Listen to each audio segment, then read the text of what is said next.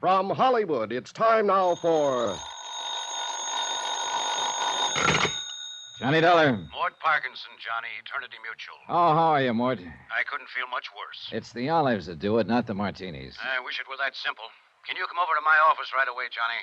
Well, I guess so, if... I don't often pull that confidential business, but I really would hesitate to go into this one on the phone. Pretty rough, huh? I'm afraid you're going to find it even worse than that. It's about Ed Morgan, Johnny. Ed Morgan. I'm sorry. I know he was a good friend of yours. He's one of the best I ever had. Ed was a great guy. It's too bad he had to die that way. Johnny, it's too bad he didn't die a year sooner. What? You'd better come on over at the office.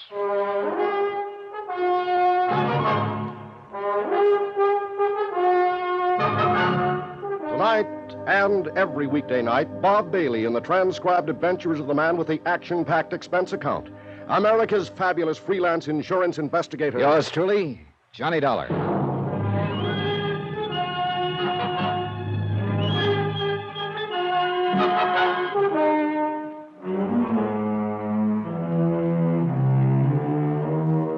From Special Investigator Johnny Dollar to the Home Office, Eternity Mutual Insurance Company, Hartford, Connecticut.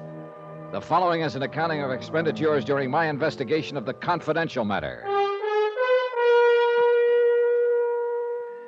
Item 1, $2.85. Taxi from my apartment to the Eternity Building in the 7th floor office of Mort Parkinson, Vice President and General Manager. It was a room I well remembered, with its black walnut paneling and deep leather chairs. I'd worked on a lot of cases with Mort, and with the late Ed Morgan, too. And it sounded now as though Ed, my good friend from a long time back, was about to become a case himself. Come in, Johnny. Pull up a chair. Thanks, Mort. Well, that was quite a phone call. It's quite a situation. Yeah, I gathered that. No, I just can't talk sitting down. Old habit, I guess. Remember when we used to be over in the old Johnstone building before we built this new one? We had those old-fashioned stand-up desks. It was when old man Clement was still alive. And before I was. Oh, yes. I keep forgetting about you newcomers. Meaning everybody who's come into the game within the last 40 years. I suppose I am one of the original settlers. And set in my ways, too. Yeah, well, what about I sure hated to see those desks go. You could stand in front of them, lean an elbow on them, make out a report or a speech. Mort, you're trying too hard to avoid it. Avoid what? You didn't call me over here just to reminisce about the old days. In a way, maybe I did. You know, it's funny. I always thought you liked Ed Morgan. But I did. Then why did you say it's too bad he didn't die a year sooner? Because I liked him. Except like is too weak a word, actually. I thought as much of Ed as I would have my own son if I'd had one. Why, I'm the one who hired him in the first place. Remember, Johnny? Yeah, I remember. And I took a personal interest in his career. Watched him work his way up. Till finally he was appointed chief adjuster for the West Coast, head of our San Francisco claims office. That was darn good for a man as young as he was. And I was proud of him, Johnny. Yeah, I know you were. He was a hard worker, honest, dependable. And he had a good, sound future ahead of him. And then, just like that. Accidents are usually just like that. A foggy night, sharp curve, and he drove his car off a cliff into the Pacific Ocean. And that was that. Tragedy. Fini, the end. Only it apparently wasn't the end, or you wouldn't have called me over here. No, it wasn't, Johnny. I wish it had been. Meaning? You'd better brace yourself. Within 2 weeks after Ed Morgan's death, we started getting complaints from some of our clients out there. What do you mean, complaints? Oh, demands for adjustment on claims Ed had reported paid weeks before, requests for past due settlements, so on. Mort, I don't get it. Neither did I. So I sent a company accountant out to San Francisco on the QT and put him to work on the claims files. And we found out, Johnny. You found out what? That Ed's accounts had been doctored for some time. What? Johnny, in the months before he was killed, he'd embezzled nearly $80,000. Ed Morgan? Ed Morgan. I don't believe it. He did it. You might as well accept the fact. Anybody else, yes, anybody else. But not Ed. For one thing, money didn't mean that much to him. I know. We were always joshing him about living like an old hermit instead of a young bachelor. Well, then why would he do it, steal $80,000 after all these years of being honest? What would he want that would cost that much money? That's exactly what I wish you'd find out. Now, wait a second, Mort, wait a second. This is one I don't want any part of. Neither do I. But I'm afraid I'm stuck with it. And you are too, in a way. Why? Because Ed was your friend. Here's a flight ticket and reservation to San Francisco. Plane leaves in 2 hours. No. I'd rather pass it, Mort. Well, so would I. But we can't. Neither of us. There are too many questions left. And they've got to be answered. Not by me. $80,000 of the company's money is missing. I can't just write it off and forget it. It has to be accounted for. There are other investigators, Mort. And another thing that's just as important, to me at least, is to find out why he did it. It's a failure in human dynamics. A man like Ed, a man everybody respected and trusted, and he goes wrong. Why? Get somebody else to find out. I'd be pretty grateful if you'd do it, Johnny. Mort, I just don't want any part of I it. know how you feel. It's quite a shock to find out he was a crook. It's like somebody pulling the rug out from under you. So now you want to forget all about him. Leave him safely dead and buried. Dead, Mort, but not buried. If you remember, they recovered the car, but not his body. It's still somewhere beneath the Pacific. All right, then. Look at it from an efficiency standpoint, if nothing else. To any other investigator, Ed Morgan would be just a name, an unknown quantity. But you knew him. I thought I did. Regardless of what he did, Johnny, I just hate to think of a stranger pawing into his past. Maybe I still think back to the old times in the old country when the family buried their own dead. I know. And sometimes, Johnny, a friend has to go all the way. Even when the other person is goofed. Isn't that what the younger generation calls it? I'm not the younger generation, Mort. Right now, I'm older than Confucius. I'd sure appreciate it, Johnny. And after all, somebody's got to do it. Yeah, somebody's got to do it. And like you said, Ed was my friend. All right, Mort. Let's have the ticket.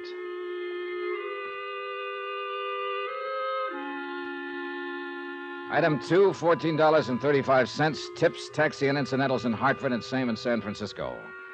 Plane trip between points paid from expense account of company manager and not included herewith.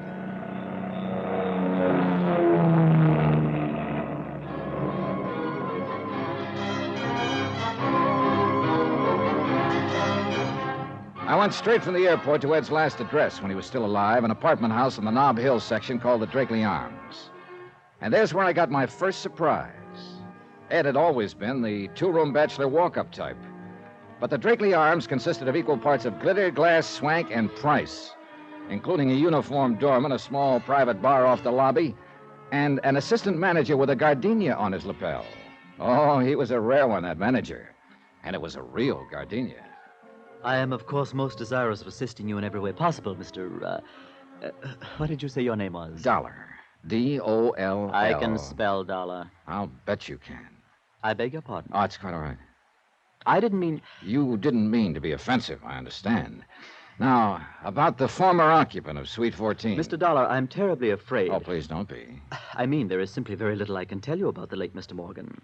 A matter of discretion? Is that it? Discretion? Policy of the house? Something of that sort? Well, we do, of course, try to protect the privacy of our residents. I'm sure you understand. Even to the extent of turning down $20? Well... A curse one, isn't it? Under the circumstances... Nice likeness of Andrew Jackson, isn't it? Thank you, sir. Gratuities of this nature are always so helpful in smoothing the rough pathway of human relations. Don't you think so, Mr. Dollar? Definitely. It's already helping you remember my name.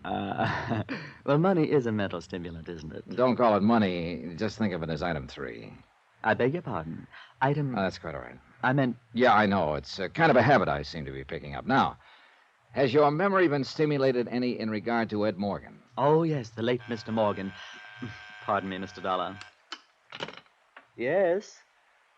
Oh, yes, Countess Margie.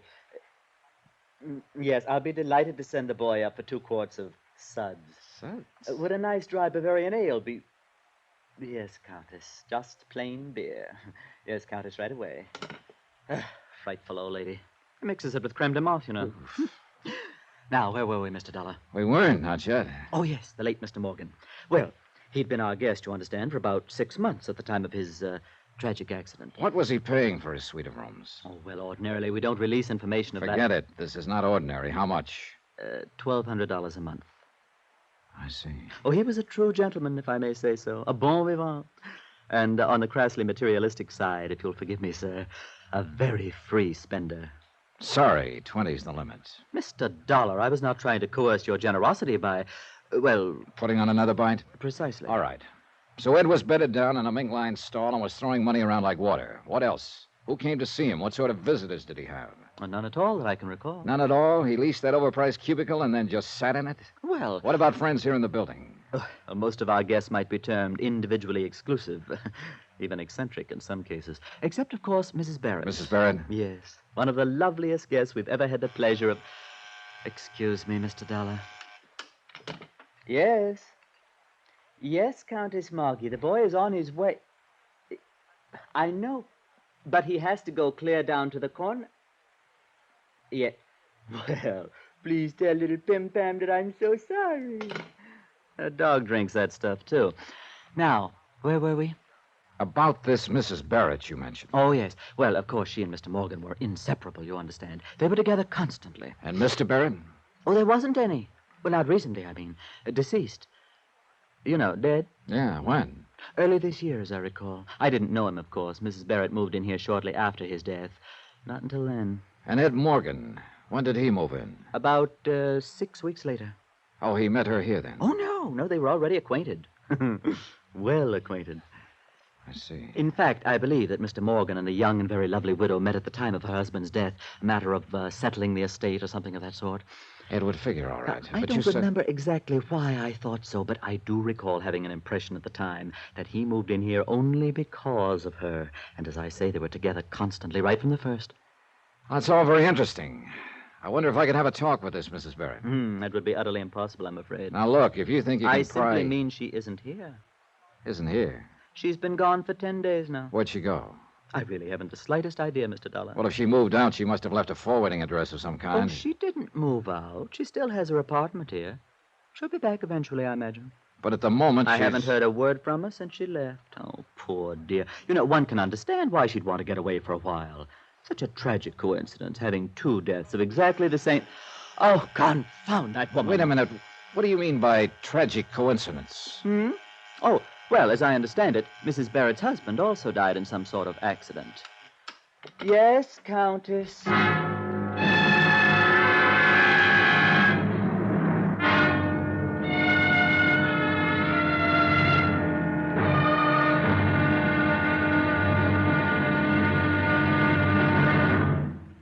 Now, here is our star to tell you about tomorrow's episode of this week's story. Tomorrow, the trail back into a man's past is a faint and twisting one.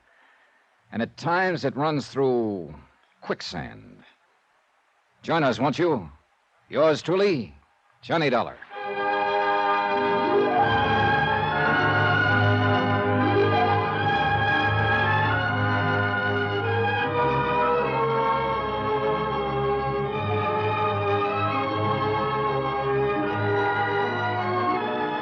Yours truly, Johnny Dollar, starring Bob Bailey, is transcribed in Hollywood.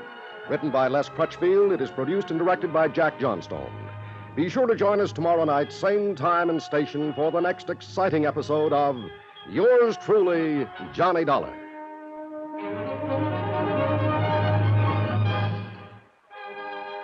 Hugh Brundage speaking.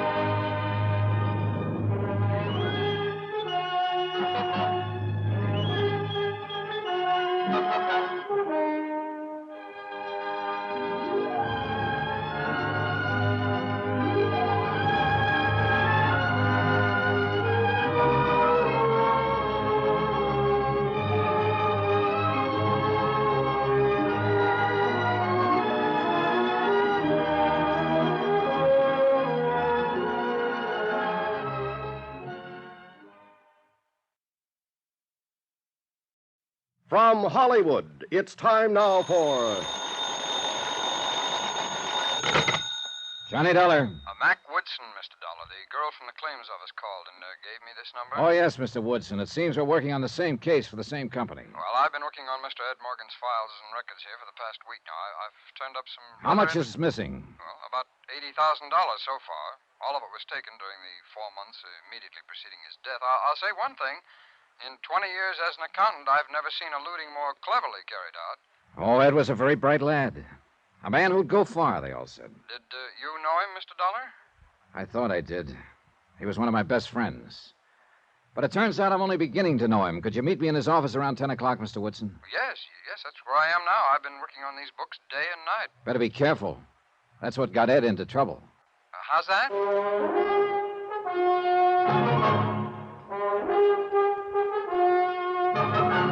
Tonight and every weekday night, Bob Bailey in the transcribed adventures of the man with the action-packed expense account, America's fabulous freelance insurance investigator. Yours truly, Johnny Dollar.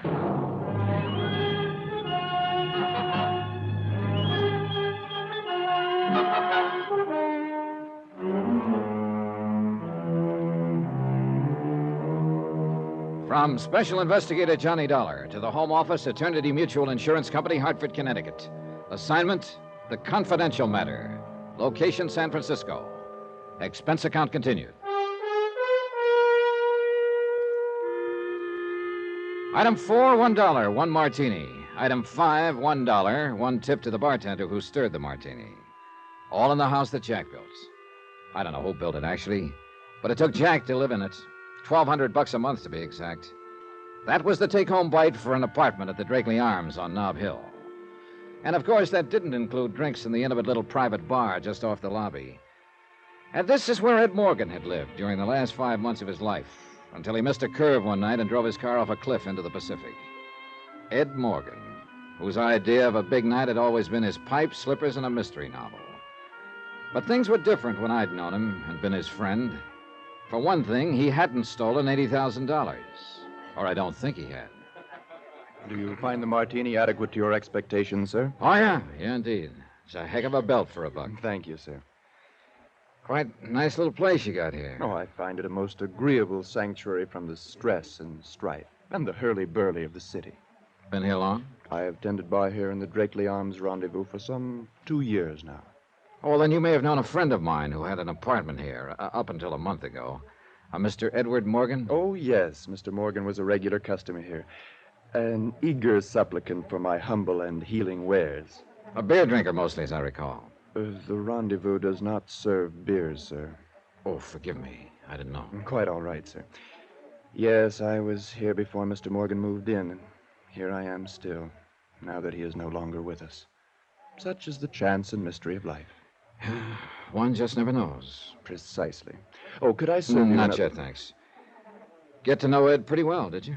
The policy of the Drakeley Arms, sir, is to maintain a certain degree of formality in relations between guests and personnel.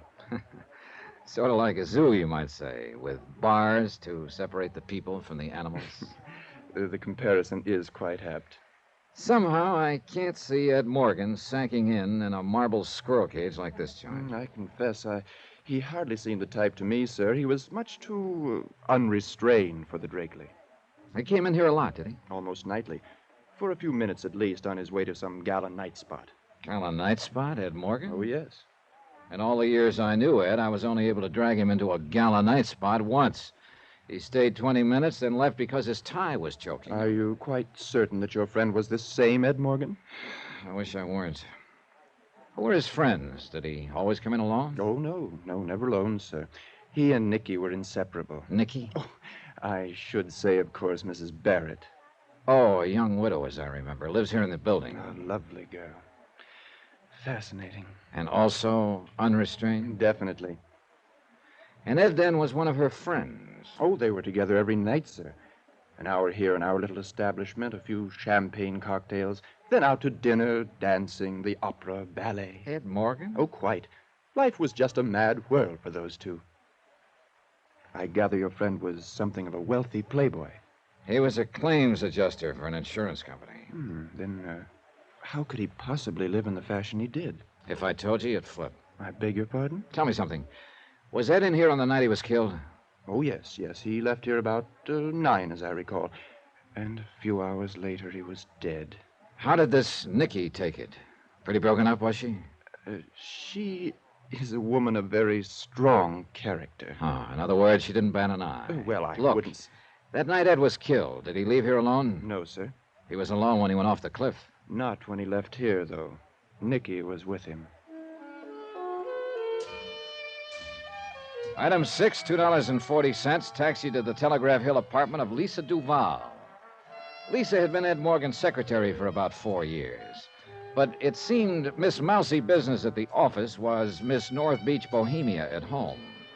Italian slacks and halter, cushions on the floor, and naturally a view of the Bay Bridge from a corner window. We sat on the floor, naturally, and drank Chianti from a half-gallon jug, while a record player moaned agonizedly under the gouging of its needle. Bartok, I gathered, was now last year's kick. This was progressive jazz. Maybe it seems a little affected to you, Mr. Dollar. The way I dress and live in private life, as you might say. Why so? Everybody's got a right to salt his own dish of porridge the way he likes it. Well, I've done this deliberately, I guess, as a sort of antidote for the insurance business. Has it been that bad? Not bad. Boring. Oh, not your end of it, of course.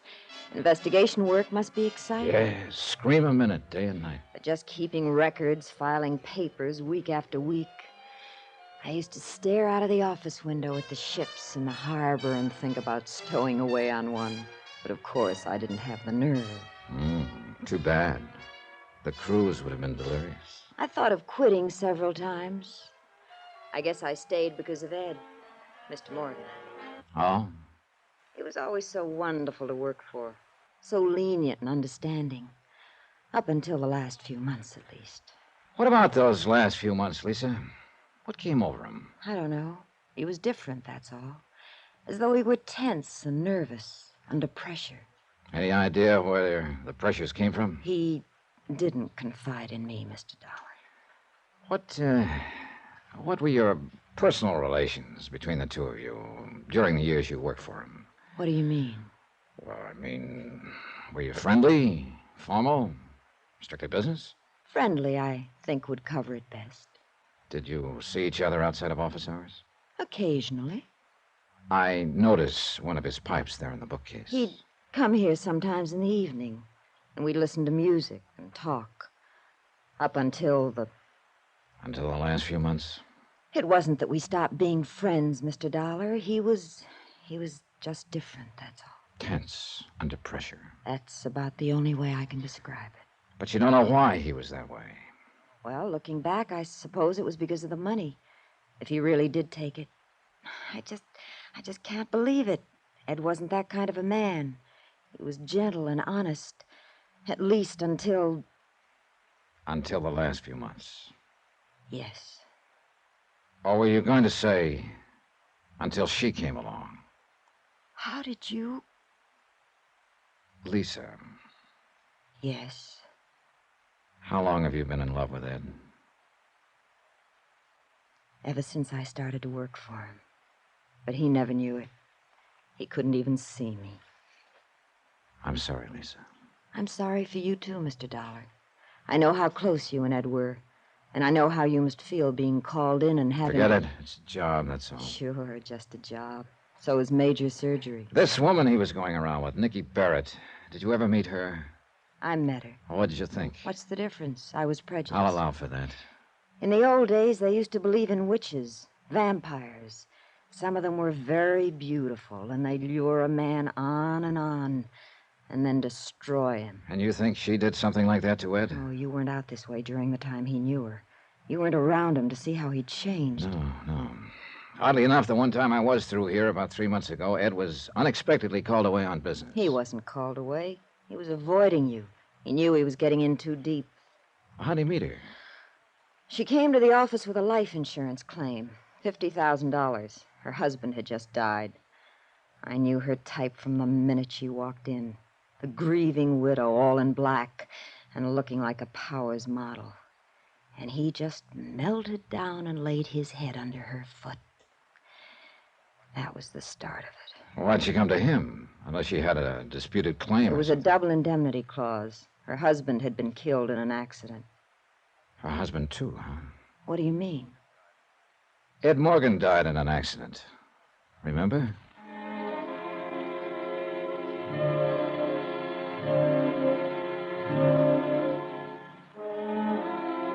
Item 7, $1.15, taxi from Lisa's apartment to the Deckman building on Montgomery Street. It was after 10 and the financial district was nearly deserted. The canyons between the tall buildings were hollow and empty. A cold wind was blowing off the bay. Or maybe it was blowing out of the past. An old, old past, dead and far away. The pattern was beginning to look familiar. Too familiar. Lord, the woman gave me the forbidden apple to eat. Ed, too, it seemed. The same old whine, the same old dodge. And yet there was something not quite right about that pattern. The accountant runs into some funny ones, Mr. Dollar. This Morgan case here is one of them. How do you mean, Mr. Woodson? Well, the way he was going about it, for one thing. Running hog wild, as you might say. Of course, as I said on the phone, his general scheme was pretty clever. He certainly knew standard procedures. Well, he'd been with the company a long time. Well, now, these payoff checks on claims. Of course, they were sent out from Hartford in care of this office. So what Morgan did was open a disbursement account in the bank here, then sign and deposit the checks and draw out the money in cash chargeable to direct disbursement funds under his own name. Mr. Woodson. Now, of course, the canceled checks would return to Hartford, but since they were countersigned to disbursement, they wouldn't even be processed. Instead, they'd be returned to Morgan. So, you see, there'd be no evidence Look, in Hartford. Mr. Woodson, I'll accept the fact that Ed was clever.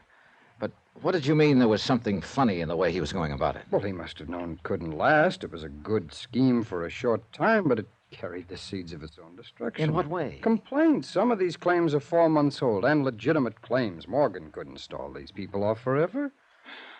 Oh, I see. Only other embezzlement case I've worked on that was similar was a man who worked a quick swindle for a blackmail payoff. He knew he'd probably get caught, but he just had to take the chance. Yeah, you may have stumbled onto something, Mr. Woodson. Oh, is that so? You mean it ties in with that file folder you've been studying there? Oh, I don't know. It's an investigation report on an accidental death. Happened about a year ago. Ed Morgan handled the insurance claim and got to know the widow. He'd been running around with her for several months just before his death. I don't quite see the... Oh, of course. Mr. Morgan also died in an accident. Unless he was murdered.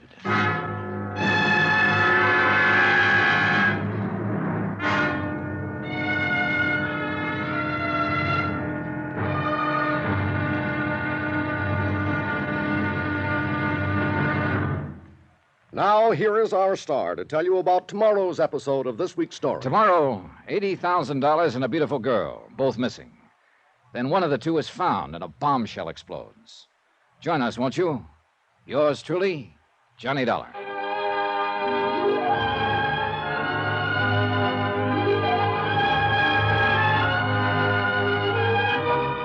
Yours truly, Johnny Dollar, starring Bob Bailey, is transcribed in Hollywood. Written by Les Crutchfield, it is produced and directed by Jack Johnstone. Be sure to join us tomorrow night, same time and station, for the next exciting episode of Yours truly, Johnny Dollar. Hugh Brundage speaking.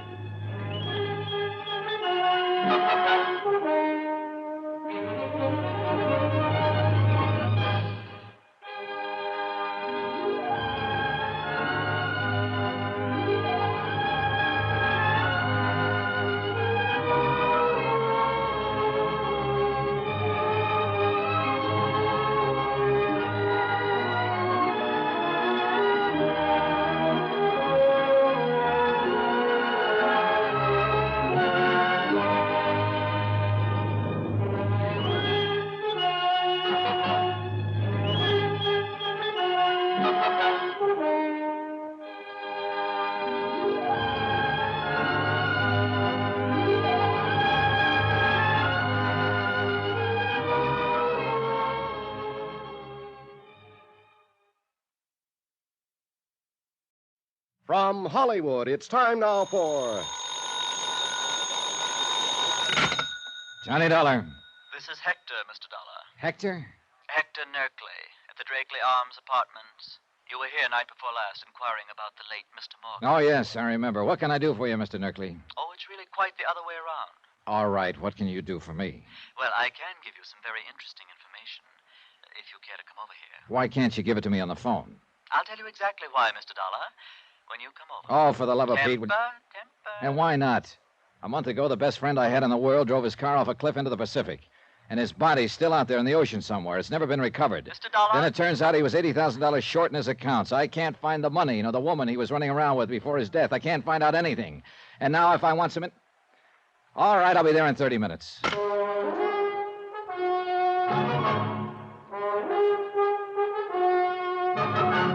Tonight and every weekday night, Bob Bailey in the transcribed adventures of the man with the action-packed expense account. America's fabulous freelance insurance investigator. Yours truly, Johnny Dollar.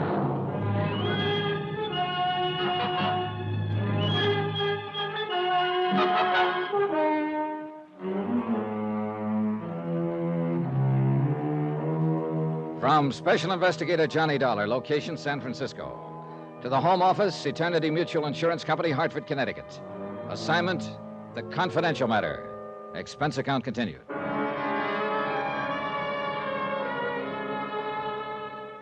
Item 9, $1.70 taxi from my hotel to the Drakeley Arms Apartments.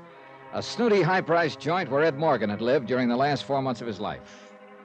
Ed Morgan, a pipe and slippers bachelor who'd suddenly and strangely turned to champagne cocktails and high living.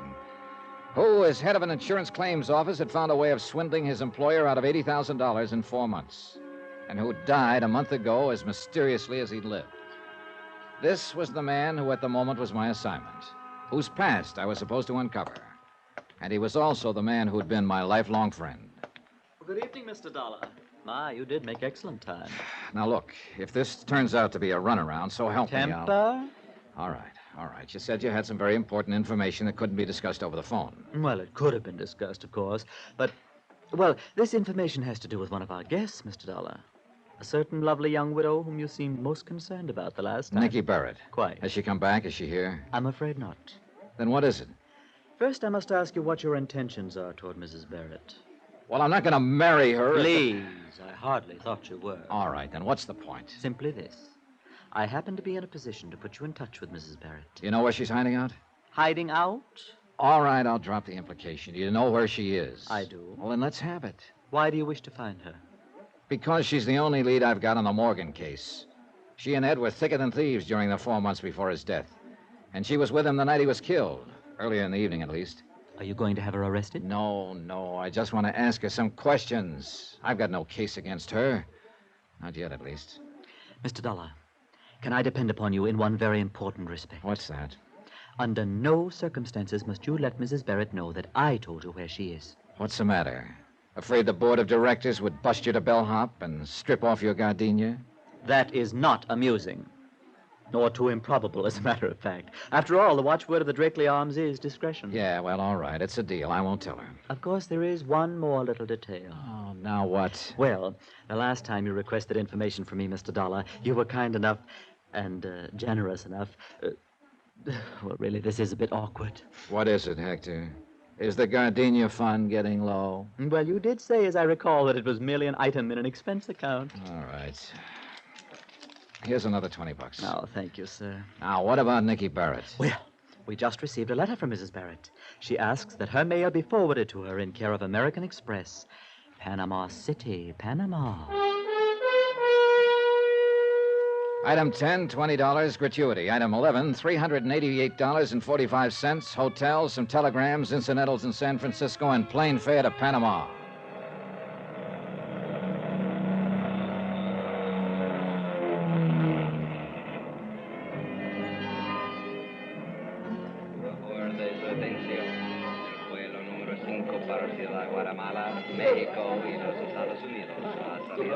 I'd sent wires ahead before I left the States. It wasn't until after I'd cleared customs and was heading for the American Express office that I was certain the messages had produced any results. Dispénsame, por favor. Yeah? You are Senor Johnny Dollar from the Estados, no? That's right. Capitan Garcia Ramullo of the Panama Federal Police, a sus órdenes, senor. Oh, glad to know you, Captain. I am honored, senor. We have received your telegram, and I have been instructed to cooperate with you very intensive. Well, it may take just that. Now, about the woman I described in the telegram. The Senora Barrett. Santa Madre, what a beautiful woman. So I've heard. You have not had the pleasure of acquainting her? Not yet. The best of your life is before you in that case. Then I'll speed up and get to it. So you've already located her, huh? Oh, but of course, senor. She has not changed her name, as you think, perhaps. So it was most simple. Good. Glad it didn't cause you too much trouble. Trouble? Senor, merely to gaze upon such a one is worth a lifetime of trouble. Which is exactly what it cost a couple of guys I know. Such eyes, such hair, such lips, Yeah. such... Well, what do you say we... Forgive me, senor. I am carried away with it. Well, where is this living little doll staked out at the moment? She is registered at the Hotel Primeso, room 17. Hotel Primrose? This is something most unusual, I'm thinking. What do you mean? The Primeso is one hotel very small, which is located on the waterfront. It's most for sailors, fishermen. I see. The beautiful tourista one would think to find in a hotel of more elegance. She may be deliberately staying away from the tourist belt. Quien sabe, senor? Who can tell the reasons of a woman? Yeah. Is she living there alone? So I have been informed. You expect someone with her? I don't know what to expect. I don't even know why she came here. I'm moving in blind. See, life is most difficult at times. You didn't talk to her, did you? And let her know you were checking on her? Please, senor. I'm sorry, Captain. I had to be sure. She is most entirely without suspicions. Good. Well, I suppose I'd better check into a hotel first. Then what are your plans, senor? I don't know exactly. I'll talk to her, try to get some answers. And from there on, I'll just have to call it as I go. I hope this lovely lady has not involved in some serious crime. I hope not, too. But I wouldn't bet much on it. Item 12, $8. Taxi, flat rate for the rest of the day. And by the time I checked into a hotel and showered and changed, the rest of the day didn't have long to go. The Hotel Primrose was on the waterfront, as Captain Garcia had said, and some distance from town. But although it wasn't a tourist trap, neither was it quite the sailor's flop house I'd been led to expect. It was built native style with bamboo shutters and wide verandas, half buried in a thicket of mango and banana. $5 bought me the desk clerk's undying affection, and 2 minutes later I stood unannounced at the door of room 17. Just a minute. It's about time. I ordered that ice at least I thought you were the bellboy. No. The name is Johnny Dollar. Johnny Dollar. Mind if I come in, Mrs. Barrett? What for? Well, it would be more comfortable than trying to talk out here on the veranda. What is it you want to talk about? A friend of mine. Name of Ed Morgan.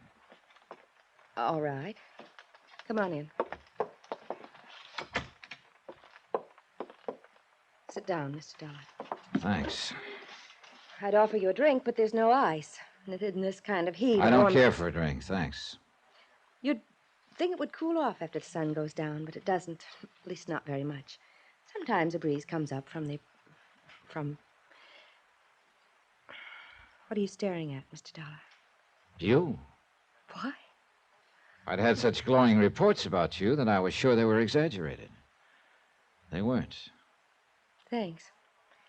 And did you come all the way down here just to check those glowing reports? How do you know I came all the way down here? What do you mean? Maybe I live here. No. I've heard of you before. Ed, Mr. Morgan used to talk about you. Was it Ed or Mr. Morgan? You don't miss much, do you? I try not to. It was Ed, as you undoubtedly knew. Yes, I knew. But I wasn't sure why. Why? Why he lost his head. Now that I've seen you, I can understand. Who wouldn't? Oh, please. I'd rather not talk about it, Mr. Dollar. Ever since that terrible accident, there's been only one thing I've wanted. To forget. Well, I'm sorry to have to bring up unpleasant memories, Mrs. Barrett, but I've got to ask you some questions. There's nothing... The night of his death, what time did he leave you? What do you mean? You were together earlier in the evening. You left the bar at the Drakeley Arms together at 9 o'clock, but shortly after midnight, when Ed ran his car off a cliff into the Pacific, he was apparently alone. We went to dinner, then he brought me back to the apartment house. He was going to Half Moon Bay to see a client. That's why he happened to be on that road. I don't want to talk about it, Mr. Dollar. It's horrible to think of him dying that way. His body's still out there in the ocean somewhere. That's why I came down here. To get away and try to forget. Then you thought quite a lot of him, huh? We were going to be married. I see. Well, it's too bad it didn't work out with all the wealth Ed had and the beauty you have. Why, I had the idea that he just worked for an insurance company. And live the way he did? Oh, come now, Mrs. Barrett. Well, actually, I didn't really consider it. My husband had left me quite well off. How long were you married before he died? Only 10 months. Oh, you do have bad luck, don't you? I don't think this attitude of yours... Relax. Here, have a cigarette. I don't smoke. Oh. Do you mind if I do? No, of course not. Thanks. Do you have a suite here, Mrs. Barrett, or just this one room? Just this room. Why? Oh, and then this door must lead to the bath. What do you think you're doing? Empty, huh? Of course it's empty. Then the other possibility is that closet. Stay away from there. When I came in, there was cigarette smoke in the air, stubs in the ashtray. There's no one here. Stay away from there. Oh, look, Mrs. Barrett, turning out the lights may be romantic, but it's not the idea of... What? You...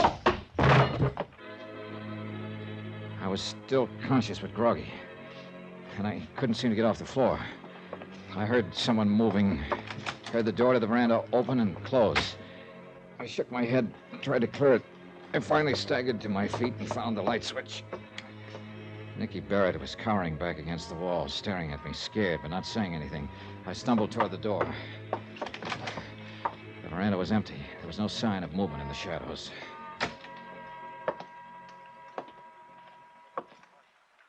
So there was somebody hiding in that closet. No. There wasn't anybody here. I'm the one who hit you. You'd have to have a fist 3 times your size. It's true. Forget it.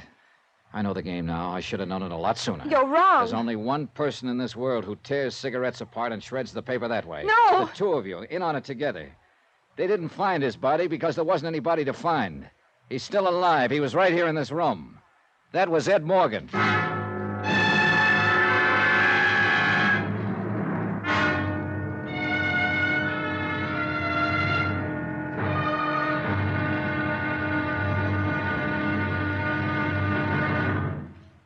Now, here is our star to tell you about tomorrow's episode of this week's story. Tomorrow, a search for a dead man who intends to stay dead and who's willing to kill to do it.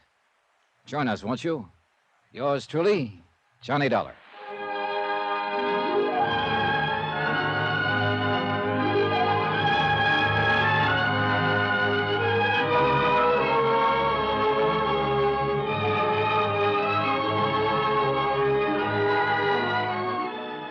Yours truly, Johnny Dollar, starring Bob Bailey, is transcribed in Hollywood.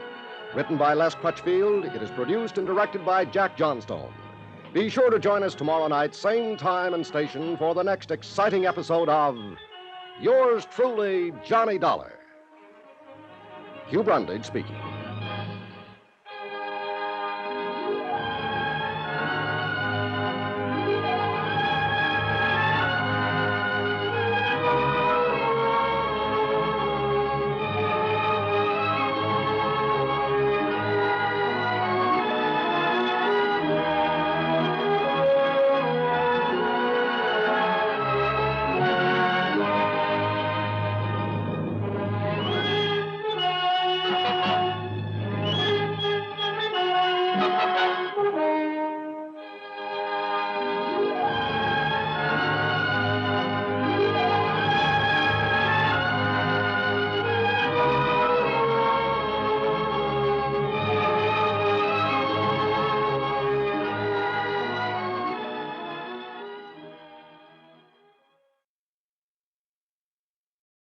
From Hollywood, it's time now for...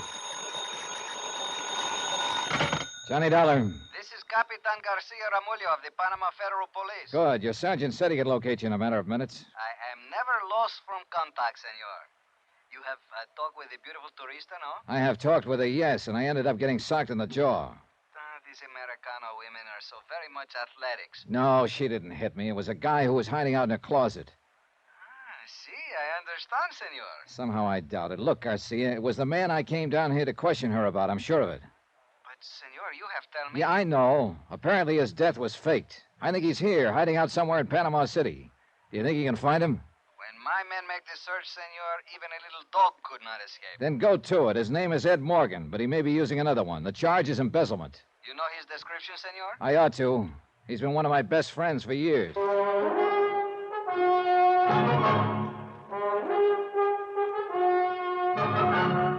Tonight and every weekday night, Bob Bailey in the transcribed adventures of the man with the action-packed expense account, America's fabulous freelance insurance investigator. Yours truly, Johnny Dollar.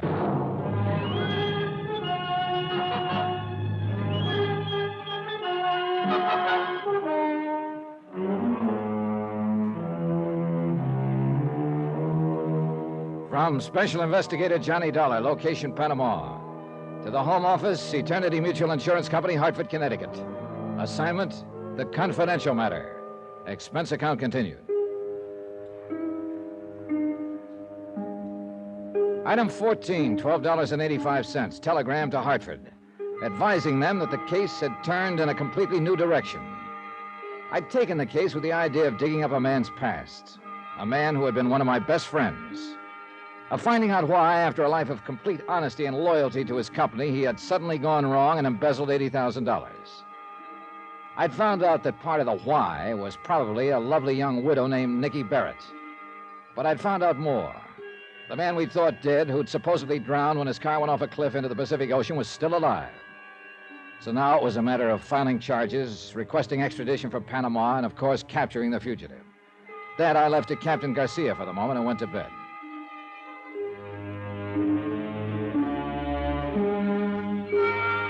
When I came down to breakfast the next morning, I still hadn't heard back from Garcia. But I did get a return engagement from my little playmate of the night before. Good morning, Johnny.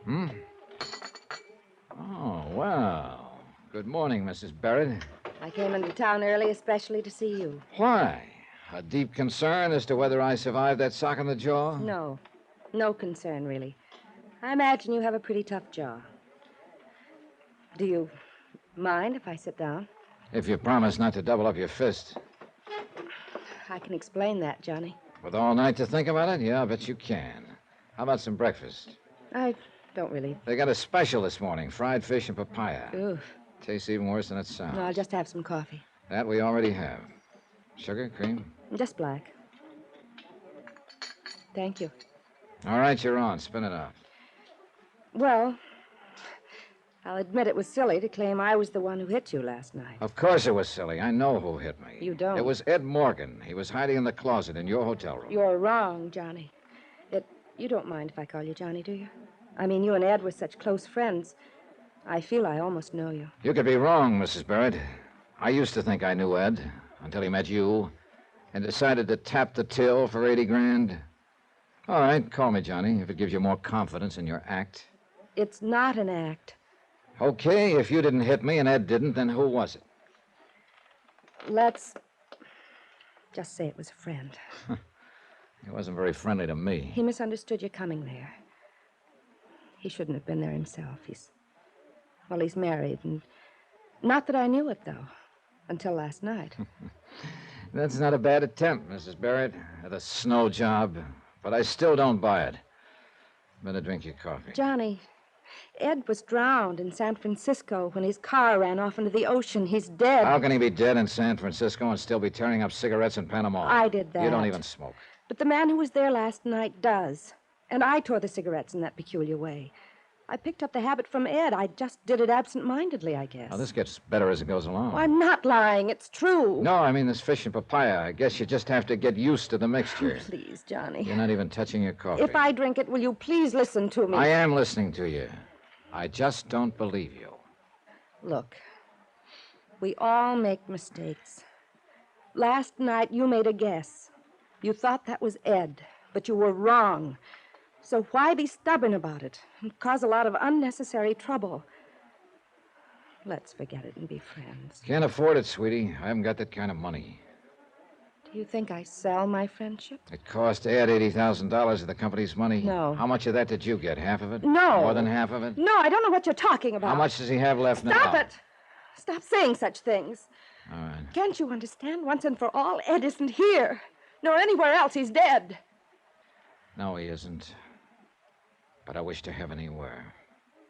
What do you mean? Just that. But he was your friend. That's right. He was my friend.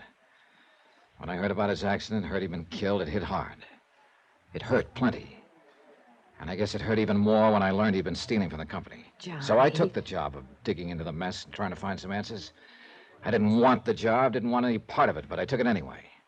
Somebody had to do it. And he had been my friend once.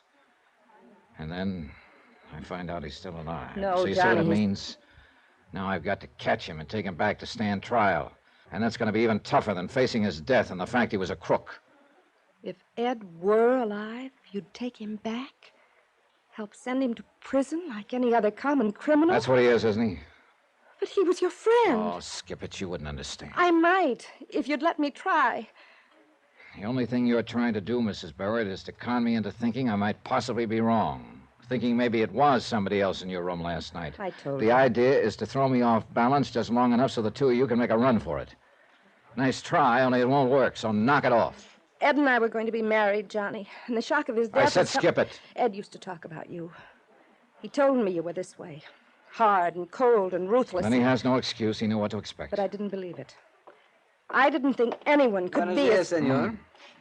Oh, good morning. I don't believe you've met my companion. I have not been so fortunate, senor. This is Captain Garcia of the Panama Police, Mrs. Barrett. Hello. Greatly honored, senora. Might be a good idea to take a careful look at her, Garcia. You will probably be arresting her in the next day or so as an accomplice to fraud. Let us hope such regrettable necessity is not happen. Thank you, Captain. I'm sure it won't.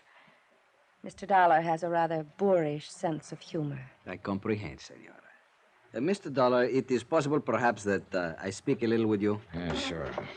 I imagine Mrs. Barrett will be happy to excuse me at this point. Hasta la vista, senora. Remember, Johnny, he was your friend. I did not wish to mention this matter before the senora. Oh? I think it's better she is not hear it. Hear what? Have you turned up something? Si, senor. I have tell you, not even the little dog can hide from Garcia. So? We have located this man, Ed Morgan. I got into the police car with Captain Garcia, and we drove out of town and followed the shoreline for about 6 miles. Then we pulled up near a cluster of rickety wharves built around the edge of a tiny inlet. There were numerous native fishing boats tied against the pilings, but no village, no shacks, nor any other sign of a habitation. Garcia cut the motor and lit a cigarette. Pues aquí estamos. Here we are, senor. Here? He's hiding out here? Si, senor. He's live on one of the little fishing boats which are tied to the wharf. The number 3 one there, which is blue-painted, you see? Yeah, I see it. Well, a place like this would be safer than a hotel. You're pretty sure it's him? Pues Miguel Ronesto, who is on the boat, said this man come out here 1 month ago. He paid Miguel much money just to live on the boat, tie up at shore. And he is like you described, senor. I think so is him. All right. I'll go on board and talk to him. And I think I'd better go alone, Garcia. Whatever you wish, senor. I wait for you here. Okay.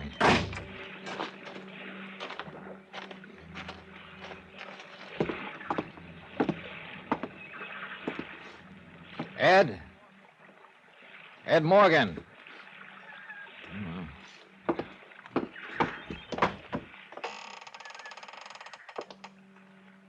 Ed? I know you're here, so you might as well answer. Cabin's unlocked. Come on down.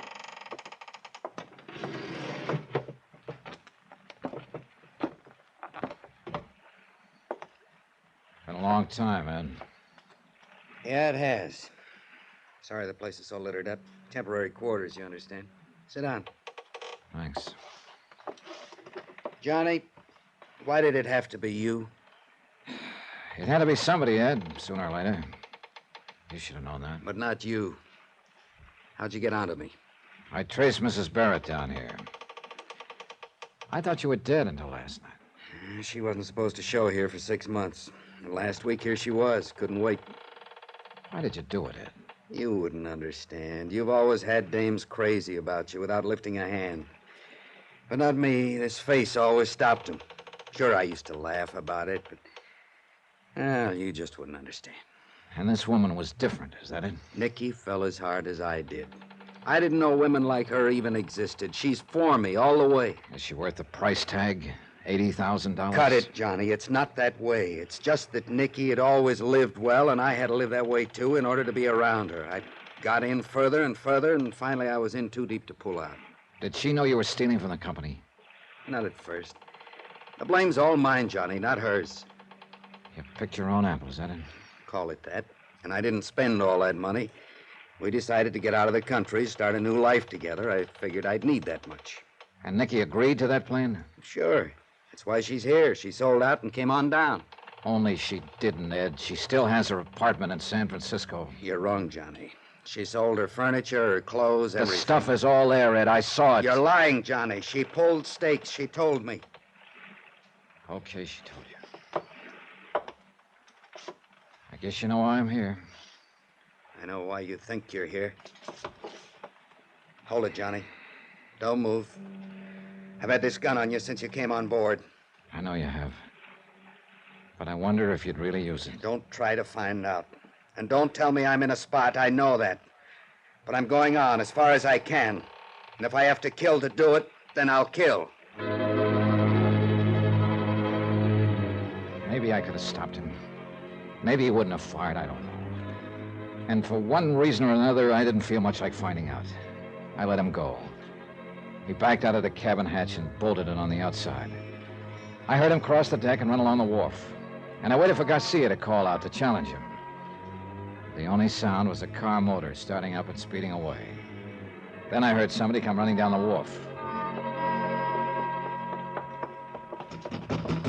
Senor Dollar! Get the door open, Garcia. Where is he? What happened? He take the car, senor. It's me to blame. I am not alert. Before I know it, Never mind. Where's the nearest telephone?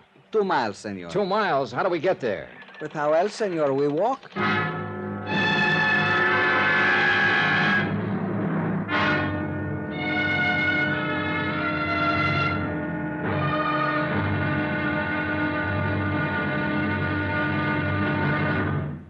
Now, here is our star to tell you about tomorrow's final episode of this week's story. Tomorrow, fate plays a devil's tune, collects a payment long overdue, and the music ends on a scream.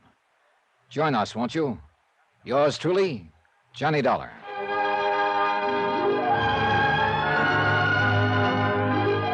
Yours truly, Johnny Dollar, starring Bob Bailey, is transcribed in Hollywood. Written by Les Crutchfield, it is produced and directed by Jack Johnstone.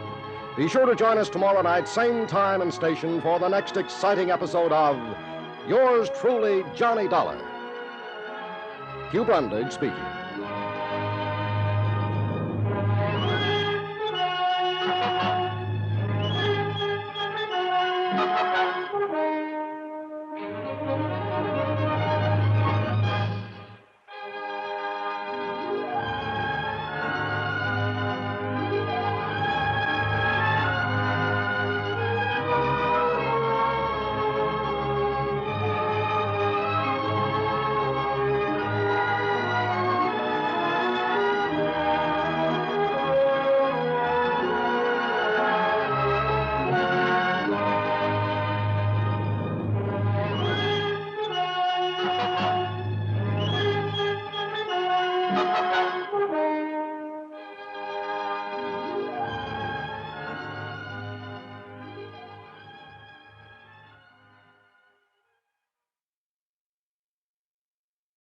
From Hollywood, it's time now for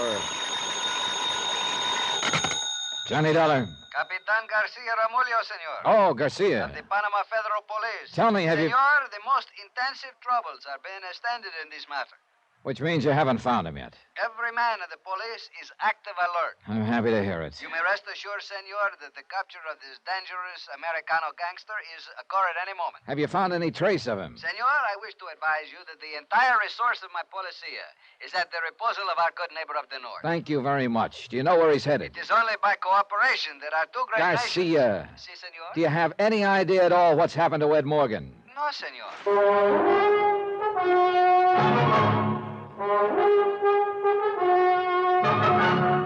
Tonight and every weekday night, Bob Bailey in the transcribed adventures of the man with the action-packed expense account, America's fabulous freelance insurance investigator. Yours truly, Johnny Dollar.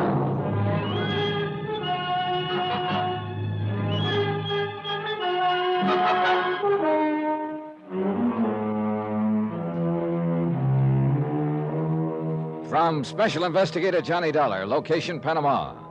To the Home Office, Eternity Mutual Insurance Company, Hartford, Connecticut. Assignment, the confidential matter. Expense account, final page.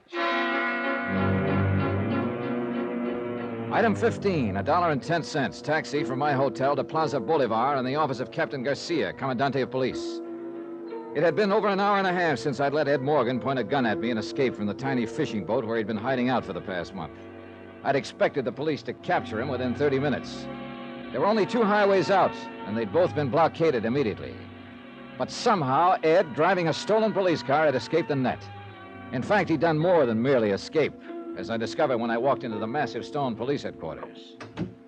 Senor Dollar, pleased to sit you down. Thanks. The most surprised thing is, of course, senor. What do you mean? You will remember you say it's a fine idea to keep watch at the Hotel of the Senora Barrett. Yeah, I thought Ed might try to get in touch with her. Bueno, see. So I do this thing. I send 2 men, and they watch for 1 hour. Que bobos, they're fools. Why so? They do not see the Senor Morgan. They do not see the Senora Barrett. But only after 1 hour do they think to talk with the manager. You know what he say? What? Senor Morgan come 5 minutes before they do, and he take the Senora away in the car. What the devil for? Quien sabe, senor. Driving a stolen car and just 1 jump ahead of the police, and he risks his neck to go after her? Why? Pues a veces el amor le vuelve loco, un hombre. Meaning? This love is sometimes make a man crazy in the head. I'll buy that one. It's something I am not understand so good, senor. What's that? How is it you all know all about this criminal? He wasn't always a criminal, Garcia. He was one of my best friends for 12 years. Then I am much sympathy with you, senor. It's too unfortunate that you are have the job for arrest him. Well, I didn't know he was alive when I took the job. ¿Qué dice? The company ran an audit on his books and found an 80 grand shortage. I went to San Francisco to find out what happened to the money. Ed was supposedly dead at the time. We all thought so. Then I do not understand why you have come here to Panama. I came to talk to this Nicky Barrett, the woman he'd been running around with. I stumbled onto him by luck or accident or whatever you want to call it. Qué curiosa es la vida. To live is like to fish, senor. One is never certain what he may pull up on the hook. Well, I've pulled up one here, and I'd like to throw it back. But I guess you don't have much choice when you're out. Dispénseme, por favor. Bueno. ¿Eh? ¿Qué dice? Sí, yo sé. Cerca del mar. Santa madre, ¿qué tan lejos? What is it, Garcia? Ay, qué lástima. Sí, cuídelo bien. Venemos ahorita. Sí, adiós. What's wrong? What's happened? Senor Morgan and the senora, they have been found. Where? They have tried to escape by the old road on the cliff. It's abandoned, very dangerous. They are miss 1 bad curve and go into the ocean. Into the ocean? Si, senor. The car is under 10 meters of water. There is no sign of life.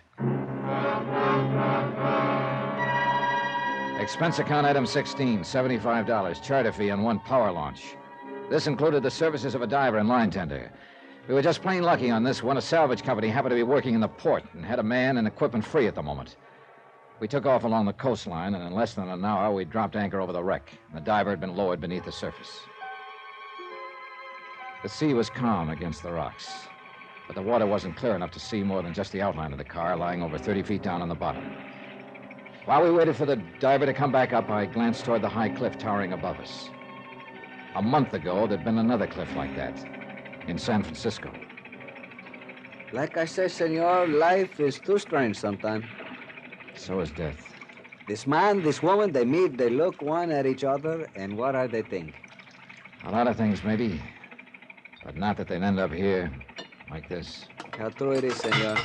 Who can ever know if one day he will come Wait to a second. The diver's coming up.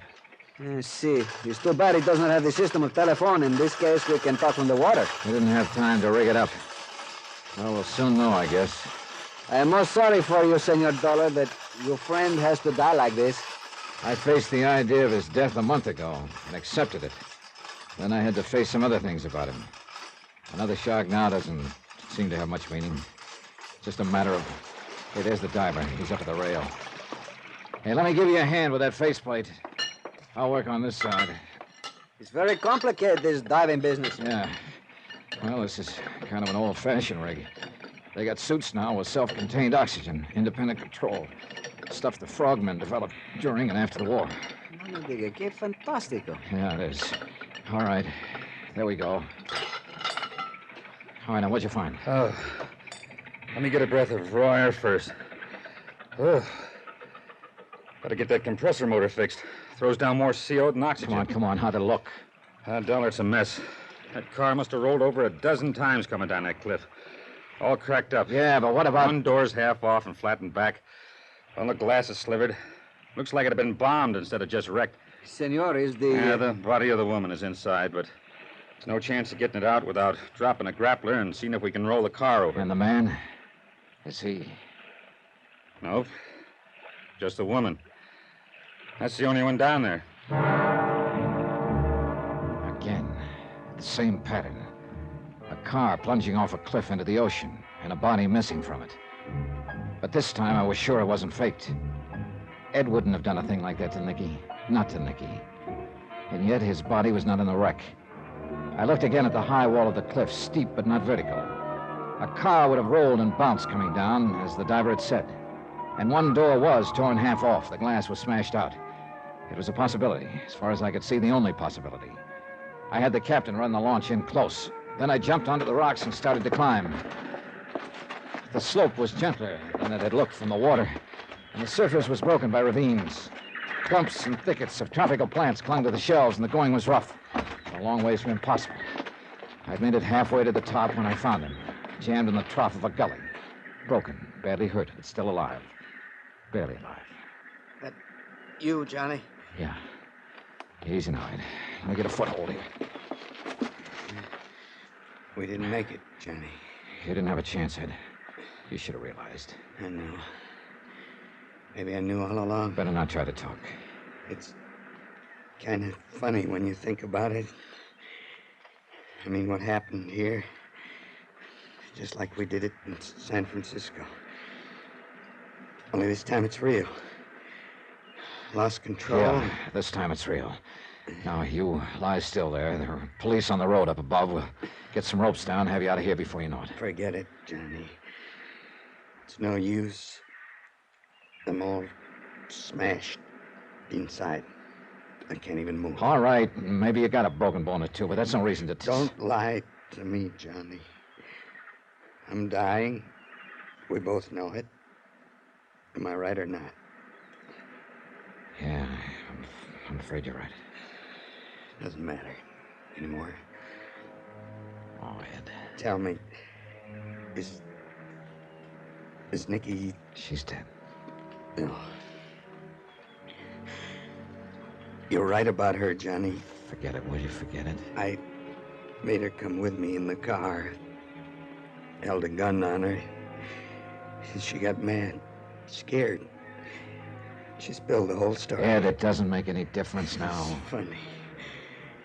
I thought she came down here before she was supposed to, because she just couldn't wait to join me. But she only came to get the rest of the money.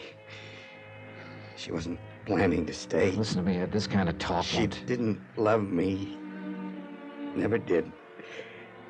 She admitted it right before we went off the cliff. But I thought she did, Johnny, for a while. And nobody else ever let me even think it. Please, Ed, why don't you try to forget about it? You know something, Johnny? What?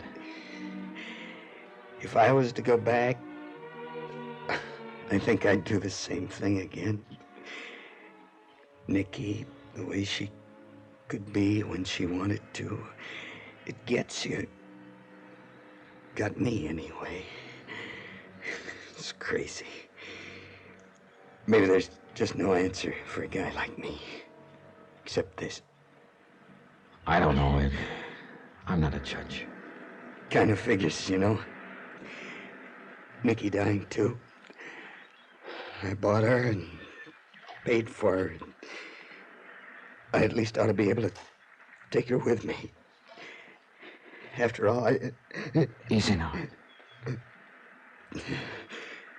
The money. What's left of it, it's inside my coat. Give it to Moore. Tell him I'm sorry.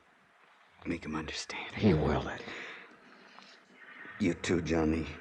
I'm sorry. I guess I don't know what else to say.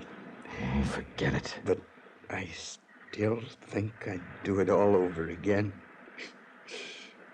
Crazy, eh? There are times we all go a little crazy.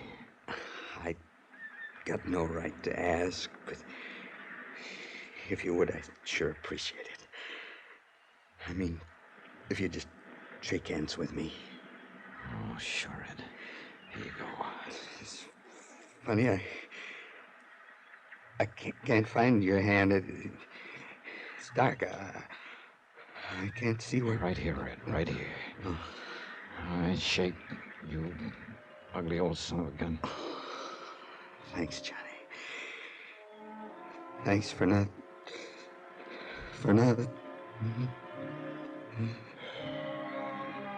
So long, Ed.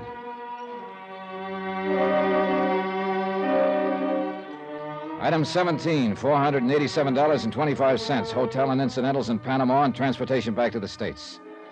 Expense account total, $912.61. Am forwarding under separate cover by American Express, insured $62,112.30. End of account, enter report. Remarks? No, Mort, not on this one. Ed Morgan was my friend. The report stands. Yours truly, Johnny Dollar.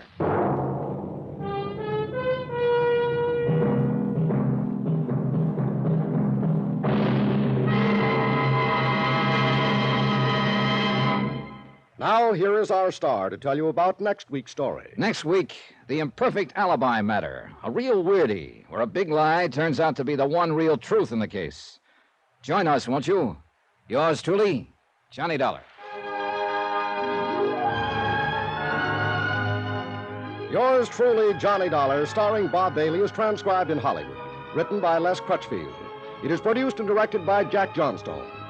Heard in our cast were Virginia Gregg, Jack Edwards, Russell Thorson, Thurley Mitchell, Stacey Harris, Bob Miller, Harry Bartell, Victor Perrin, and Frank Gerstle. Musical supervision by Amerigo Marino. Be sure to join us on Monday night, same time and station, for another exciting story of Yours truly, Johnny Dollar. Hugh Brundage speaking.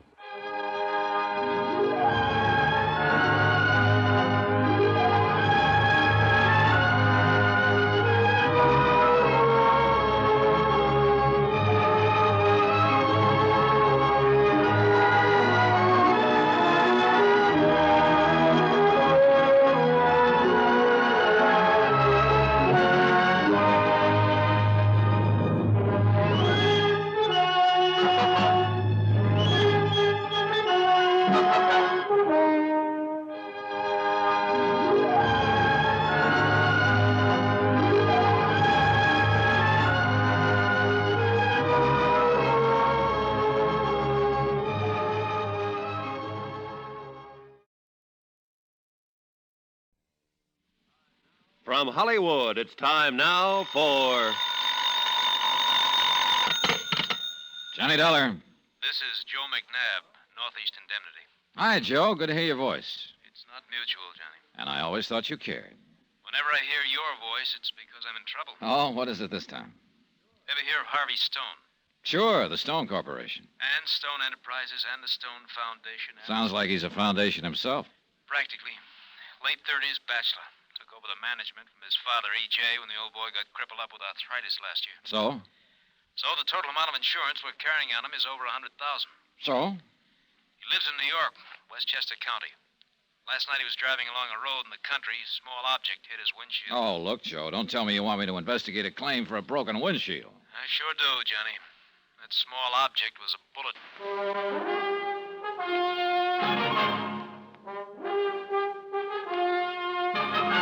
Tonight and every weekday night, Bob Bailey in the transcribed adventures of the man with the action-packed expense account, America's fabulous freelance insurance investigator. Yours truly, Johnny Dollar.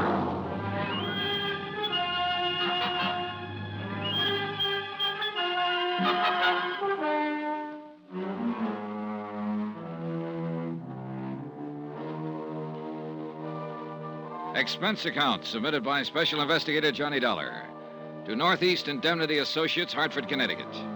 Following is an account of expenditures during my investigation of the Imperfect Alibi Matter. Expense account item 1, $1 even, taxi to the office of Northeast Indemnity where Joe McNabb was waiting for me. It's kind of a complicated situation, Johnny. Yeah, well, it usually is when people get shot at, Joe. Now, mind, we're not sure the bullet was meant for Harvey Stone. He's inclined to brush the whole thing off. Thinks somebody might have been doing a little target practice in the woods. Stray shot, huh? Well, could be. Yes. But with the kind of insurance we're carrying on him... Yeah, better give me a rundown on him. Harvey's father, E.J., built up the business. A widower. 2 years ago, he remarried. Last year, he had to retire. He's in a wheelchair now. I see. Well, now Harvey is running things. Lives with his father and stepmother in a big place in Westchester County, but he also keeps a small apartment on East 57th in Manhattan. Uh-huh. Any trouble in the family? Anything like that?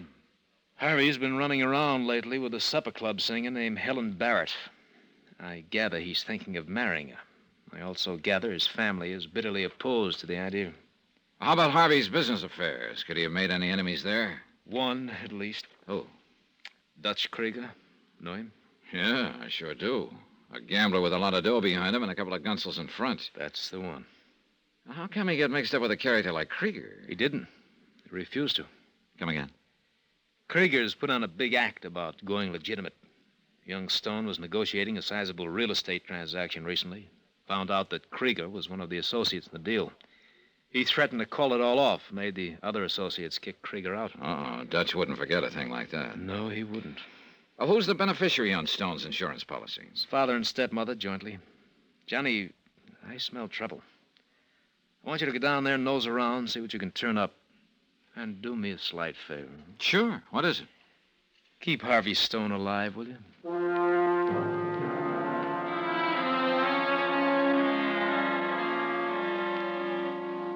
Expense account item 2, $12.50, transportation and incidentals to the Stone estate in Westchester County. It was one of those massive, dignified-looking places, nestling comfortably in about 10 acres of grounds. The butler showed me into a room only about half as big as Grand Central Station, so I wandered around inspecting the paneling and the Italian works of art. Then I zeroed in on one of the paintings. It involved a luscious lady, a bunch of grapes, and a pool of water. Nice, isn't it? Yeah? The painting, I mean. Quite nice, isn't it? Oh, yeah, if you like grapes. You must be... I'm Mrs. Stone, Mr. Dollar. Daphne Stone. Mrs.? I didn't know the wedding had taken place. My, you are behind the times. It took place 2 years ago. Well, I'm Mrs. E.J. Stone. Oh, I'm sorry. Well, is your, stepson here? Harvey, he should be back any minute. He had to run into the city. But let me give you a tip, Mr. Dollar. Don't call Harvey my stepson in front of him. Oh. You see, he and I are just about the same age, and he's... Yeah, okay, I'll remember. How about Harvey's father? Is he here? Yes, my husband will be along in just a moment. He has to get around in a wheelchair now, but he's very stubborn. Won't let anyone push him. Well, Mrs. Stone, I think you know why I'm here. Yes, of course. About that absurd thing that happened to Harvey last night. Absurd? Well, isn't it ridiculous to think that it was an attempt on his life? After all, he will go tearing around these roads at night in his sports car. Probably someone out hunting. Is that what you think, Mrs. Stone? What else could it be? Nobody has any reason to kill Harvey. Everything harmonious here at home, I suppose. Of course. How about Harvey's plans to marry Helen Barrett? Oh, yes, that. That? Mr. Dollar, say, I'm getting a little weary of that name. It's Johnny, isn't it? Yeah. And Daphne. Johnny, let me give you another tip. You seem to be full of them. What's this one, Daphne? I wouldn't mention Harvey's fiancée to his father. Oh? Mr. Stone is quite violently opposed to the match. How about you, Daphne? How do you feel about it? Why, anything Harvey wants is... Oh, Edward, this is Mr. Dollar. Yes, I know. Hello, Mr. Stone. That idiot McNabb from the insurance company phoned me about you, Dollar. Worries like an old woman. Seems to think that fool accident Harvey had last night was an attempted murder. Oh, he's just taking normal precautions, Mr. Stone. Precautions? Well, just as well, I suppose. Harvey could use a nursemaid. He always manages to get things fouled up somehow. Now, Edward, You want to see my orchids, Dollar? Orchids? Of course you do. This way out in the solarium. Okay. Oh, here, let me push you. Never mind. I can manage. All my good advice. Sorry, Daphne. This way, Dollar. I'll have a drink for you when you're ready, Johnny. Thanks. Ah, here we are. Well, some orchids. Who cares about orchids? Just wanted to talk to you. Well? What do you make of this business, Dollar? About Harvey, I mean. That bullet in his windshield last night. You really figure somebody's trying to kill him? Well, I don't know, Mr. Stone. That's what I'm here to find out. Well, I don't know who it'd be. Harvey's not a bad sort, really. Terrible businessman. Oh? How so? Oh, I could run the Stone Corporation better than he does from my wheelchair. He, doesn't do things your way, huh? Nothing's like it used to be. Everything's done differently now. Maybe it has to be. Has to be. Business is business. Yeah. Well, how about his fiancée? I suppose you disapprove of her, too. Helen Barrett? No, by golly, I gotta hand it to Harvey there. Don't quite know how he managed to land someone like her. Wait a minute. You mean you're not opposed to his marrying her? More power to him. Chip off the old block, I guess. What's that mean? Oh, I did the same thing. That's what. Picked himself a Broadway girl. You mean Mrs. Stone, Daphne? Right out of musical comedy. I see. Well, how does she feel about Helen Barrett? Yeah, won't seem to warm up to her. Oh, well, how can you figure out a woman? Yeah, how can you? So it's Daphne that disapproves of Helen. Well, that's very interesting. Interesting? It's a nuisance. Here's your drink, Johnny. Oh, thanks, Daphne. Mr. Stone, you're not having any? No, that fool doctor of mine says no. Edward, you look tired. Perhaps you'd better rest. Tired? Who's tired? Well, then just one more question, Mr. Stone. What is it? Do you know of anyone who might want to kill Harvey? Once in a while, I sure would. Edward. I tell you, when I think of how he's running that business into the ground, I could wring his neck. Edward, it's no time for jokes. Johnny, this whole thing is ridiculous. Harvey hasn't an enemy in the world. Well, have you gotten me nicely taken apart by now, people? Oh, Harvey, dear. Hello, Daphne. Father? This is Dollar, Harvey. Jimmy, isn't it? Johnny. Yes, I heard Mr. Dollar was coming. And why? How are you? You look tired, Harvey. Let me fix you a drink. Thanks, darling. Thanks, darling. You know, Dollar, sometimes I wonder which one of us is married to Daphne. That was a perfectly charming thing to say, Edward. Yes, Father, you seem to be in unusually good form tonight. This is for the benefit of our guests, no doubt. Look, if I could just talk to you for a moment, Harvey. Oh, don't mind these little exchanges, Johnny. If you're around this place very long, you'll get used to them. Good night. Good night, Father. Mr. Stone. Like a drink now, Harvey? Oh, never mind, Daphne. I can manage. All right. I'll go on up then. I hope we'll be seeing you again, Johnny. Oh, you probably will. Good night. I'm sorry about that business with Father just now, Johnny. Most of the time, he thinks it's fine that Daphne and I get on so well together, but sometimes he doesn't. I suppose now he's in the wheelchair, he feels the difference in their ages even more. Yeah. And ever since I've taken over the management of the corporation, well, I'm sure he must have made it very clear he doesn't approve of my policies. And he's probably right. Oh? Well, my heart's not in it, really, but somebody had to take over. Look, Harvey, you said you knew why I was here. Oh, sure. About that silly business last evening. Well, what exactly happened? Well, I have a new sports car that I'm fond of. I went for a drive. You know, there are some pretty good country roads around here. Mm-hmm. And I slowed for a sharp turn, and I heard what I thought was a backfire. But my windshield shattered. It was a bullet. Well, what'd you do then? I stopped to warn whoever it was to keep away from the roads. It didn't occur to you that somebody might be trying to kill you? Oh, well, good Lord, no. Look, Johnny, I used to roam these woods when I was a kid, taking pot shots at fence posts. That's obviously what happened last night. You didn't see anyone when you stopped? No, it was probably some kid. He's probably still running. And you can't think of anyone who might want to kill you? Of course not. How about Dutch Krieger?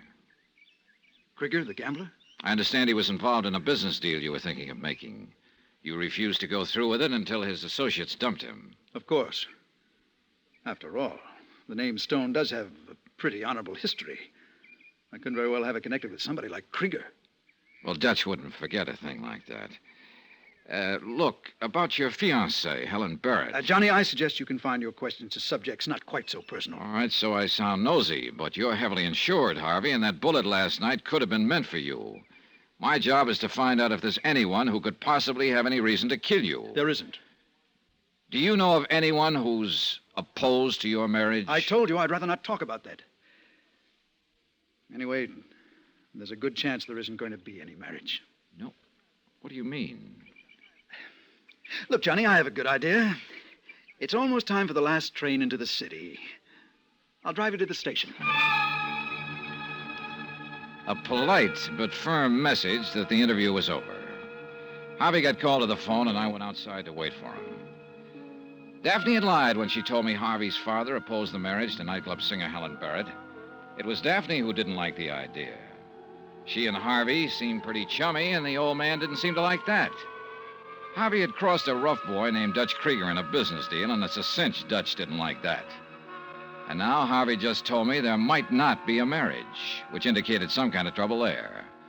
All in all, it looked like a cozy little powder keg. Then as I started for Harvey's car, the keg exploded right in my stomach in the form of a fist. I couldn't see who they were, but the two of them really knew their business, the way they worked me over. Hard enough to hurt, not hard enough to put me out. Finally, I guess they got bored. One of them did me a favor. He put me away.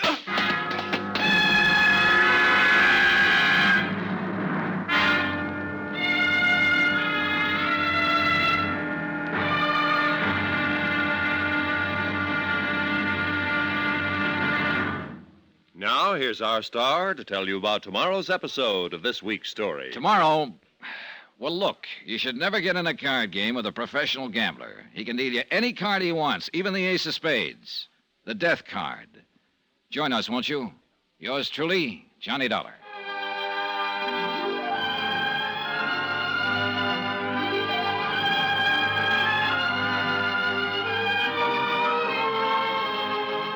Yours truly, Johnny Dollar, starring Bob Bailey, is transcribed in Hollywood.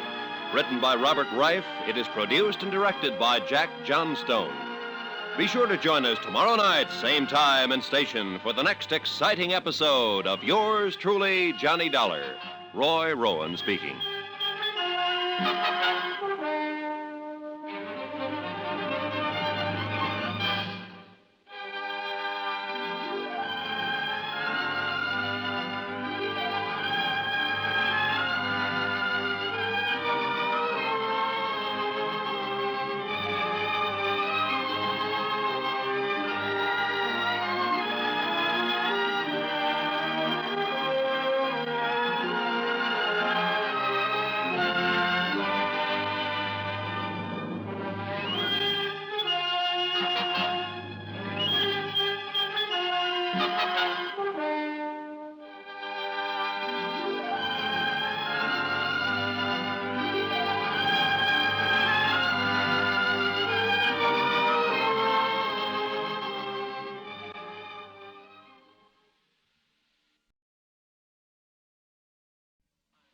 From Hollywood, it's time now for...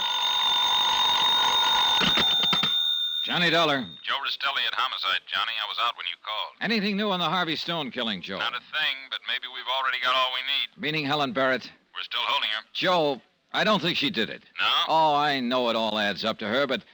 Well, just call it a hunch. Hunches are fine, Johnny, but facts are better. You want to hear some facts? I'll be right over.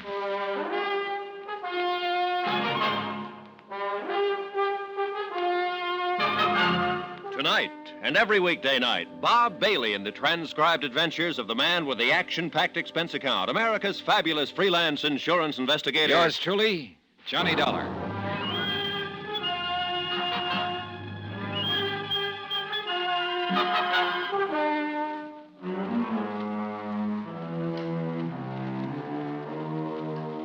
Expense account submitted by Special Investigator Johnny Dollar.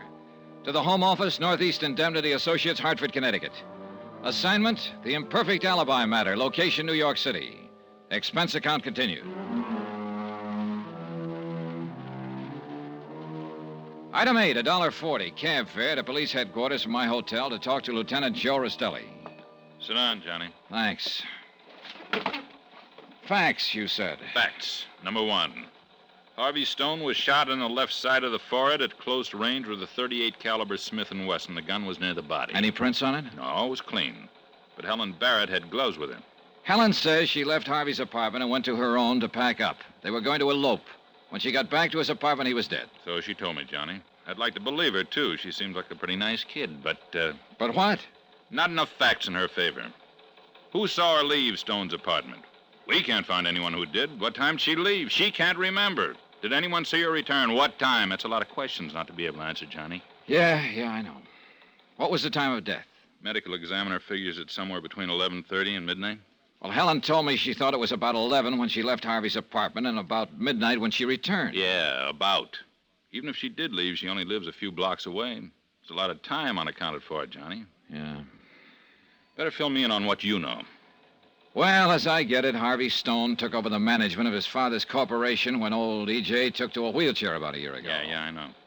2 years ago, old E.J. married an ex-chorus girl named Daphne. Yeah. Well, she's about Harvey's age. The two of them were apparently pretty friendly, and the old man was bothered by it occasionally. Incidentally, he and Daphne are joint beneficiaries on Harvey's insurance policy. $150,000 worth. Sounds like you're trying to tie the old man into the killing. Be quite a stretch, Johnny, from his wheelchair up in Westchester County to Harvey's apartment on East 57. I know, but right now I'm more interested in Daphne. Oh? I told you last night I thought Dutch Krieger was mixed up in this. I went to his office afterward and spotted a picture of Daphne Stone on his wall. Inscription, All My Love. Signed, Daphne. You think Daphne got Dutch to do her and himself a favor, huh? That's a possibility, isn't it? Sure, it's a possibility. Trouble is, there are all kinds of possibilities. Right now, I got to stick with a probability. Helen Barrett. Uh-huh. How are you doing on motive for her? Not good, not bad. We know there was some question as to whether they were going to be married or not. Helen says the hesitation was on her part. But suppose it was the other way around. Harvey decided not to go through with the marriage? Yeah. Getting cut out of the Stone money would hurt some girls plenty. Maybe this was her way of getting even with him for breach of promise. You know, Joe, for a guy who loves facts, seems to me you're edging over into hunches, too. Well, I admit it isn't a closed case by a long shot. So let's get back to facts. Harvey was shot in the forehead with a .38 Smith & Wesson sometime between 11:30 and... Excuse me.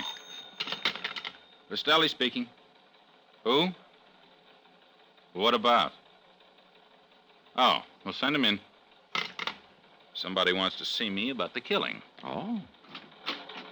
You Lieutenant Rostelli? That's right.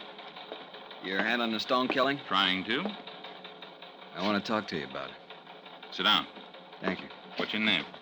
Gentry. Alvin Gentry. So what about the Stone killing? I killed Harvey Stone. What? Let's have that again. I said, I killed Stone. I want to make a statement. Why did you kill him? He's making a play for my girl. I didn't like it. Your girl? You mean Helen Barrett? Who? Helen Barrett, Harvey Stone's fiancée. No, I don't know her. I mean my girl, Doris, a hat check girl at Barney's. Well, go on. Well, Stone was on the make for her. Every time he came in Barney's, he'd make a play for her. I told him to lay off, and he wouldn't. He asked her to go away with him. I went to his apartment, I killed him. How'd you kill him? I shot him. Where? I told you, in his apartment. I mean, where did the bullet hit him? Oh, in the chest. What kind of gun did you use? 45 Colt. What'd you do with the gun? I threw it in the river. Okay, Gentry, get out. What? I said get out. But I told you... Yeah, you told me all right. Now I'm telling you, get out. Look, I don't understand. I'll tell you what you do. You just go on out of here and think it over. When you come back with a few facts straight... Facts? Yeah, like the caliber of the gun and where Stone was shot and the location of the gun. You get the facts straight, and I'll be glad to listen to you. Now get out. Okay. Confessing Sam #1. Yeah, there's always a string of them. That's one reason we don't usually release the caliber of the gun to the papers, to help weed out these confessing Sams. Wonder why they do it. A psychiatrist was explaining it to me once. Something to do with repressed feelings of guilt, I think he said. Next one will probably say he stabbed Harvey Stone with a letter opener. Yeah. Well, I'm going to run out and have a talk with Daphne. Rostelli speaking. What? Now, look, Mike, you take the statement, huh? Thanks. Well, I was wrong about the letter opener, Johnny. Oh? We got a guy now who claims he used a razor on Harvey. Slit his throat from ear to ear.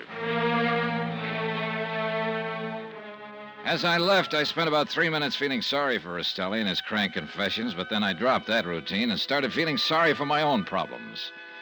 The case against Helen Barrett looked pretty bad, but I still kept thinking of Daphne Stone's picture in Dutch Krieger's office. Expense account item 9320, transportation to the Stone estate in Westchester County. I was shown into the king-size drawing room again to wait for Daphne. But then I saw a very interesting sight that wiped Daphne out of my mind for a moment. It was old E.J.'s wheelchair at the door to the solarium. And what was unusual about it was that it was empty. I edged toward the door. Then I got a glimpse of E.J. puttering around his orchids. He spotted me, though, and hobbled quickly to his wheelchair. With an abrupt wave, he wheeled into the hall and out of sight. A couple of minutes later, in came Daphne. Hello, Johnny. Daphne? Look, you said it was important that you talk to me, but I really don't feel much like talking after what's happened. I'm sure you understand. I think so. How's E.J. taking it? My husband is reacting as I suppose any father would who'd just lost his son. He's bewildered and hurt. You didn't tell me E.J. could navigate without his wheelchair. I saw him a minute ago inspecting his orchids. The wheelchair was parked near the door. I didn't think it was important, Johnny. It's true he can be out of his chair for short periods, but it's rather uncomfortable for him. Out of his chair for how long? Not long enough to get into New York and back, if that's what you're wondering. Thanks. You told me it was E.J. who was opposed to Harvey's plans to marry Helen Barrett, but I found out that you were the one who was fighting it. I suppose it was foolish of me to pretend otherwise. I guess I just didn't want you to get any wrong ideas. About what? About the reason I opposed it. What's the right idea? The name of Stone means something, Johnny. Dignity, tradition, breeding. I doubt if someone like Helen Barrett, an entertainer, nice as she is, could keep that tradition alive. Are you kidding? I'm completely serious. Something like this happened once before with Harvey's secretary, Martha Winters. And you stopped it just like you were trying to stop him from marrying Helen. I don't like the way you put that. I merely persuaded him to think of the family name. You know, you kill me, Daphne. What do you mean by that? This dose of blue blood you've picked up. Aren't you a Daphne come lately yourself? How dare you? Save it. E.J. told me he lifted you out of a chorus line when he married you. Now, how about it? Yes, it's true. So where do you get off with this? I don't suppose you'd ever understand this, Johnny. But there are chorus girls and chorus girls. This I know. I had to support my mother somehow. But all the while, I knew that life wasn't for me. And when I got a chance at this life, I took it. And since I married Edward, I've lived the way anyone with the name of Stone should live. I've put my past behind me. Even Dutch Krieger? Dutch? Yeah. Yeah, I saw your picture on his office wall. He was part of the past. It doesn't exist anymore. Isn't it kind of a coincidence he tried to worm his way into one of Harvey's business deals? I had nothing to do with it. And Harvey acted correctly in refusing to have anything to do with Dutch. I see. Then you opposed Harvey's marriage to Helen to protect the family name, huh? Just as I opposed the previous attachment to his secretary. Sure it wasn't because you didn't like the idea of competition? It's a pretty low thing to say under the circumstances. Well, just what are the circumstances? It's very simple. I've lost someone who was very dear to me. Even though I was Harvey's stepmother, we were practically the same age. Sure. I know people talked about it, made crude jokes about it. But I didn't care. Because I found in Harvey something I'd never had in my life before. Oh? What was that? A friend, Johnny. A real friend.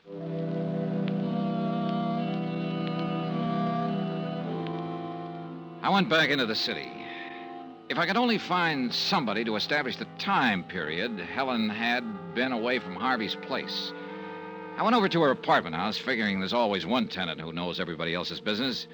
5 doorbells later, I found the one. Sure, I had to come in late, but I don't remember just what time. I was watching a program on the TV. There was this old man and woman went duck hunting. Yes. Really, what? You're sure it was Helen Barrett who came in? Well, I ought to be sure. She lives right under me. Besides, he was waiting for her and they had a talk. I couldn't quite hear what they were saying. She kept telling him to quiet down. Well, I mean, I wasn't really paying any attention. It was... No, of course not. You said he was waiting for her. Who do you mean? Friend of hers, at least he used to be. She used to go with him. Happen to remember his name? Sure. Gentry. Alvin Gentry. Alvin Gentry. It was Alvin Gentry who'd made the fake confession in Rastelli's office. At the time, there'd been nothing to tie him into the case. But now, according to Mrs. Carson, he was a friend of Helen's. My hunch about her innocence took a nosedive. Yeah, that confession he tried to make could be his way of trying to protect her. And that would add up to just one thing. Helen was guilty after all.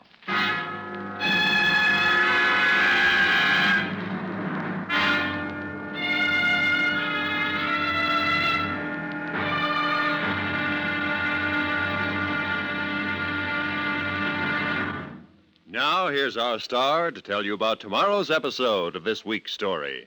Tomorrow, up pops an eyewitness and drives the final nail into the wrong coffin. Join us, won't you? Yours truly, Johnny Dollar.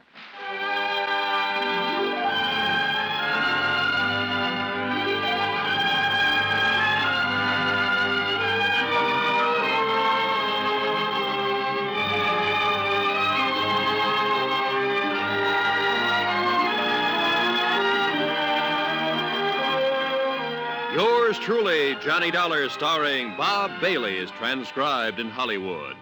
Written by Robert Reif, it is produced and directed by Jack Johnstone. Be sure to join us tomorrow night, same time and station, for the next exciting episode of Yours truly, Johnny Dollar. Roy Rowan speaking.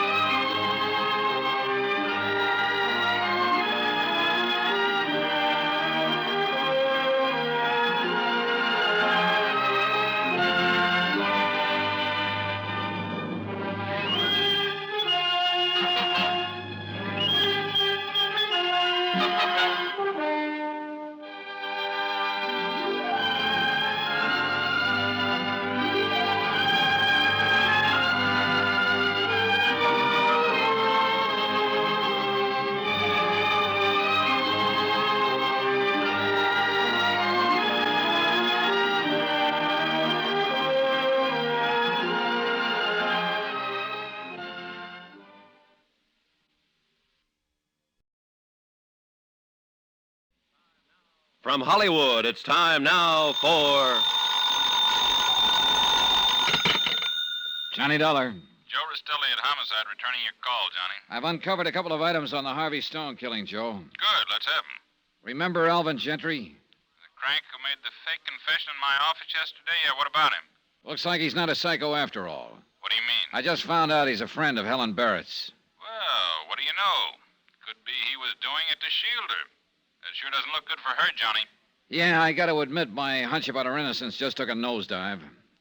I also learned that Harvey's secretary, Martha Winters, used to be his girlfriend. Yeah, I'm up to date on that one. Matter of fact, Martha's in my office right now. Oh? Says she wants to make a statement. You want to hear it? You bet I do.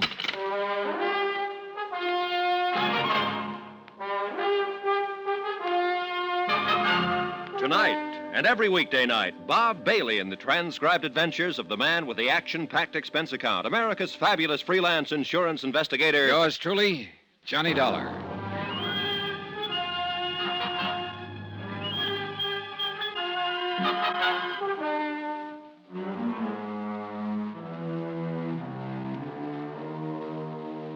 Expense account submitted by Special Investigator Johnny Dollar to the Home Office, Northeast Indemnity Associates, Hartford, Connecticut. Assignment, the Imperfect Alibi Matter, location New York City. Expense account continued. Item 10, $1.40 cab from my hotel to police headquarters.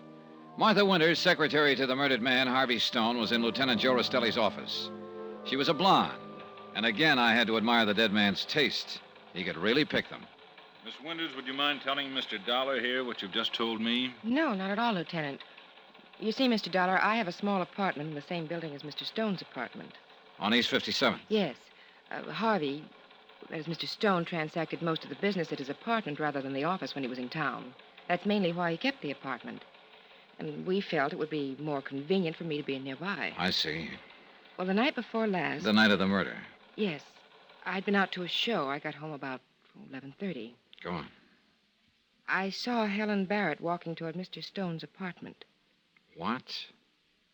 You sure about the time? Well, not right down to the second, of course, but I am positive it was within 5 minutes of 11:30. I see. Well, why did you wait until this morning to tell us this? Well, Come on, let's have it, Miss Winters. Well, naturally, no one likes to get mixed up in things like this. And I didn't want to make trouble for anybody. Helen Barrett always seemed like a nice person. But Mr. Stone was my employer and my friend. And after thinking it over, I could see what my duty was. You say Harvey Stone was your friend. Was he anything more than that? I don't think I know what you mean, Mr. Dollar. I think you do. I understand that at one time you and Harvey were planning to be married. That's true.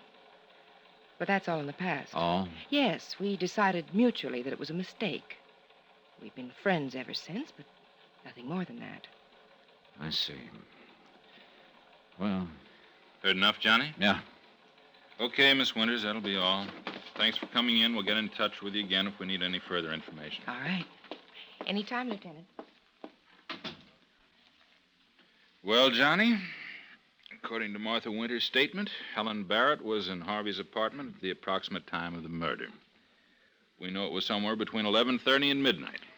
Helen said she left Harvey's apartment around 11 to go home and pack. They were going to elope. When he didn't come for her, she got worried. She went back to his apartment around midnight, found him dead. But that story won't hold water if Martha's telling the truth. Yeah, if. You don't sound convinced. Are you, Joe? I don't know, Johnny. I don't know. It's a pretty nauseating shortage of facts in this case. Nauseating's the word for it, all right. No, I mean literally. When I get one like this, my stomach starts acting up. Joe, what have we got in the way of facts? Well, number one, Harvey Stone was shot in the forehead with a .38 Smith & Wesson sometime between 11:30 and midnight. Yeah. And even that fact got twisted around yesterday by Alvin Gentry when he made what he called a confession. He said he shot Stone in the chest with a Colt .45 and threw the gun in the river. Yeah. You told me you'd found out he was a friend of Helen's. His confession doesn't look good for her, believe me. I know. But I can't seem to lose my hunch that she's innocent. Look, Johnny, I don't blame you for trying. It's your job. What do you mean? Harvey Stone was insured for $150,000 by the company you represent. Yeah, that's right. Okay, his father, E.J. Stone, and his young stepmother, Daphne, are the joint beneficiaries. Now, if one of them should turn out to be the murderer, your company wouldn't have to pay up. Wait a minute, Joe. Wait a minute. I think you know me well enough to figure I'd a lot rather see that company pay through the nose than convict an innocent person. Sure, but just about everything we've got points to Helen Barrett. Just about, but not quite. For instance? For instance, Harvey's father, E.J. Stone. He thought Harvey was running the business into the ground. He didn't like it. He also didn't like the fact that Harvey and his stepmother were pretty friendly. Yeah, a man in a wheelchair is liable to resent a lot of things. Yeah, well, that's just the point. E.J. can get out of his wheelchair when he wants to. I saw him out of it yesterday. Huh? Sure. Then there's Daphne herself. She opposed the idea of Harvey marrying Helen. Said she wanted to protect the Stone name. But that sounds pretty fishy coming from somebody who used to be a chorus girl herself. Did you ask her about that picture of her you spotted in Dutch Krieger's office? Yeah. She said that was all in the past. But I wonder. Dutch got kicked out of a business deal by Harvey. He wouldn't forget that, and he's a tough cookie. And there still could be a connection between him and Daphne. Here we go again. Could be. Okay. So I guess what it all adds up to is just that I kind of got myself sold on Helen. Sure, I've been sold on people, too. Sometimes it's ended up costing me. So now I just hold back and don't make up my mind one way or another. All right. It's turned out to be a pretty good idea, too. Why don't you try it, Johnny? Expense account item 11, a double martini for me. Well, I thought over what Joe Rastelli had said. Sure, it was good advice not to get too sold on people, but it didn't help me much at the moment. I still couldn't believe Helen Barrett had killed Harvey Stone. But I had to admit that if she wasn't the killer, it left a lot of things unexplained. For one thing, Alvin Gentry's fake confession. It sure looked like he was trying to shield her.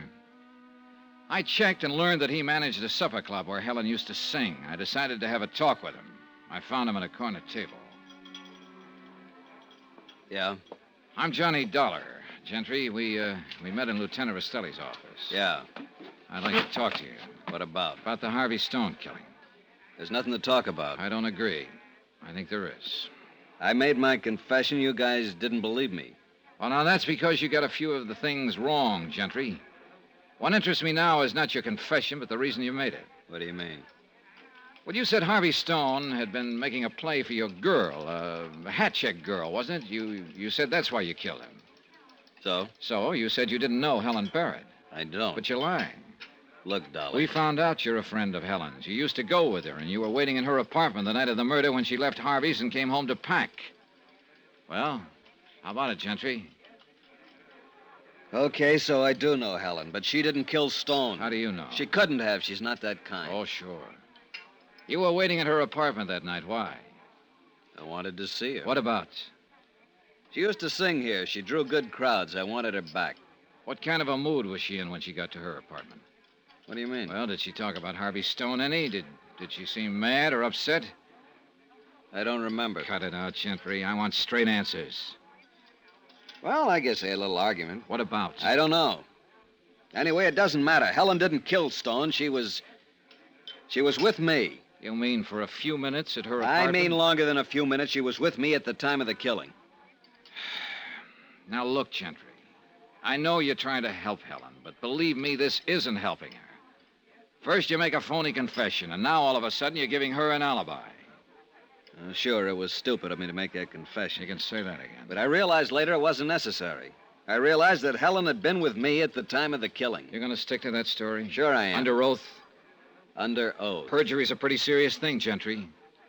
Perjury's pretty hard to prove, Dollar. One thing seemed pretty clear. Alvin Gentry was apparently convinced that Helen had killed Harvey Stone. He was doing everything he could think of, even perjuring himself to shield her. And the more he scrambled, the worse it began to look for her. Then, too, there was the statement of Martha Winters, Harvey's secretary, that she'd seen Helen returning to his apartment at 11:30. That would put Helen back there during the time of the murder. I still wasn't completely convinced that Martha Winters was telling the truth, so I spent the rest of the afternoon checking on her to see what I could find out.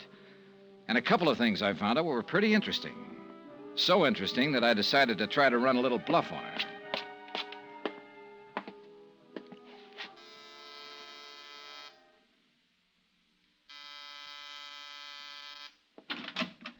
Oh, Mr. Dollar. Hello, Martha. I'd like to talk to you. Well, I was just on my way out. Well, this won't take long. All right. Please come in. Thanks. Well? It's about that statement you made to Lieutenant Rastelli this morning. Oh? Well, I really haven't anything more to add to it, Mr. Dollar. Look, I'm sorry, but I have an engagement now. Yeah. You told us this morning that you and Harvey Stone used to go together. But you called it off and were just friends after that. Yes, that's right. Now, look, Mr. Dollar, But that isn't the story I picked up at the office of the Stone Corporation a while ago, Martha. The office? Now, what right have you to go snooping around that office? Sorry, Martha, but snooping's my business. And you know, you pick up a lot of interesting information that way. Well, if you're going to listen to office For instance, gossip... I found out it was Harvey who called off the deal with you. No. And you've been carrying a torch for him ever since. There've been a couple of nasty scenes about That's it. a lie. Matter of fact, once or twice he'd almost made up his mind to can you, but each time he decided not Lies, to. lies, all of it. Okay. We'll let that go for a minute. Now, about your statement this morning. Mr. Dollar, I haven't time to stand here and repeat what I've already said. That's where you're wrong, Martha. You've got time to hear this. You'll take time. Well, what is it? You said you saw Helen heading for Harvey's apartment at 11:30. Yes, I did. Where were you at the time? Why, Here? In your apartment here? But your apartment's around the corner of the hall from Harvey's. Well, How could you have seen her from here? Well, I didn't mean I was in my apartment. I was at the entrance, just coming in. The front entrance, huh? Yes. But Helen came in the side entrance. You couldn't have seen her from the front. Well, she's lying. Anyway, I hadn't reached the front entrance yet. I was outside. Sorry, Martha. The doorman and the cop on the beat both would have seen Helen. I tell you... lied, didn't you? No. You didn't see her at all. Well, it had to be Helen. She's the one who killed him. I know she did. You lied, didn't you, Martha? If it hadn't been for her... If it weren't for her, maybe you'd be Mrs. Harvey Stone, huh? I didn't mean that. I meant Harvey'd still be alive. I just didn't want her to get away with it. You lied, Martha. You didn't see Helen at all. Yes, I lied, Mr. Dollar. I lied.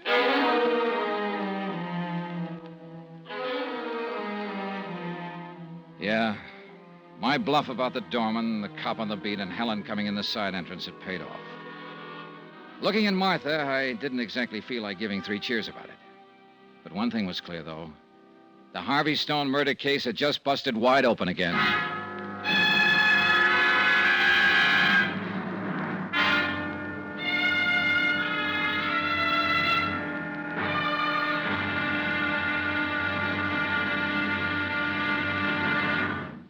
Now, here's our star to tell you about the final episode of this week's story. Tomorrow, the wind-up. A gambler stakes his life on his hand and loses. Join us, won't you? Yours truly, Johnny Dollar.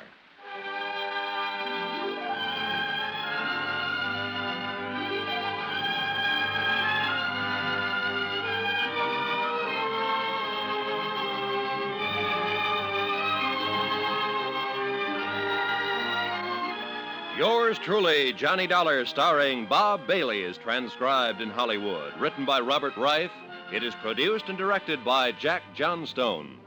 Be sure to join us tomorrow night, same time and station, for the next exciting episode of Yours truly, Johnny Dollar. Roy Rowan speaking.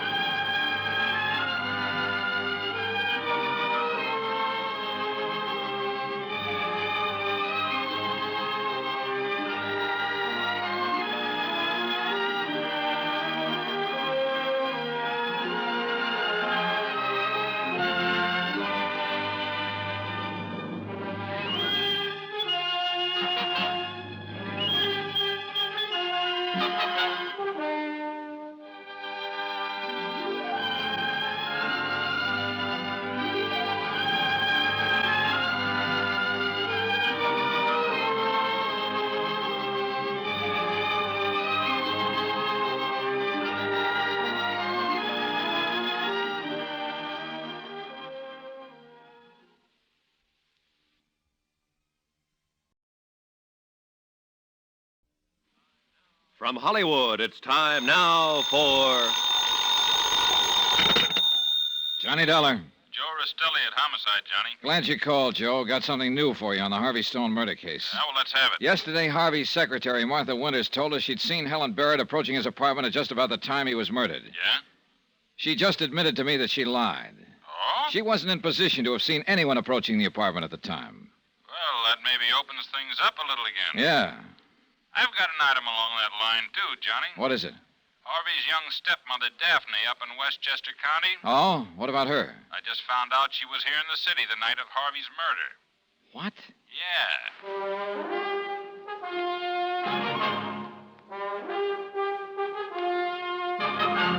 Tonight and every weekday night, Bob Bailey in the transcribed adventures of the man with the action-packed expense account.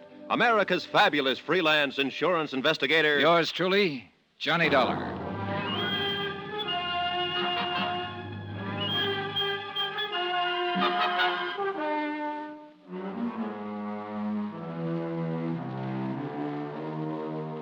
Expense account submitted by Special Investigator Johnny Dollar to the Home Office, Northeast Indemnity Associates, Hartford, Connecticut.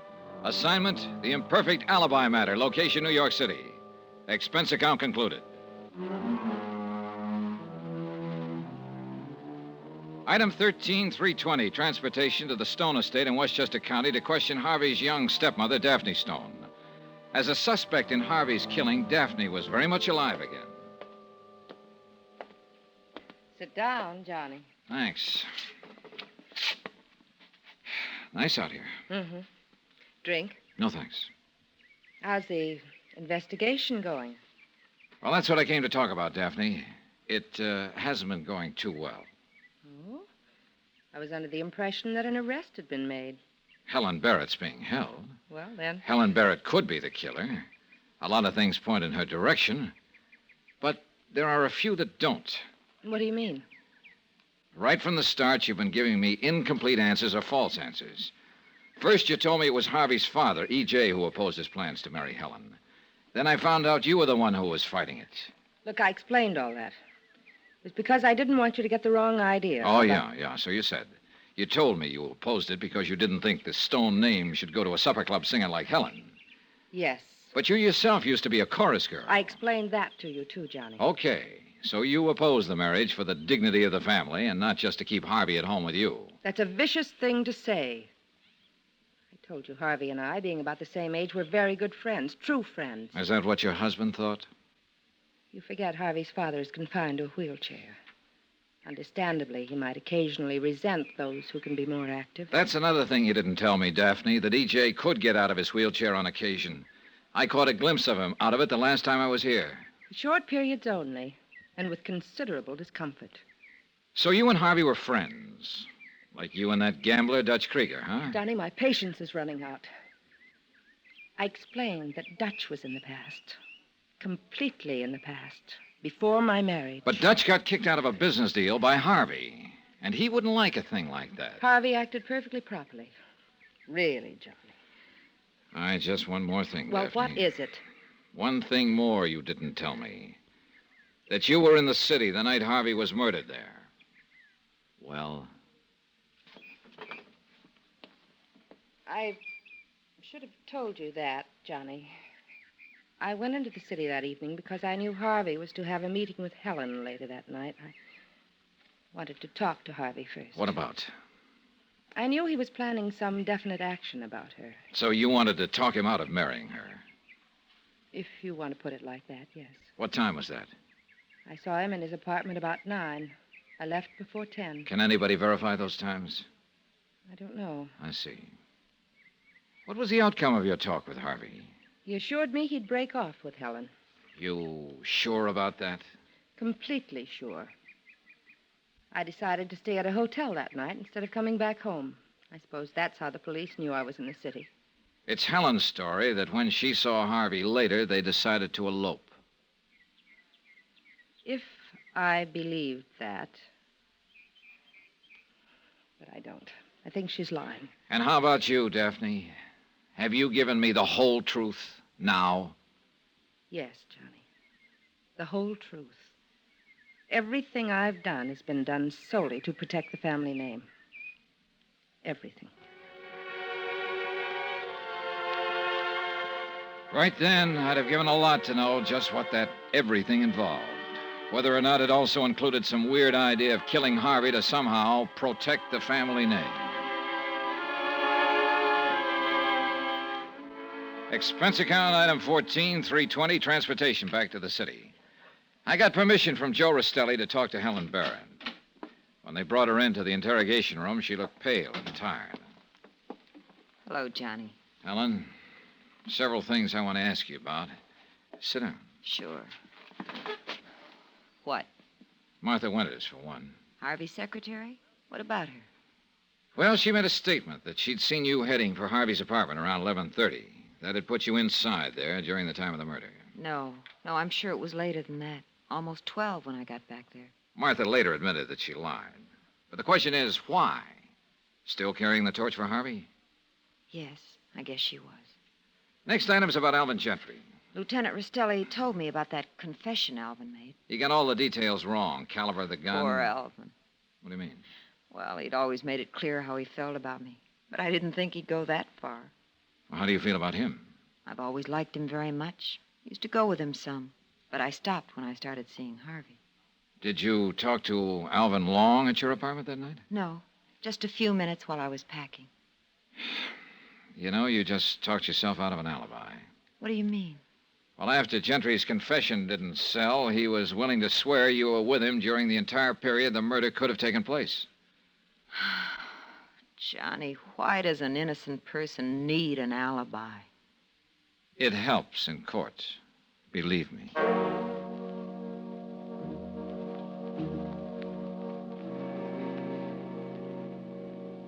Well, how'd you make out with Daphne and Helen, Johnny? Joe, remind me never to get involved with show people again. They make their living putting on an act, and I'm just country boy enough not to be able to tell the difference once in a while. They both gave you nice, straight stories, huh? Oh, yeah, sure. Real sincere. Look me right in the eye, both of them. But one of them was lying, huh? Daphne said Harvey told her he'd break off with Helen, but Helen says the two of them were planning to elope. Of course, Harvey might have changed his mind after talking to Daphne. Yeah, but that's something we're not going to be able to confirm now. No. Johnny, it's a cinch Alvin Gentry's convinced that Helen's guilty. I think he's holding back something. Guy doesn't stick his neck out that far without a reason. I know, but I still don't dig her motive. Well, suppose Daphne's telling the truth that Harvey broke up with Helen. Maybe she couldn't stand getting the brush off. Yeah, could be, all right. People can do some strange things under the name of love, Johnny, particularly when it turns to hate. And that can happen awful fast. Expenses, items 15 and 16, $1.40 cab to my hotel, and $1 even for a pot of coffee in my room. 1 hour, 3 cups of coffee, and half a dozen cigarettes later, I was still nowhere. I was beat. And then a weird little idea began pecking away at me. A couple of things Rastelli had said suddenly started adding up to a pretty fantastic answer. Maybe it wouldn't stand the light of day, but it was night now, and it was the only idea I could come up with. I decided to try it on for size. I went to the club Alvin Gentry managed. Oh, hello, Dollar. I was sort of hoping you'd be around again. Oh? Yeah, I want to talk to you, but not now. It's almost closing time. Stick around, will you? I waited at the bar while the customers left. 20 minutes later, Gentry and I were alone. He slid onto a stool beside me. Drink? No, thanks. What's on your mind, Gentry? Well, I've been thinking about what you said the last time we talked about perjury. Oh? I decided you were right, Dollar. They make it pretty tough on you for perjury. Yeah, they do. I'm withdrawing my statement that Helen was with me at the time of the murder. Well, that's probably the smart thing to do, Gentry. Sure, what's the use? I'm getting tired of being a sucker in this deal, a fall guy. Oh? That goofed-up confession I made was bad enough. Then I had to stick my neck out still further with that fake alibi for her, and for what? So you're withdrawing the statement, huh? Yeah. That's probably what you came to see me about, huh? No, that isn't why I came to see you at all, Gentry. Hmm? And I wouldn't exactly call you a sucker. I think you're one of the smartest guys I've ever seen, in a sort of weird and twisted kind of way. What are you talking about? You played this whole deal real cagey right from the start. Everything you did was supposed to look like a cover for Helen. But instead of that, you were really trying to put a noose around her neck. You're out of your mind, Dollar. And that confession you made, Gentry, that's why I came to see you. To tell you it wasn't goofed up at all. You did kill Harvey Stone. You know, you got a real weird sense of humor. Have I? A couple of things Lieutenant Rastelli said added up in my mind a few minutes ago. Love can turn to hate fast. And you'd have to have a good reason to do what you did. You wanted Helen bad. When she told you that night she was going to marry Harvey Stone, you couldn't stand the idea. If you couldn't have her, nobody could. You're talking crazy. You went to Harvey's apartment and killed him. Then you made that fake confession to look like you were shielding her. Actually, you were framing her. No. You knew we wouldn't believe you, and we wouldn't believe that alibi you offered for her. It all made her look more guilty by the moment. Dollar, you're forcing me to say something I didn't want to. Oh, what is it? Helen was mad at Harvey that night. I was worried. I followed her back to his apartment. When I got there, she was standing over the body with a gun in her hand. She said, "Why did I do it?" She kept saying it over and over. That's why I made the fake confession to protect her. Sorry, Gentry. It's a little too late for that story now. I keep telling you that confession you made was legitimate. Are you crazy? I didn't even get the caliber of the gun right. Yes, you did. What are you talking about? We made a mistake. Harvey was killed with a .45 Colt, just like you said. You're crazy. It was a .38 Smith. Yeah, a .38 Smith & Wesson. I know that. So do the police. So does the killer. But nobody else. It was in the papers. No, Gentry. It wasn't in the papers. You're dead wrong, Dollar. Dead wrong. He kicked a bar stool at me, and I dove behind the end of the bar. The lights went off. I had my gun out now, but I couldn't see anything in the dark. He couldn't get past me to the front door, but he could get out of the back. I had to locate him fast. Then my hand touched an ashtray at the end of the bar. I picked it up and tossed it toward the center of the room. I spotted the flash of his gun. Now I had him pegged. I found a lamp on one of the tables. Gentry was slumped in a corner. My shoulder. Help me. Don't worry, Gentry. You're not going to conk out. There's plenty left of you to stand trial.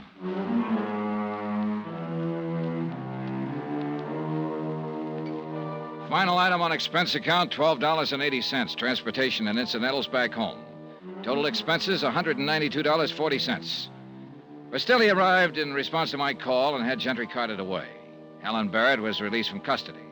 Remarks? Here I thought Dutch Krieger was the gambler in the case. But the little game of winner-take-all that Gentry'd been playing was just about the weirdest I'd ever heard of. I thought about him up there in the death house at Sing Sing and realized that the big trouble with that kind of gamble that he was taking is that the loser's seat can get awfully hot. Yours truly, Johnny Dollar.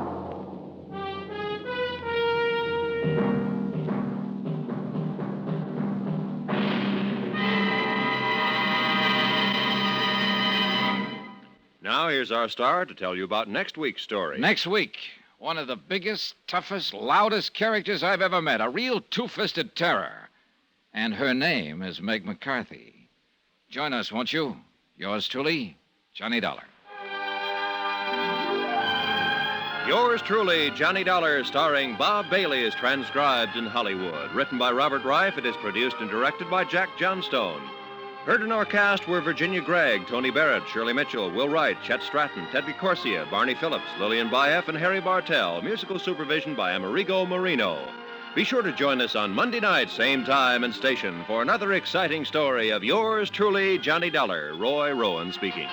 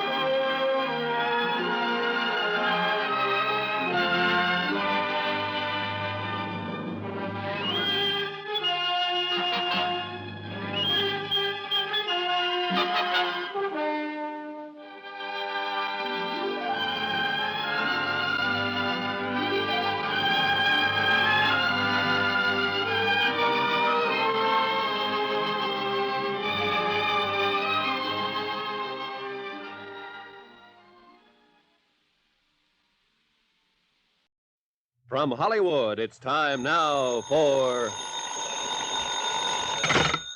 Johnny Dollar. Johnny, I was afraid you might be away for the weekend. Who's that? Byron Kay at Intercoastal Maritime and Life. Oh, hello, By. How are things in Boston? In Boston, fine. In Cod Harbor, terrible. Who's this? Meg McCarthy, who runs an eating place there at the harbor. Murder, mayhem, arson, or what? Right now, it's or what. But if you don't do something, and fast, it may be all three. Can you come over and see me? Now, By? I know it's Saturday afternoon, Johnny, but this needs fast action. Will you? By? Goodbye. No, By. Listen, you... Dollar, you're a sucker.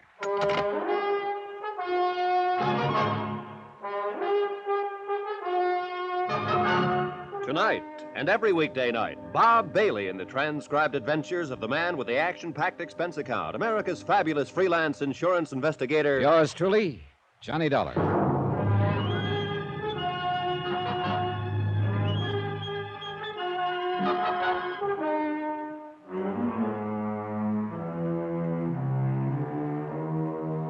Expense account submitted by Special Investigator Johnny Dollar, location Cod Harbor, Massachusetts. To the Intercoastal Maritime and Life Insurance Company. Following is an accounting of expenses incurred during my investigation of the Meg's Palace matter. Expense account item 1, $7.30. Cab from my apartment, train fare and incidentals to Boston. Byron Kay was a good insurance broker, and I figured he wouldn't have called me over a weekend unless it was pretty important. Get right to the point, Johnny. Insurance on the Palace is only for $15,000. Wait a minute, By. What is this palace? A fishing boat? No, it's what Meg McCarthy calls a restaurant, right down on the dock. Cod Harbor, you say? That's right. Well, what seems to be the trouble over there that couldn't wait till after the weekend? Well, like I told you, this character, Meg McCarthy, runs a so-called restaurant down on the docks, the Palace. I sold her $15,000 insurance on it. And, Johnny, it's quite a place. What do you mean by that? We also carry $25,000 straight life insurance on Meg herself. Separate policy, of course. Which one are you worried about, By? Both, I think. Huh? Matter of fact, the more I think about it, the gladder I am that she didn't fall for my pitch when I tried to get her to increase the coverage on the cafe. If she had, our necks would really be out. Well, what's the matter? Isn't it worth $15,000 now? Oh, sure, at least. Even if it doesn't look it. You know, the stoves, equipment, and all that sort of stuff are in the coverage, too. Then I'm afraid I don't see what The you're thing is this, Johnny. Meg has been threatened. By whom? How? Who knows? Anyhow, she's notified me that there have been a couple of attempts to set fire to her place. Since she lives upstairs in it, that means danger to her own life, too. Uh-huh. And the whole $40,000 is at stake. Yes. Will you go up there right away and see what you can do? Today? Tomorrow? Sunday? Look, maybe you can get in some fishing.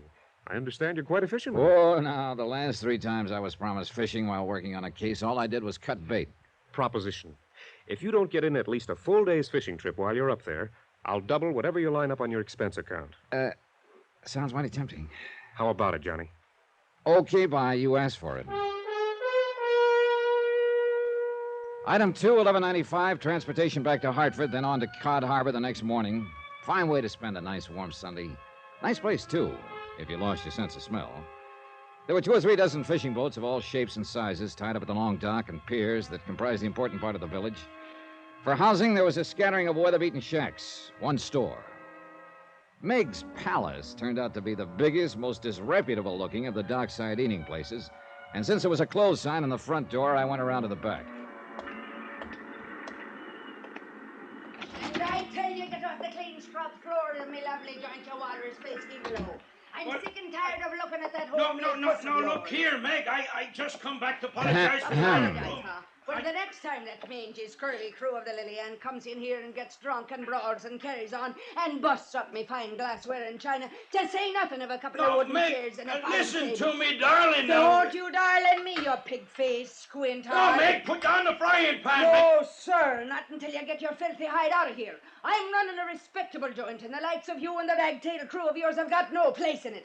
What's more, and furthermore, I won't have you around. I only so come get. to pay for the damage my boys did last night. Now, look here. Hey, that's a laugh. Pay for the loss of me dignity, to say nothing of me Let me, trade. little buttercup, please. Now get out of here, Willie. Get out. Okay. Here's your money, Meg. Who wants your dirty, offensible money? Get! Meg, put down the frying pan. I'll put it down, Willie boy, if you don't get out here. I'll Meg, cover your Meg, head. oh, no! Get now before I don't get Oh, out. Meg, Get out of here, Willie. Keen how you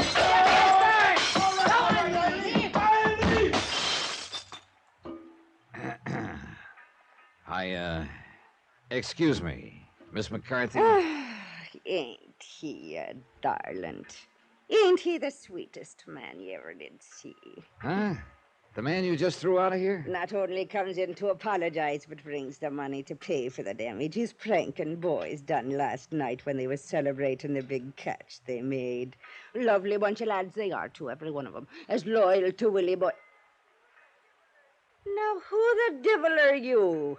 And what's the big idea of barging in here on a Sunday when anybody with eyes in his stupid head can see that the place is closed up? Now, And wait a your minute. eyes so blind in your head you couldn't see the sign out front? I saw it. And sneaking in here the back way this way. Who do you think you are? Well, I wasn't now, sneaking. get out and leave a lady alone of a Sunday. Go on! Don't get tough with me, Meg McCarthy. Huh? Just put down that pot and shut up for a minute while I tell you why I'm here. Put it down. Shades of me dear departed overbearing husband, yes, sir. After all, I should have noticed you're a gent standing by the way you done while me and Bill was at its helter and skelter. Oh, but he is a dear one, ain't he? Yeah, well, at this point, I wouldn't know. But from what I saw a minute ago... Oh, don't let that fool you, dearie. We're in love, me and Willie boy. Ain't he a living doll? Meg. A fine husband he's going to make me, too. That's why I made him the beneficiary of me life insurance policy. That's exactly what I want to talk to you about. Then go ahead and talk. What's stopping you standing there like a banty rooster that doesn't know Will you what shut up? Why, of course I will, dearie. And I'm begging your humble pardon. But if there's anything I hate, it's a lily-livered man that hasn't... Meg! Yes, sir. I'm sorry. Then listen. Yes, sir. My name is Dollar, Johnny Dollar. I'm an insurance investigator. Insurance investigator, eh? Well, in spite and despite of your pretty clothes and pleasing manner, I don't want any you've already got. No, you don't understand, I Meg. got all I can handle. I'm just... And from the looks of things, these past couple Will you of... shut up a minute? Of course, dearie. I'm sorry. You call the insurance company, Mr. Byron Kay, in Intercoastal Maritime. Oh, yes, dear little pasty-faced Byron boy. Why, do you know if he'd had half the guts and get of a he-man, he would have sold me twice the insurance he did? Well, that's not quite the way he told it to me. Well, it's the way I'm telling it to you. Oh, what am I going to do, darling, if they wreck my place the way they're trying? Who? This Willie boy, as you call him, who was just in here? That's effeminate. What? He's Captain Billy Morgan, billed to you and any man what calls him Willie. Put it down, will you? And stop yapping your head off and answer my question. Yes, sir. Now, is Captain Bill Morgan one of the people you suspect of trying to wreck this ugly-looking hash house? Oh, I love you, boy. You talk like a real sweet, overbearing man. Then answer my question. Well, of course he ain't. Willie boy wouldn't hurt me any more than I'd touch a hair of his pretty head if he had a hair on top of it. All right, then who? Johnny boy, there's a dozen of 'em like to see Meg's palace burned to the ground. Blast their black thieving souls. Why? Because I give 'em the best and the most food in the harbor. That's what the man gets here. So what happens to the silver plate in Ernie's Manor House and Irving's chop suey joint? Well, I'm putting 'em out of business, that's what. So you think they're trying to put you out of business? Think it, I know it. That's why I telephoned that sniveling, lop-eared Byron Kay to send somebody down here and make 'em stop it before he had to pay off a lot of insurance on it and maybe even on me. Why else do you think? There have been some attempts to set the place on fire, I understand. Why else do you think a lady like myself would take to sleeping on the bar down here every night, getting a creak in my sacred iliap? But I'm getting sick and fed up with it. Don't know that I blame you. Now, look, This will you... trying to keep awake all night every night to keep them from burning it out from under me and me with it is making a fair shadow of me former self out of me. I'm losing me strength. But not your aim. Look, while we talk, I'll help you clear up some of this. Well, the devil you will. It's not the man's job, especially since you ain't romantically inclined towards me. But you would let Bill Morgan clean up for you, huh? Well, he was the cause of it, wasn't he? So if he and his boys don't show up before nightfall and take care of it, so help me, I'll keel-haul them every one. Besides, if he's going to be me old man when the fishing season's done, he's got to know how to keep in line. Now. You say there are people you suspect of trying to fire this building. 3. All right, 3. Now, who are they? The owners of the other restaurants here on the docks? Aye. First, there's Clem Harris, what runs the Silver Plate. Oh, and a sly one he is. Yeah, what do you mean? He's too soft and polite and soft-spoke. Me, I never trust a man unless he talks up like a man. I guess that's why I like you, dear. Well, who are the others? Ernie Turner at the Manor House Cafe. Oh, yeah. Is that the big place down at the other end? What?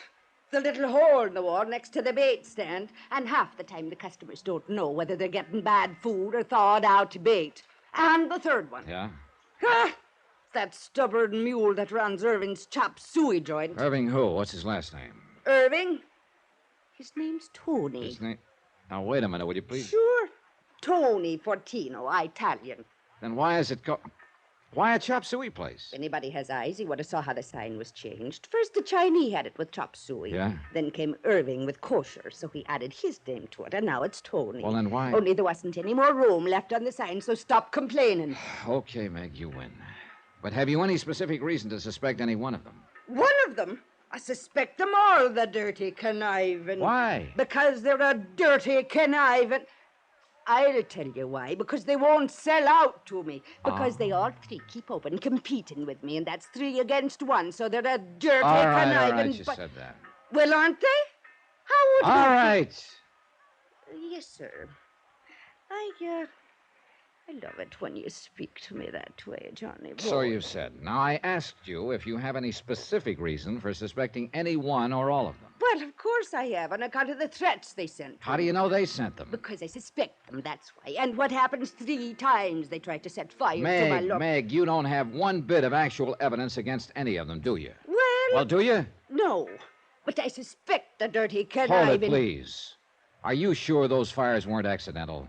Accidental. Well, with all the dirt and grease you leave around this In shack. the middle of the night with a stove fire banked like I've been doing it for 20 years, and with all the fires starting outside where they have no business. Look, Johnny boy, I'll show you where they started outside. Well, now that's a good idea, because so far I confess I can't get very much alarmed over what's happened. Don't the whole town know I'm closed on Sundays?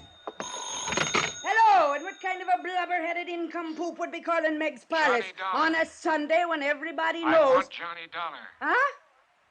Oh, of course. The gentleman's right here. It's for you, Johnny boy. Oh? Hello, Johnny Dollar. We know why you're here, Dollar, Oh, yeah? Who's we? but you won't be here long, understand? Well, now that's a matter of opinion, isn't it? Either you go quiet the way you came, or you go in a long wooden box. Get it? Now, what is it, Johnny boy? Come on, Meg. Let's get to work.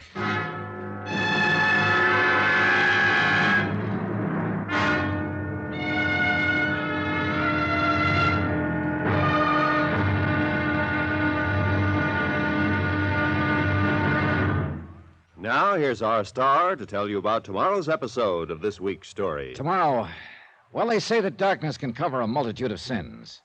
It can also cover a strong man armed with a deadly weapon. Join us, won't you?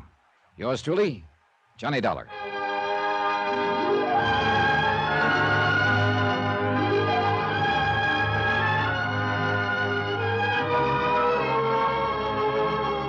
Yours truly, Johnny Dollar, starring Bob Bailey, is transcribed in Hollywood. It is produced and directed by Jack Johnstone, who also wrote tonight's story. Be sure to join us tomorrow night, same time and station, for the next exciting episode of Yours truly, Johnny Dollar. Roy Rowan speaking.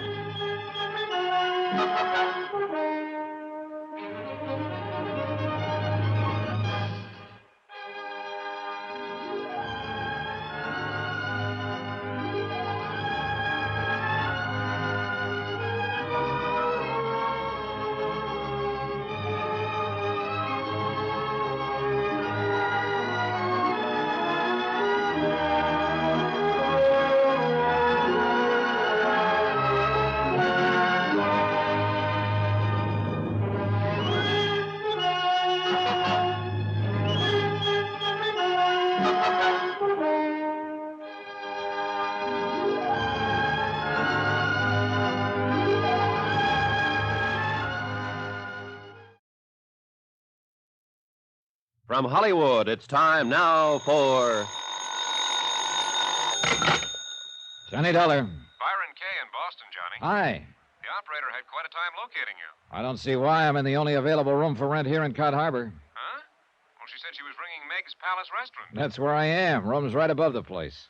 Well, tell me, have you found out whether it's true somebody's trying to burn up that joint and put Meg out of business? Not only that, By, but whoever's behind the attempts to get her out of the way has threatened to get me.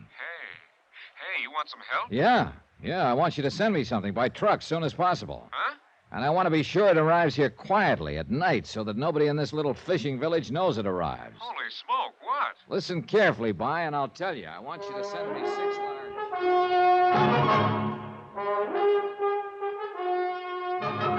Tonight, and every weekday night, Bob Bailey in the transcribed adventures of the man with the action-packed expense account, America's fabulous freelance insurance investigator. Yours truly, Johnny Dollar.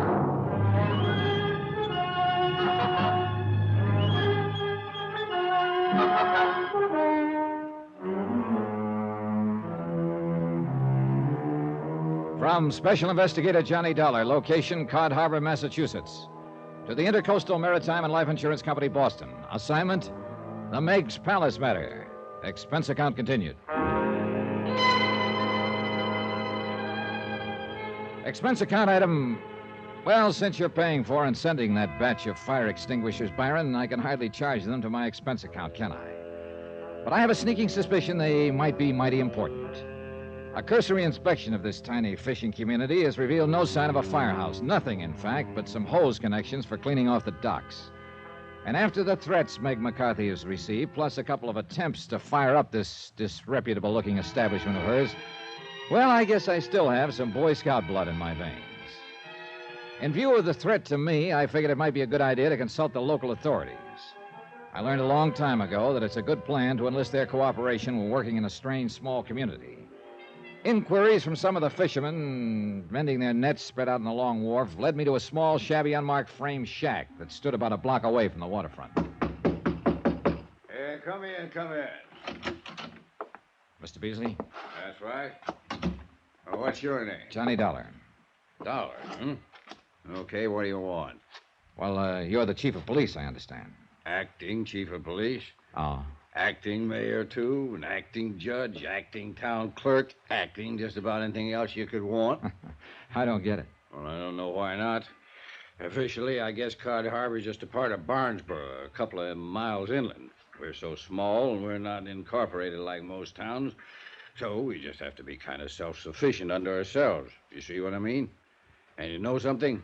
It works out pretty good. Yeah, well, I guess it's as as acting chief of police that I've come to see you. Yeah, what about? The Meg's Palace Cafe. Yeah, and you take any stock in Meg's talk about somebody threatening to burn up that cockroach-loaded dump she calls a restaurant? I'm representing the insurance company that holds $15,000 insurance on it. Never come to your mind, Mr. Dollar, that Meg her own self might have set the fires to collect that insurance? And call for help as a cover-up? Yeah, the thought has entered my mind. Just crazy enough to do a thing like that, too. Hasn't she been to you for help? She told me. Oh, what sort of evidence, one way or another, have you turned up? Dollar, I haven't looked for any. Yeah, what? The less I meddle in their affairs, the less trouble I'll have with the folks here in Cod Harbor. Oh, hey, now, wait a minute. For a mayor and police chief and so on, you don't seem to be very concerned about these people of yours. So, maybe I'm not. What's the difference? Well, look here, if you... Yeah, you know, unless something serious happened, like a murder Or a fire that destroyed Meg's Palace and maybe half the docks. Don't you think that sort of thing is serious? Well, yeah, if it happens. Then I'd probably have to call in the regular appointed authorities over to Barnesboro. But there hasn't been any fire yet. Not any real one. So why get your dander up? Well, I'll be. Look, with so little concern about the place, how did you ever get all those jobs? Easy. Lost my schooner out on the banks last fall. So for want of something better, I just took it. I took them all. Why not? The town feeds and bores me, and I like it. So... Real soft, lazy, good-for-nothing life, huh? Sure. Now, why don't you be a good boy, Dollar, and leave things be around here? Stop wasting my time. Well, just let me take enough of your valuable time to ask a couple of questions. Sure. Go ahead. No harm in asking. I want to know about some of the people here in Cod Harbor. Like who? Clem Harris, for one. Careful, boy. That's my cousin. Oh. Who else? Ernie Turner and Tony Fortino. Oh. On account of them's the three that run the other dirty bites along the docks, huh? Yeah. I'd like a rundown on all three of them. Easy. Yeah? Yeah. Go talk to them. Oh, now, wait a minute. Easiest way I know of for you to find out all about them. Oh, you're a lot of help. Dollar, like I said, we're kind of self-sufficient unto ourselves around here. We like it that way. And that's just another way of saying we don't like strangers coming here and messing around in our affairs. Well, that was pretty definitely that. It was getting quite late, and I decided I'd better postpone any interviews with Meg's business rivals until the following morning. Besides, as I walked along the wharf, I noticed that they were closed. Then I remembered somebody else I wanted to talk to, the beneficiary of Meg McCarthy's life insurance policy, the master of the fishing boat, Lily Ann, Captain Billy Morgan. But the Lily Ann, tied up at her berth, was dark and empty. Well, if anyone knew where Captain Billy was, it'd be Meg herself. So I walked the boards back to Meg's Palace. What greeted me as I opened the back door of the place was truly a sight to behold. Over there with that hose, you scum of a land-loving. Over there in the corner, can't you see? What's the matter with your blinking eyeball? Standing in the center of the floor, brandishing a moth-eaten feather duster as if it were a club, stood Captain Billy Morgan, shouting orders to three men who were cleaning up the mess of pots and pans and broken crockery left over from Meg McCarthy's temper tantrum of a short while earlier, when she belabored this same Captain Billy for a little celebration he and his crew had in their place the night before. Belabored? It looked like she must have thrown one of everything in the joint at him. Bill! Hey, Captain Billy! Hey! Oh, Oh, it's you, huh? Seen you here earlier today when Meg throwed me out. Well, looks to me like you weren't all she threw.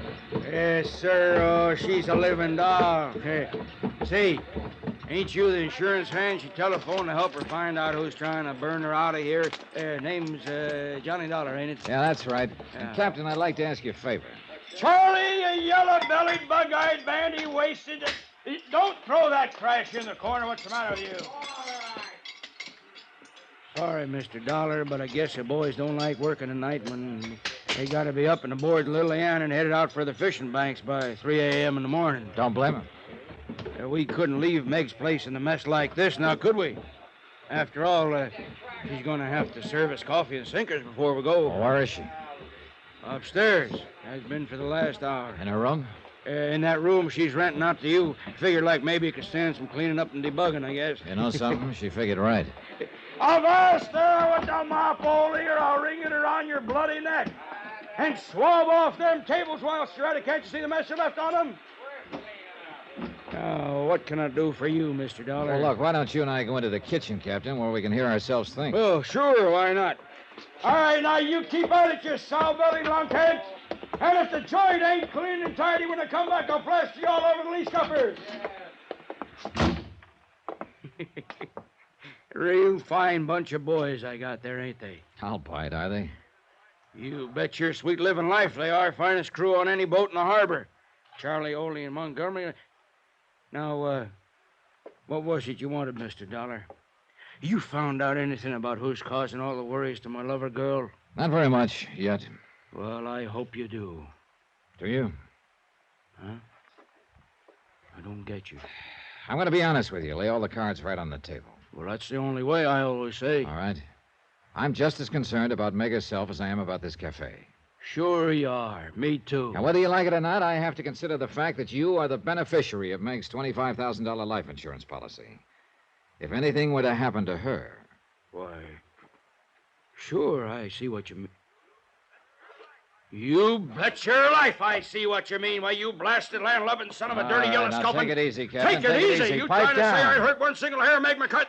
Dollar, you make crash like that, I'll swab the decks with that ornery hide of yours and feed you. Put him up! Put him up, Dollar! You want to talk to me like that, you put him pipe up! down, Captain. Let's talk sense a minute. Talk sense, yeah, but don't you go implicating that I didn't imply a thing yet. Well, I warn you, you Just don't. a minute there, Captain Billy Morgan, just a Meg, minute. Who do you think you're talking to like that, the guest of me humble establishment? Well, I'm sorry, Meg, darling, but he and was why talking ain't like... you in there helping those poor boys of yours with the cleaning up? Well, but they're almost finished up, Meg, me darling. Besides, unless you ought to get out of here and get your sleep, you'll not be worth your salt on the boat tomorrow. Meg, I'd like to talk to Captain Billy. Tomorrow.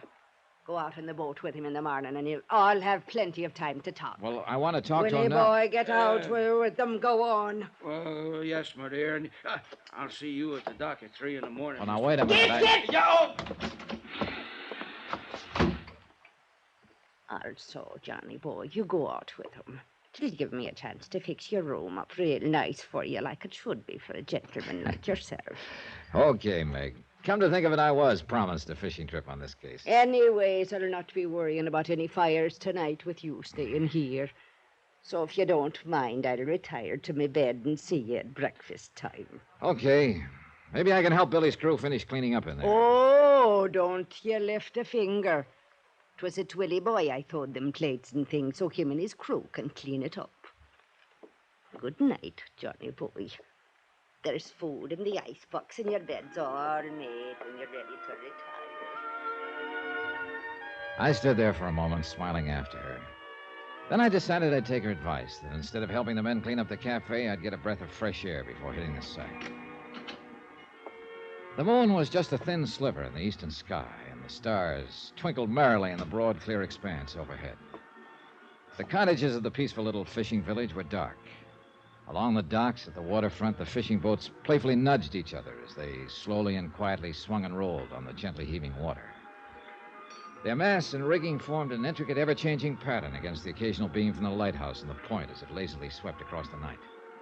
Somewhere, far out on the landward breeze, an occasional seabird called. It was all so peaceful and serene that I couldn't help wondering how trouble could ever come to a... Then I saw it. A slight movement at the front corner of the old building. A silhouette hunched over, tensely watching the front door, waiting. but waiting for home. Slowly, as quietly as possible, I crept up on whoever it was, hoping in the dim light to recognize him or her before I was discovered. Softly, I passed the side door. I could still hear the members of the crew inside at their work. But in my concentration on the person out front, I was too slow in my reaction when that side door suddenly opened behind me. Huh? What? Who are you? Oh, no, you. Oh!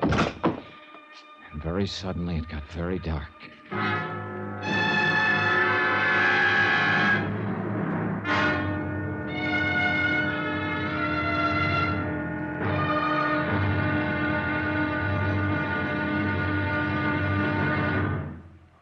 Now, here's our star to tell you about tomorrow's episode of this week's story. Tomorrow, a trip to sea on the Lily Ann that starts out like an ordinary fishing trip. But somewhere on board lurks a man with murder in his heart. And his next intended victim, me. Join us, won't you? Yours truly, Johnny Dollar.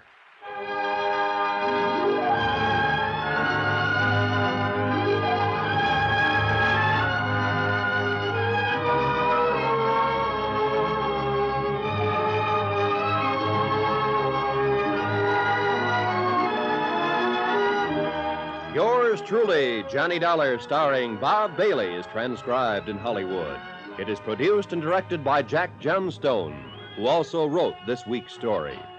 Be sure to join us tomorrow night, same time and station, for the next exciting episode of Yours truly, Johnny Dollar. Roy Rowan speaking.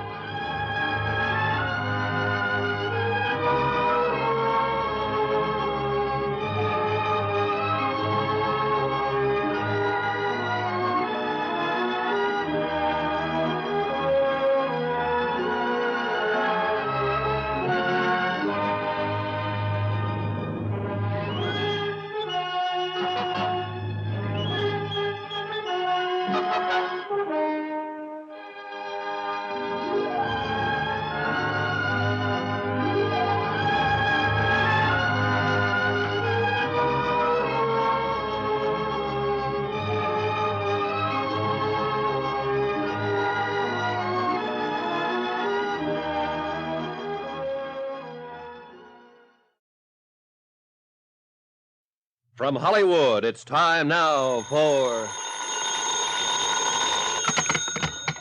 Johnny Dollar. Mr. Dollar? Oh, listen, it's after midnight, and I don't feel This so is good. Tim Beasley.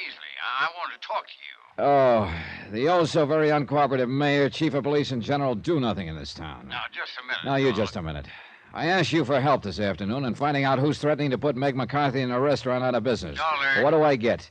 A snide warning from you that the people of Cod Harbor don't want outsiders messing in their affairs. Well, I don't believe it. If you'll only listen to me, I want to help Then you. why weren't you here a little while ago when somebody slugged me? I was. What? Who do you think picked you up in that alley and put you to bed at Meg's place? You? You want to come over here and talk to me now? I know it's late. Okay, Beasley. If my head stops spinning long enough, I'll be right over.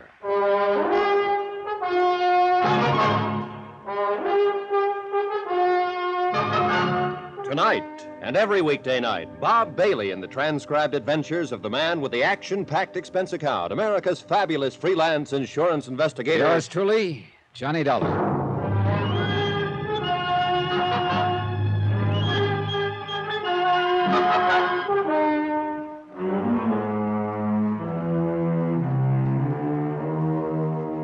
From Special Investigator Johnny Dollar, location, Cod Harbor, Massachusetts. To the Intercoastal Maritime and Life Insurance Company, Boston. Assignment, the Meg's Palace Matter. Expense account continued. Expense account? Well, so far here in Cod Harbor, there's been little need for it. Meg McCarthy had given me a small room above a restaurant and provided all the food I could eat. My own 2 feet were the only means of transportation. The only shops were along the waterfront. They were suppliers to the boats tied up at the various docks. And a motley lot of boats they were. Some were big schooners dating back to the last century and still carrying sail. There were power boats of all shapes and sorts and sizes, from 18-footers with one-lung gasoline engines to big 60 and 70-foot diesel jobs. Trouble of the sort I'd come to investigate seemed out of place in this otherwise peaceful little village.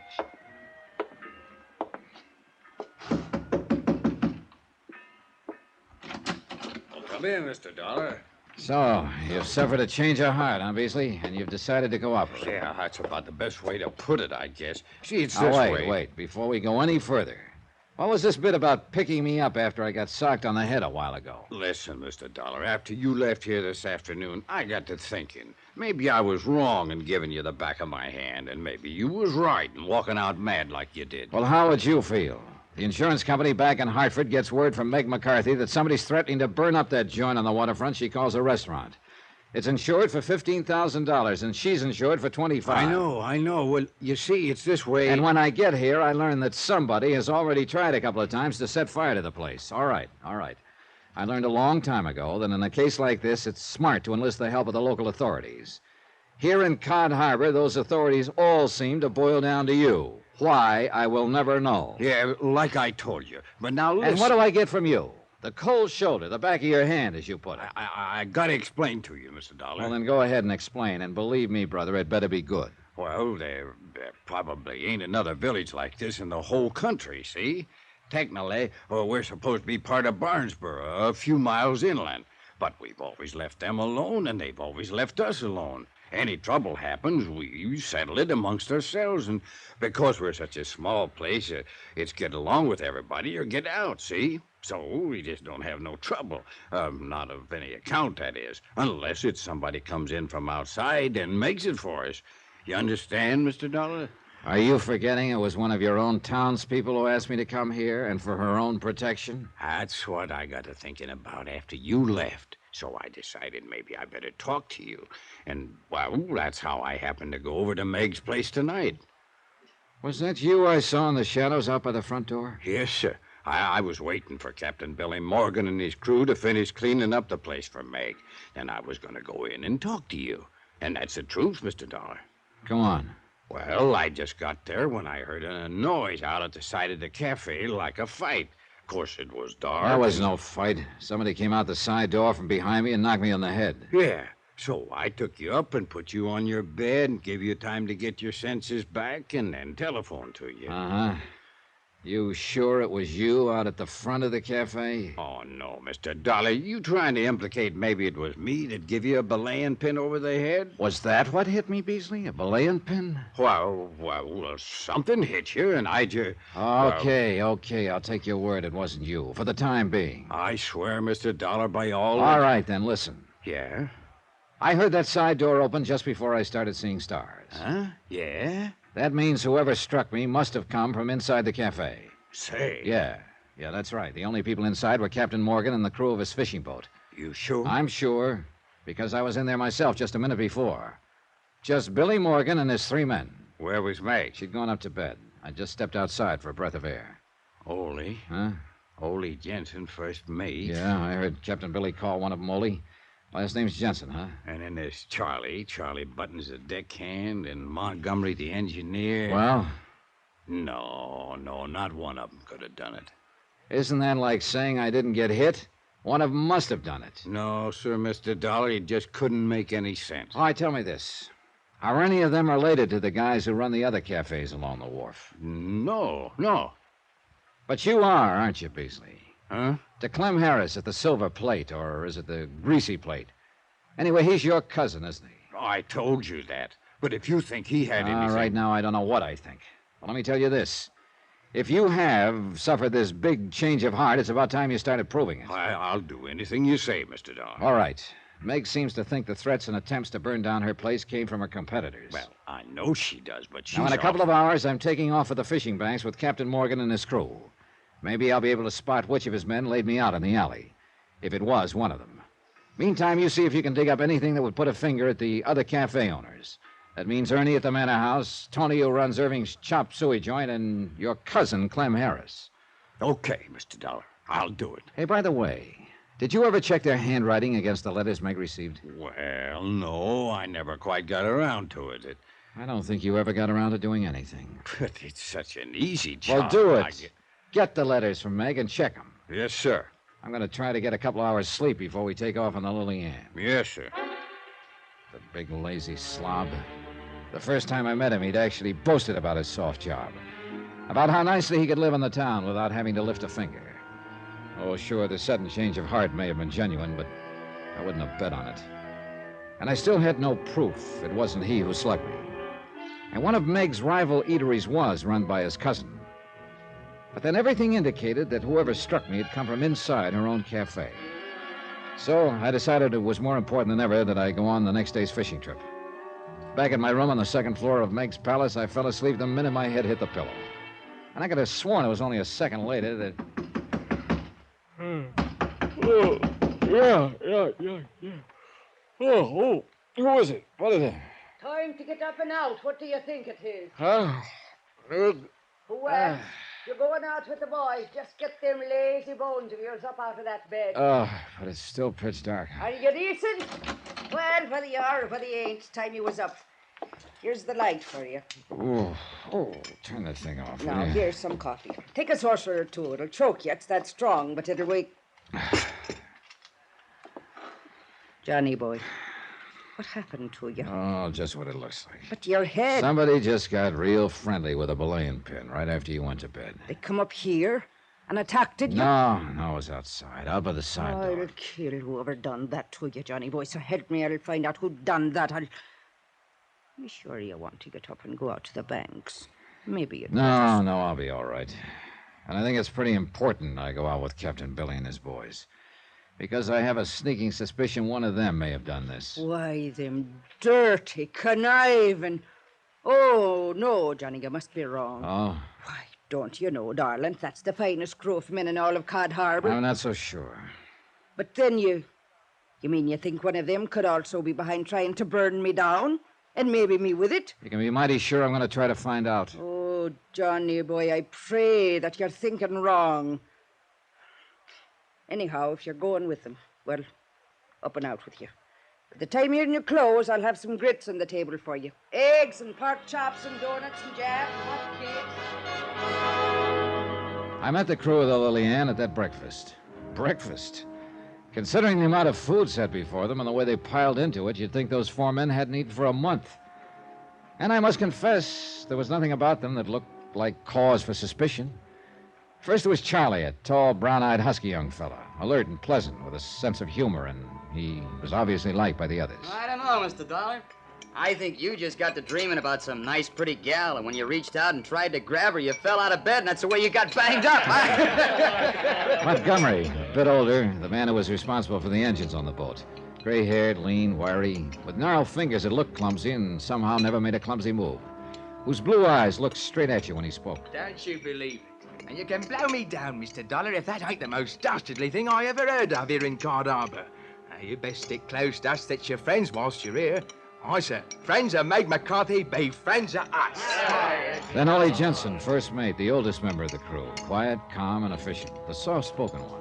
It's not for me to inquire why you're here. That business you're about, Mr. Dollar, and I don't. But I'm certain it's for the good. And any help that we can give you, you're welcome, sir. And I say the devil with all this chitter and chatter when there's fish at sea for you to catch, you lazy lunkers. Get up from that table and get to work. By the time the sun's up, the fish will all be out of your reach.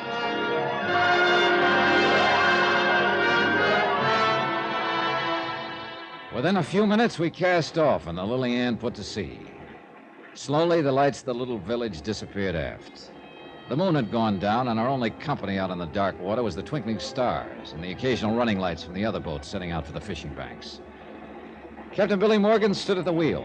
Montgomery sat athwart the engine cover and occasionally made some slight adjustment or indicated a change of throttle to the captain. Young Charlie and Ole made ready the 2 small boats and trot lines. For today, we'd go for codfish in the deep that lay along the edge of Taylor Banks. I stood alone up in the bows, looking over the curling wash as it scattered the myriad microscopic beings and gave a soft phosphorescent glow to the water gliding past. And I wondered why there had to be trouble in this world, where honest labor by honest men could do so much more. Honest men? No, not even among this crew. One of them had to be the man who'd attacked me. Was probably the one who had threatened to burn Meg McCarthy out of business. So I'd better have at it. I'd better get back aft, talk with them, watch their every move, try somehow to trap one of them into saying something that would give them away. Or maybe, who knows, give all of them away. And above all, watch my step. There was a long way back to shore. And the darkness and the sound of the engines could all too easily cover up an untoward act by one of them. It did. Before I could lift my head, a powerful pair of arms had picked me up bodily and dropped me overside. In the brief moment that I remember, I felt the strong tug from the big propellers as the water closed over me, then a terrible blow against my side. Then nothing.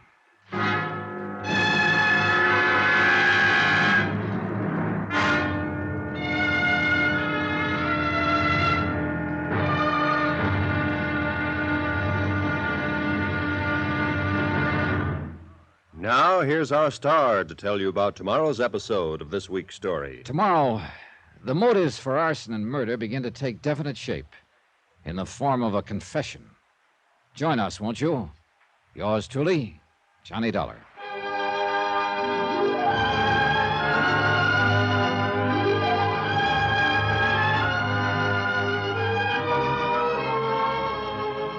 Yours truly, Johnny Dollar, starring Bob Bailey, is transcribed in Hollywood.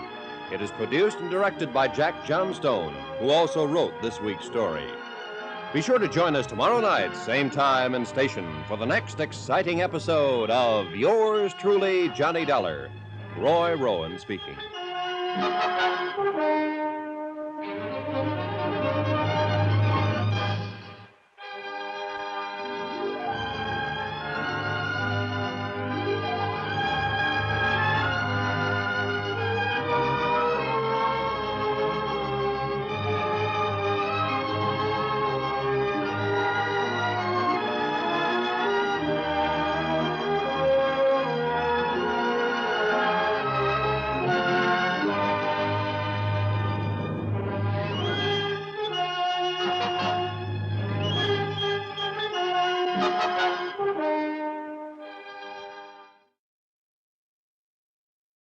From Hollywood, it's time now for...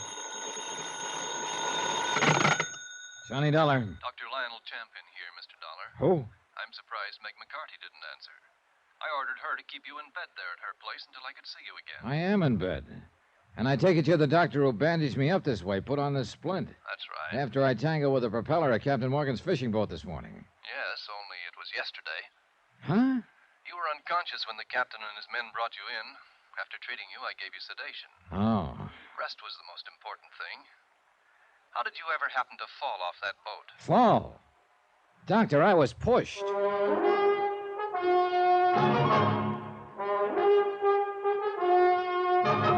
Tonight, and every weekday night, Bob Bailey in the transcribed adventures of the man with the action-packed expense account, America's fabulous freelance insurance investigator. Yours truly, Johnny Dollar.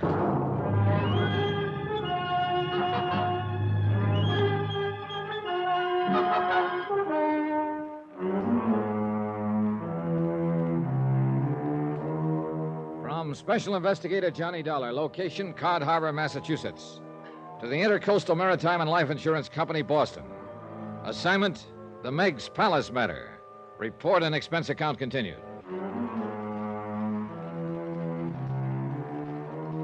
As soon as I hung up on Dr. Champion, I again checked the splint on my right leg and confirmed the suspicion that I couldn't possibly walk on it. Then, a few minutes later, Meg McCarthy came into my room. She carried a tray filled with enough food to choke a horse. And while I piled into it, she brought me up to date. Sure, it's in Barnesboro that Dr. Champion has his office. And lucky it was for you he happened to be here in Cod Harbor on his weekly visit. Oh, you were a sorry-looking mess when the men brought you in. Yesterday, the doctor said. You've been out as cold as a codfish ever since. But I can tell by the looks that the rest has done a lot for you. How do you feel? Well, matter of fact, Meg, I feel pretty good. There, you see, you've got to take it easy, like the doctor said. Just lay there and rest and sleep and eat all the good food I bring you. Yeah, except and unless I get up and going on this case. You try that and I'll lash you to the bedpost. Doctor's orders is doctor's orders, so don't you try nothing different. Yes, ma'am. Oh, it's a miracle, praise be, that propeller on the Lily Ann didn't cut you to ribbons. Captain Billy and his crew brought me back here, huh? Who else? Where are they now? Fishing out on the banks, of course. What did you expect? Don't you know they have to earn a living the same as me and you? And what about keeping up the payments on that seagoing bathtub? Precious little time they had for fishing yesterday after that fool trick you pulled falling off of her. Is that what they told you happened? Of course, what else? Meg, which of the men told you I'd fallen off the boat? Well, all of them. Only the first mate, young Charlie Montgomery, the engineer, and, of course, my Willie by himself, Captain Morgan to you. And they all told it the same way? What? Why not? Should they be after making up fairy tales? How did they tell it? You're sure that screw didn't hit you on the head, too? You lost your memory? How did they tell it, Meg? It's important. Well, whilst they went about their chores, you were standing alone up in the bows. Then they heard you yell. Yeah? Despite of the darkness, they seen you splash in the phosphorescent wake. And there you were, being sucked under by the prop. That's all. And they all told it the same? Exactly the same. Even young Charlie Buttons kept saying it over and over. I saw it all. Oh? Well, you know, like he was still struck with the fear of what might have happened to you. I wonder. Well, stop wondering and get yourself some more sleep, or the doctor will have me head. And if he does, I'll take it out on you. And believe me, Johnny boy, that will be a lot worse than the fool accident of yours ever was. Meg, listen to me. It was no accident. What? I was thrown overboard. Oh, Johnny boy, you're raving delirious out of your head. I was leaning over the rail, watching the water, and a powerful pair of arms belonging to somebody aboard that boat picked me up and tossed me over. Saints... Who? Ole Jensen, young Charlie Buttons, Montgomery, or Captain Billy himself. You start raving, Johnny. You must have got hit on the head. And I'll bet my last buck that whoever did it is the same one who slugged me in the alley, the same one who's threatened to burn you out of this place of yours. Oh, no. And the minute I get up out of this bed, Tell me something. Yes? Tim Beasley, your police chief and mayor and so on. Yes? Has he been up here to see you? That good-for-nothing blather skite, no. And what's more, if he shows his ugly face in my establishment, I'll toss him out on his beam ends. But why do you ask? Because I told him to get the threatening notes from you. Check them against the handwriting of several people here in Cod Harbor. Who? Like that sniveling cousin of his, Clem Harris, that runs the Silver Plate Cafe? Yeah, among others. Well, he ain't been here, and I won't have him here. I take it you and he don't get along. Of course we don't. Why? Because ever since his cousin Clem has been in business, Tim has threatened to close me up. For what reason? For breaking town ordinances on restaurants. The kind he enforces over to Barnesboro. Well, have you been breaking them? No more than no less than dear cousin Clem or Tony 14 or Ernie Turner does after their harsh joints. But me, he always is picking on, and why? Because I get most of the business from the fishermen. So you want a suspect in this case, Johnny boy? You've named them for me, Meg. The other cafe owners. All right, so I'll give you one. Tim Beasley and Clem Harris working in cahoots. And if it wasn't one of them waylaid you in the alley... Whoa, wait a minute. Neither of them could have been aboard the Lily Ann. Then you must have fell.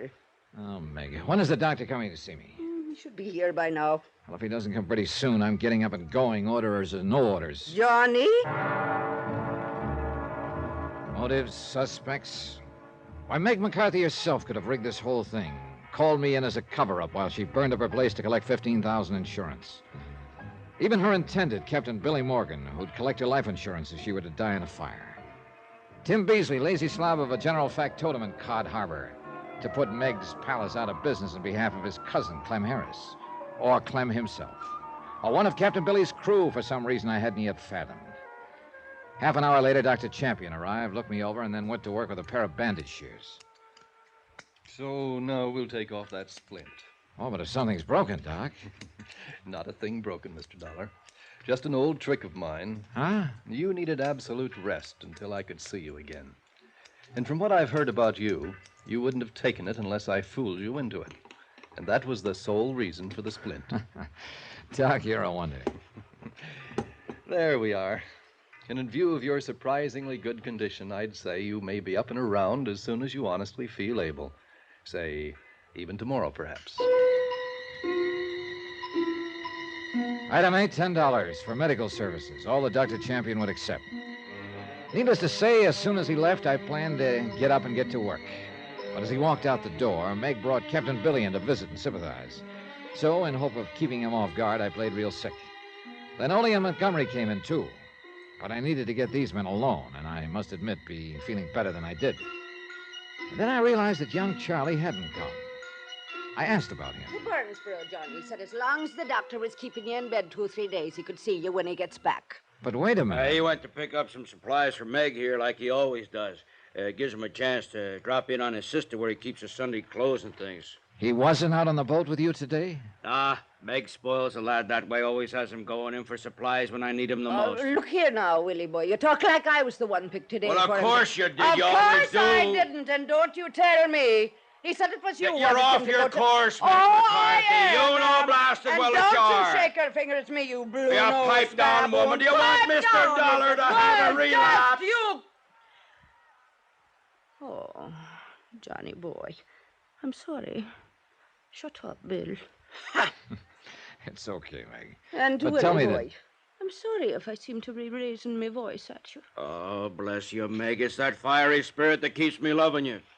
Yeah, but now, why don't we leave the poor man alone to recover, huh? Come on, boys. Yes, come on, all of you. Out you go. After you, Meg. Oh, After my, you. how polite we are. Montgomery, wait. Oh, Mr. Dollar, something I can do for you to ease your bed of pain? A little drink or something? I've a bottle aboard the Lily Ann. No, thanks. I want to talk to you about Charlie. A real fine lad he is. Now, I'm sure he'll be wanting to see you when he gets back from his visit in town. No, wait. Captain Morgan said he has a sister in Barnesboro. Do you know the address? Oh, that I do. Many's a fine meal we've had from her on our time off. Well, I want to see her. You know, just a little personal thing. Oh, then here, I'll write down the address for you. She lives in a pretty little house on the corner of Road. Maybe Montgomery was the wrong one to ask. I don't know. But I had to gamble somewhere along the line. And if my suspicions about Charlie Buttons was right, I hoped I wouldn't be too late. When Montgomery had left, I sneaked out the back door to avoid Meg and hurried over to Tim Beasley's office in the shack that functioned as Cod Harbor City Hall. He wasn't there. A woman who lived next door informed me he'd taken off in a hurry to Barnesboro. So Beasley had gone to town after Charlie. Or had he? For $25, that's item 9, I rented a creaky old truck and headed for Barnesboro. Charlie's sister's house was on a gravel road out on the edge of town. There was no other car there, so I stopped in front of the place, got out, and walked up to the front door.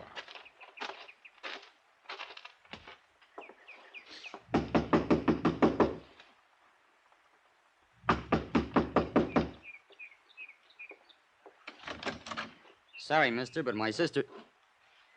Mr. Dollar. Hello, Charlie. Yeah, I meant to say, why didn't you come in? Sure glad to see you're all right, Mr. Dollar. Are you? That sure was awful. You're falling off the boat that way. What's the matter, Charlie? Aren't you feeling good? Yeah, sure. Sure I am. You look a little pale.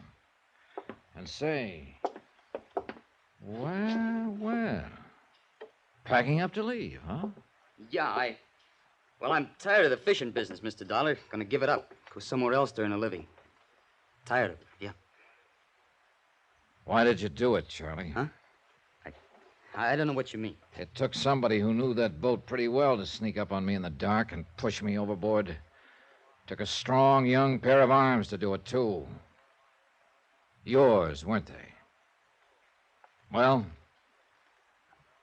I didn't want to do it, Mr. Dollar. So help me, I didn't want to. But he made me. Yeah? Who made you? He found out. He found out about me, about my record. What record? That I'd killed a man once, accidentally, when I was just a kid.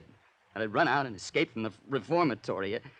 Look, now I'm grown. If they ever catch me, they'll hang me or the electric chair up for life, and he knew that. Charlie. If I didn't do anything he said, like slugging you or trying to start the fires or anything, he'd give me away. So I had to, don't you see? I couldn't help myself. He made me do everything. Charlie, who, Charlie, who? It's all right. You don't need to rough me up, Dollar. I knew I'd get caught up with someday. I'll go quiet with you. And maybe you'll help to try and get things easy for me. Charlie, who made you try to kill me? Yeah, I'll tell you. It was so he could get you out of the way and burn up Meg's palace and her with it. I'll tell you, Mr. Dollar, it was... Oh, no. Huh? There. At the window. Behind you. That old trick? Oh, no, you... Help! The boy fell against me, pinning me to the floor. And as I pushed him away, I saw the patch of red slowly spreading on the front of his shirt directly above the heart. By the time I got to the window, a car had taken off down the old gravel road and was completely obscured by a thick cloud of dust. And I wondered, I wondered for whom the shot that killed Charlie had really been intended.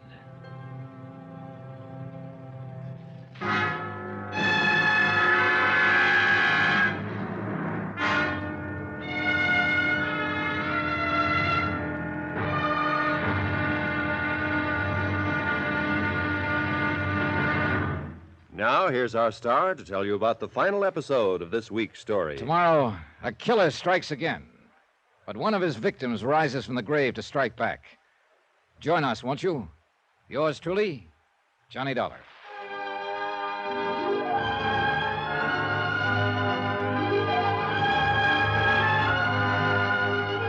Yours truly, Johnny Dollar, starring Bob Bailey, is transcribed in Hollywood.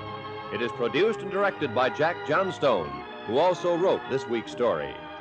Be sure to join us tomorrow night, same time and station, for the next exciting episode of Yours truly, Johnny Dollar. Roy Rowan speaking.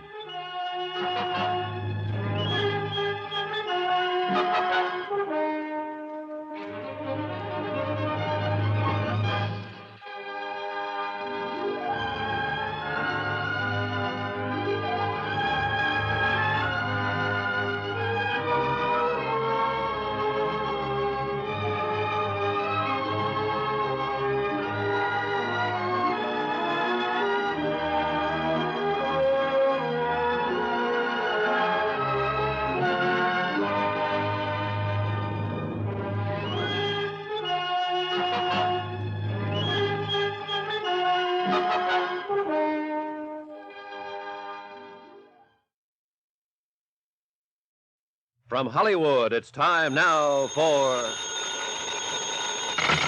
Johnny Dollar. This is Chief Walters, Barnesboro Police. You call me? Oh, yeah, Chief. I understand you're out at Sally Button's place on the edge of town. What can I do for you? Better get out here, Chief, fast. Oh? Yeah, to pick up a body.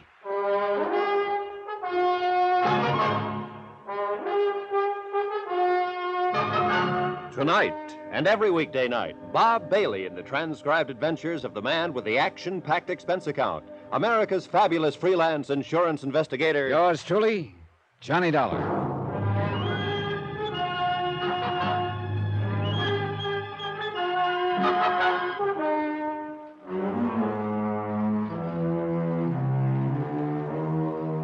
From Special Investigator Johnny Dollar, location Cod Harbor, Massachusetts, to the Intercoastal Maritime and Life Insurance Company, Boston. Assignment, the Meg's Palace Matter. Report and expense account continued. Whoever shot young Charlie Buttons there at his sister's home in Barnesboro had disappeared down the gravel road in a cloud of dust. Hence the call to the police. Chief Walters was in his late 30s and definitely on the ball. He made a quick call to the coroner, and then in his car we took off for Cod Harbor. We pretty much left him alone over there in Cod Harbor, Mr. Dollar, and so far they've always managed to keep the peace. This time... Yeah. Now listen, Chief, and I'll give it to you fast. Yes, do that. Meg McCarthy got some threats to burn her place down, notified the insurance company. They sent me out. Understandable. First night there, I spotted a prowler around the cafe. But before I could get to him, somebody slugged me from behind. You didn't know who? Not then, but the prowler turned out to be Tim Beasley, your deputy over there, I guess you'd call him. Sort of, self-appointed. Lazy lout. But didn't he know who slugged you? He said not. It was Meg herself there. She has a powerful right, Dollar. Yeah, I thought of that, too, but let me go on now. The next morning, I went out on the Lily Ann and got tossed overboard. And believe me, Chief, the propeller on one of those boats isn't much fun to tangle with. Yes, Dr. Champion told me he'd had to go over to fix you up. Yeah. Anyhow, I was sure that whoever was after me was a member of that crew. Had to be. I see. When I came to back at Meg's, I had visitors. The crew, loaded with sympathy. The crew, that is, except for Charlie Buttons. And that's why you traced him to his sister's house? Uh-huh. And, Chief, he confessed. Then I don't understand. What? He said he was forced to do those things by somebody who knew of his criminal record and was holding it over his head. Criminal record? Charlie Buttons? Yeah, it seems he killed a man once when he was just a kid. The point is, this other person threatened to expose Charlie unless Charlie did his bidding. So Charlie, not being very bright, didn't think he had a chance. You find out who this other person is? No. That's when somebody shoved a gun through the window and back of me, shot him, then took off in the proverbial cloud of dust. How are you doing on suspects? Oh, brother, too many. Meg, of course, named her rivals in the cafe business right from the beginning. Well, I wouldn't count them very good suspects. Then there's Captain Billy Morgan, her intended husband. What a pair. And if I know Captain Billy, he was just scrounging a lot of free meals. Say, incidentally, I saw him in Barnesboro just before you called. Yeah? Well, Captain Billy is beneficiary of Meg's life policy. And he still owes a lot of dough on the Lily Ann, I understand. Who else? Tim Beasley. What? Yeah. Look, Dollar, I know he's a good-for-nothing bum who's taken that job of acting mayor, acting police chief, acting everything else so he can live off the fat of the land over there. Did you also know that Clem Harris, who runs the other big cafe, is his cousin? His cousin, huh? Oh, and Beasley never kept his promise to dig up the threatening notes Meg received and compare them with the handwriting of the others. Doesn't look good, does it? What do you think, Chief? I'm beginning to wonder if Tim Beasley will be there when we get to Cod Harbor.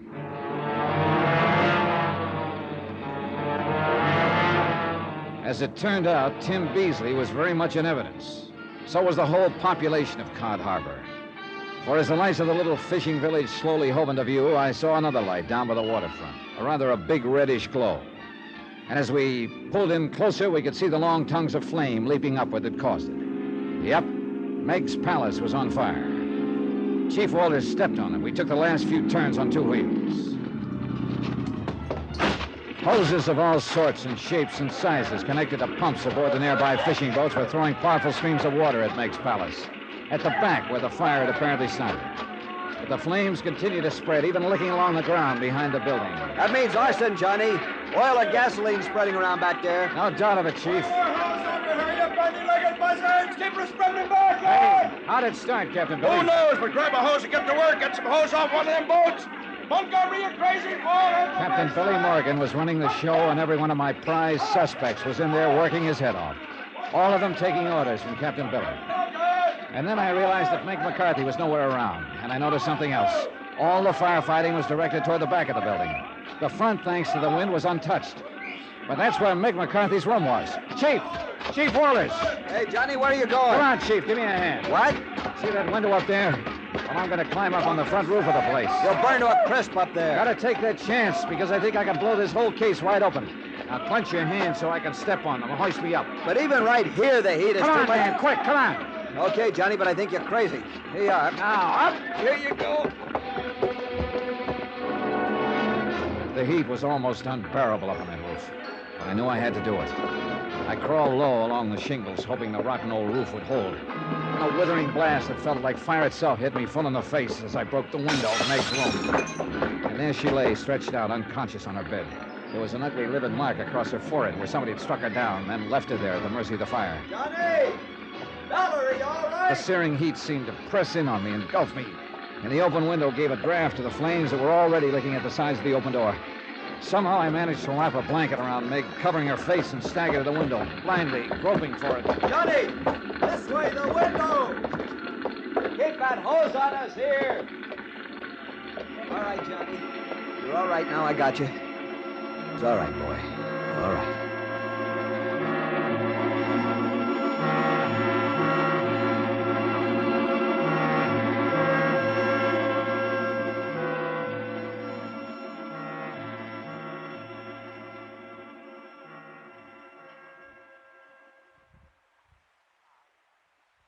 It's all right, Johnny boy.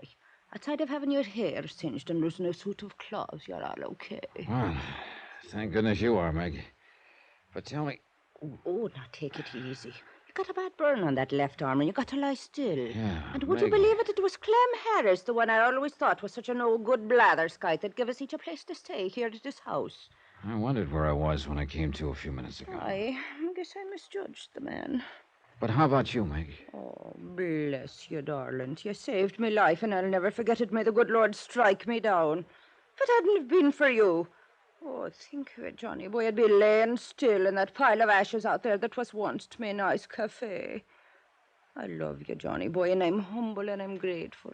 Meg, that mark on your head. Oh, the dirty, blathering spalpeen who snuck up in my room and knocked me down and left me there. I'll murderize him when I find him, that dirty conniving. You don't know who it was? How could I when he snuck up from behind me? Oh, Chief Walters, come in, sir, come in. Well, I must say, you two look pretty good, considering. Ready for a visitor, Johnny? Yeah, hi, Chief. Bring him in. Oh, now, Johnny, are you sure you want visitors until you're feeling better? Bring him in, boys. Right in here. Stop your pushing. Come on, Gil. Why, Billy boy. What's the matter with you, Willie? That look on your face. Oh, and you, Chief Waters. What was the idea of locking up my Willie boy like some dirty scoundrel of a crook when he tried so hard to save my cafe from that awful fire? Who do you think you are? All right, Meg, simmer down. Don't simmer you talk down. to me like that, you young Meg. whisker snap. Yes, darling. Well, I won't simmer down. What was the big idea arresting me that way? Who do you think you are around here? And I'm talking to you, Dollar. You went too far, Captain Billy. I went too far. You're off your course. What are you talking about? Yes, Johnny boy, if you was responsible... Quiet, Meg. Yes, sir. I'm talking about arson, Captain Billy, and murder, and the motives behind them. What? Motives. They were all over the place by half a dozen people. But yours was the strongest, by far. You're off your head. The $25,000 insurance on Meg's life. That was the Why, big you... one. Let me at him. No, just a minute. You take your hands Take off it of easy, him. Meg, or I'll have to order you out. But listen, what he's saying is that Captain Quiet! Billy was... Quiet! Yeah, let me finish this, will you, Meg? Played lover boy to her, didn't you, Captain Billy? To make sure you'd be her You're beneficiary. crazy, you dirty... It looked like you right from the first, but I couldn't be sure until I compared the writing on the threatening letters with some of your handwriting I found. Oh, no. So that's the way you found out, you dirty underhanded... Yeah, Captain, that's right. Threatening letters. To make it look like somebody else was out to get her. Her competitors, for instance. And to leave the way clear for you. Willie boy. No, I didn't. I didn't mean to... Oh, no, Willie. Tell me it ain't true. Don't touch me. Oh. Why, Billy? Why'd you do it? I had to. I had to have the money or I'd lose my... What? You mean your boat was more to you? Go on, Billy, and quiet, Meg. Fishing. Fishing was my whole life. I had to save my boat. I had to get the money for it. How else could I ever... Rotten No. bit, I tell you what. Let me at that boat. I tell you, I'll murder that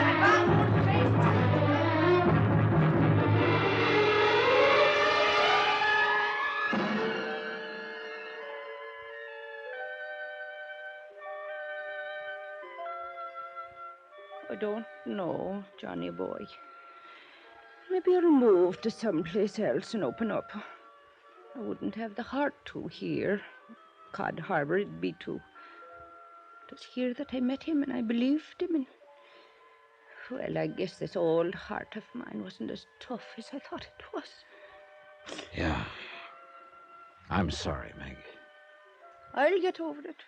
Sure I will. I'm Meg McCarthy, Johnny Dollar. No blathered idiot of a man is going to keep Meg McCarthy down. That's the... You hear me? No man on this whole earth is worth it. They're all of them just a bunch of no good, too tight. Oh, no. No, Johnny boy, not you. If only there was more of the likes of you in the world. I love you, Johnny boy. And if I were a bit younger and maybe pretty... Johnny. Yeah? Now tell me, where did you ever get the threat letters you compared the writing of? I'd have swore that I destroyed them, every one. Know something, Meg? I didn't. Huh? I never saw them. Never saw a sample of Captain Billy Morgan's writing either. You mean you... Oh, no. Huh? Well, it worked, didn't it? Aye. And it serves that conniving murder and blather scoiting... There now, Meg. Oh, Johnny. I'm afraid I really did love him.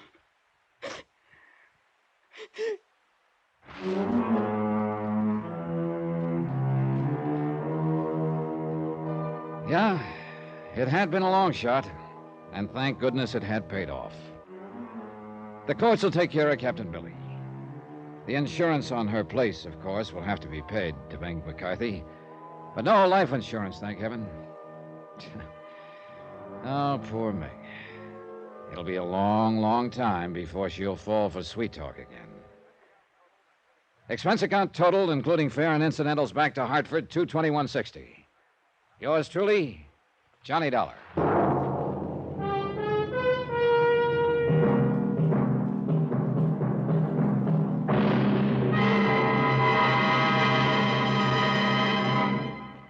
Now, here's our star to tell you about next week's story. Next week, well, they say that diamonds are a girl's best friend. But I wonder, when they're a motive for murder. Join us, won't you? Yours truly, Johnny Dollar.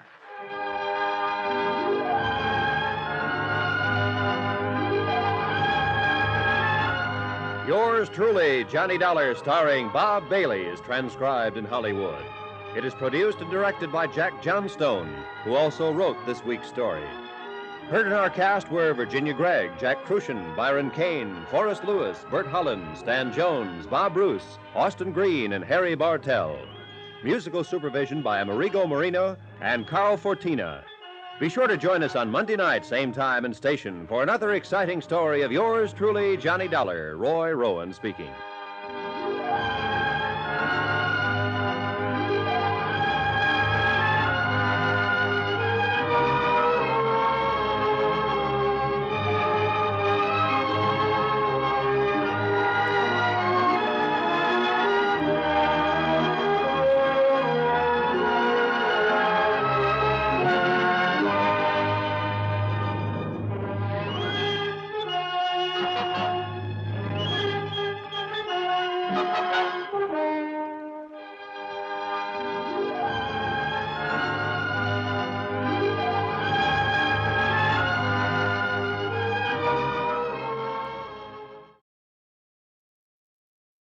From Hollywood, it's time now for Johnny Dollar. Tom Wilkins at Global Casualty, Johnny. Oh, hi, Tom. How you doing? Lousy. Right now I've got one big headache, $100,000 headache. Try an ice bag and go back to bed. A bag of ice would cure me, all right, but not the kind of ice you're thinking of. Hmm? $100,000 worth of uncut diamonds, Johnny. They've been stolen, and we wrote the policy on them. 100,000. That's a fat lot of rocks, Tom. And a fat fee if you can recover them for us. You interested? Oh, that's the understatement of the week.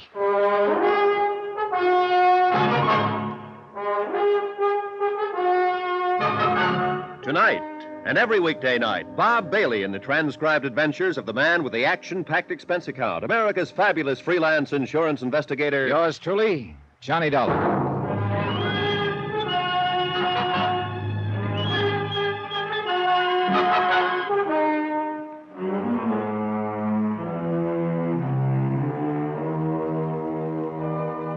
Expense account submitted by Special Investigator Johnny Dollar to the Home Office, Global Casualty, Hartford, Connecticut. Following is an account of expenditures during my investigation of the picture postcard matter.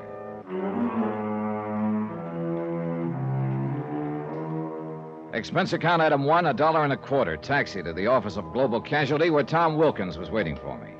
Looks like we're bucking a pretty well-organized outfit in this deal, Johnny. The way they pulled the job shows they'd planned it out pretty well. How did it happen, Tom, and where? The diamonds were being taken by special courier from Zurich, Switzerland to Amsterdam. They got lifted at the Zurich airport. How? The airport was crowded. The courier was carrying the diamonds in a leather briefcase strapped to his wrist. A fight broke out suddenly. In the confusion, the courier was slugged and the case cut loose from him. After which the fight suddenly stopped, huh? Yeah. It was obviously a rigged brawl. By the time the police arrived, the people involved had disappeared. With the uncut diamonds. Mm-hmm. Sounds like their timing was pretty good. Too good. How about the courier? He get a look at the guy who slugged him? No, it happened from behind. Anybody in the airport crowd able to describe the guys who'd rigged the brawl? Well, no clear description. Somebody mentioned that one of the men involved was stocky, sort of a bull neck. Oh, great. Probably only a couple of million people answering that description. True. Zurich police turn up anything? Not a thing. Well, look, Tom, I'm an insurance investigator, not a magician. You better get yourself another boy. Whoa, Johnny. We got one lead, and it could be enough if it's on the level. Oh? Well, let's have it. The robbery was day before yesterday. This morning, I got an airmail special delivery letter from Zurich. Here, take a look. Regarding the recent diamond matter, I have information which may enable you to recover them. For a reward. So I see. And he wants to talk to somebody about it. Yeah. And I nominate you. It's signed Sebastian. Any idea who he is? None at all. As you see, I was to reply to General Delivery in Zurich. I did. Told him you were the one. Uh-huh. How do I find him? I'll read on. You're to register at the Polo Hotel in Zurich. He or she will contact you there. You think it's on the level? I don't know. Could be a phony. Somebody trying to ace in and promote a fast buck. It's happened before. Sure, and this could be another one. But right now, it's the only lead we've got. We got to take a chance and go along with it. I can't say I care for the postscript here. Extreme caution necessary. Leads me to think there's one thing you'd better be real sure about, Johnny. What's that? That you don't get contacted by the wrong guy. And so, with the sun sinking slowly in the west and my morale slowly following suit, I said goodbye to my cheerful friend and set sail for distant shores. Item 2, $622 plane fare and incidentals to Zurich, Switzerland. It was a quiet, uneventful flight, and I had a lot of time to think. But I didn't much like what I was thinking.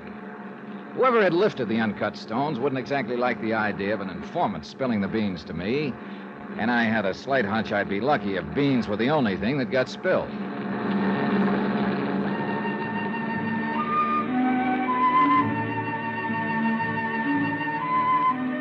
My plane landed at Zurich in the late afternoon.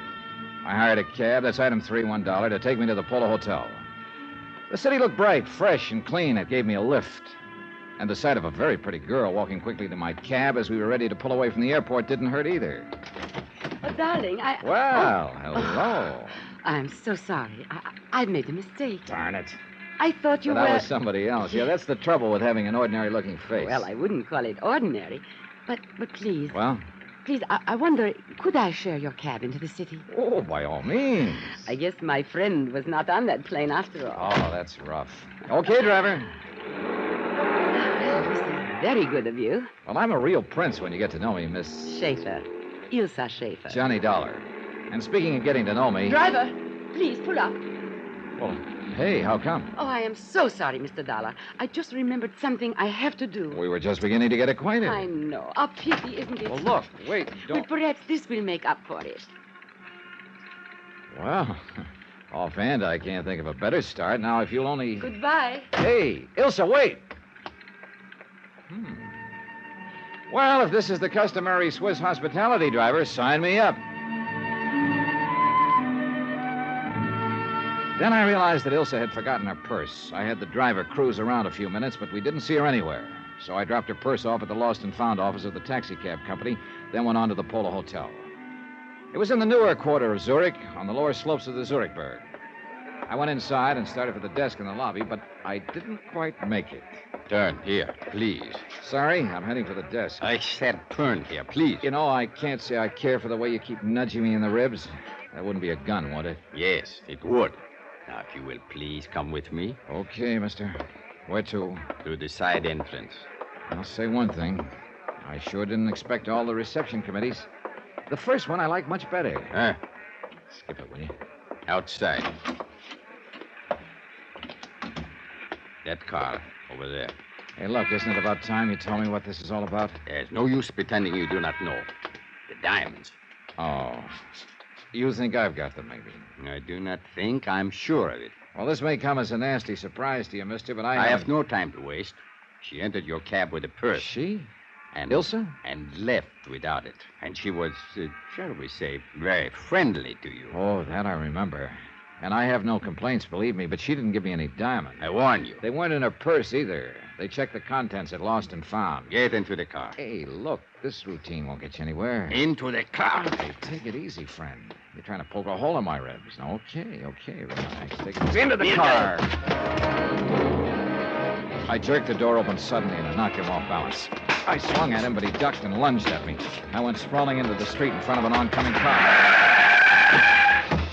One of the fenders hit me a glancing blow, and I bounced against the curb. By the time I could get to my feet again, my friend with a gun had disappeared, and so had his car. I wasn't hurt, but it took several minutes to convince the very scared cab driver who'd accidentally hit me. He should be scared. Expense account item 4, $12.75. Telephone call to Tom Wilkins at Global Casualty Bank in the States. I'm glad you called, Johnny. Any luck so far? No luck, but sure a lot of action. Well, what do you mean? Well, first off, an attractive little doll shares my cab for a few blocks, plants a kiss on me, and scrambles out, leaving her purse behind. What? Then a strong arm collars me and tells me the girl must have passed the diamonds to me in the cab. Oh, but that doesn't make sense. Well, anyway, that's what happened so far, plus my almost getting run over in the process. Look, Johnny, I knew this wouldn't be an easy assignment, but... Yeah, I know. Yeah. Don't worry, Tom. I'm still all in one piece. But I'm beginning to realize what Sebastian meant in his letter about extreme caution being necessary. Has anyone contacted you yet? No, only the aforementioned pair. No sign of this Sebastian, whoever he or she is. Well, I still don't understand Neither why... do I. Either the boys who stole the diamonds have lost them, or there's another outfit trying to get their hands on them. In which case, I'm right in the middle. Johnny, Sebastian's still our only lead. You got to give him plenty of chance to contact you. Yeah, I know. Will do. But be careful. Look, I'm with you, believe me.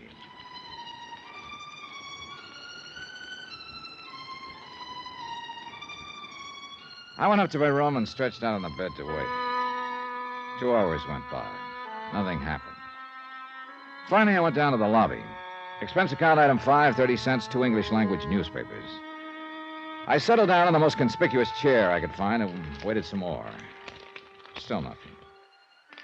I worked my way through the newspapers slowly. Then, finally, somebody came over to the chair that was back to back with mine. I took a quick look. He was well-dressed, dark wavy hair, medium height. But he paid no attention to me and started reading his newspaper. Looked like a wrong guess. Maybe I'd have to wait until tomorrow. So I started to get up. Mr. Dollar. What?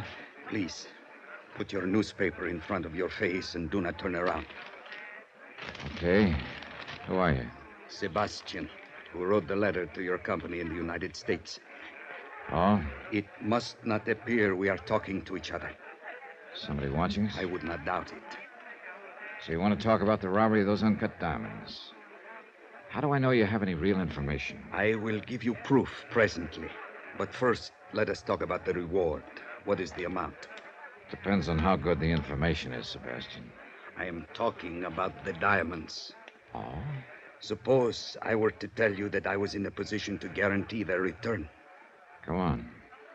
For $25,000 and no further investigation, I will arrange for the return of the diamonds. I'd have to have proof that you know what you're talking about. Of course. Let me see. My back is to you. Is it your right hand which is closest to the wall and shielded from the lobby? Yeah. Put it down beside your chair. Do not take the newspaper away from your face. Okay. Here. A picture postcard. Yes. Addressed to me, as you see. The writing's in German. What does it mean? It is the equivalent of your American expression, having wonderful time, wish you were here. Signed by F. Gruner. Who's he or she? A friend. Look at the picture on the other side. The Kleibach Inn? Yes. An inn in the town of Kleibach in the Alps, several hours from here. Hey, wait a minute. Are the diamonds at the Kleibach Inn? No. But this postcard is part of the key to their location. Part of the... Oh, now, look, Sebastian, this just isn't good enough. I can't... Shh. Someone is coming. I cannot talk further with you here. It is not safe. Oh, look, Do not worry. I will furnish all the proof you need. When? Tonight. Now listen carefully. I am going. I will leave my newspaper on the floor beside my chair. Wait a few minutes, then get up. Drop your paper, and when you pick it up, pick up mine also. Then what? On an inner page of my paper, I have written my address. Come there in 2 hours. If I am not there, wait for me. Now, just a minute. How can I... Please. There is no time for further questions. 2 hours, Mr. Dollar. In my room.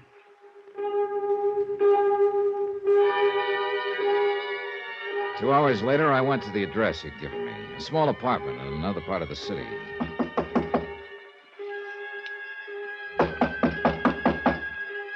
No answer. He hadn't arrived yet. I went inside and waited. 15 minutes went by. No sign of Sebastian. And then something started pecking away at my brain, a faint sound. I finally pegged it. A dripping faucet. It came from the bathroom.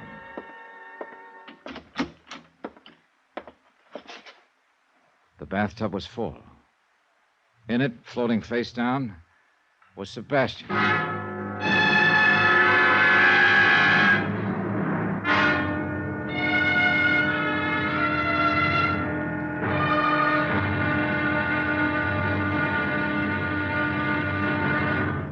Now, here's our star to tell you about tomorrow's episode of this week's story. Tomorrow, a perfect stranger wants to get acquainted, and a beautiful girl asks me to go skiing.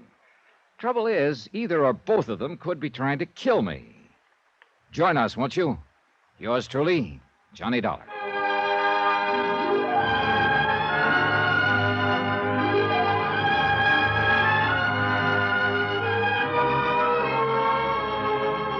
Yours Yours truly, Johnny Dollar, starring Bob Bailey, is transcribed in Hollywood. Written by Robert Reif, it is produced and directed by Jack Johnstone.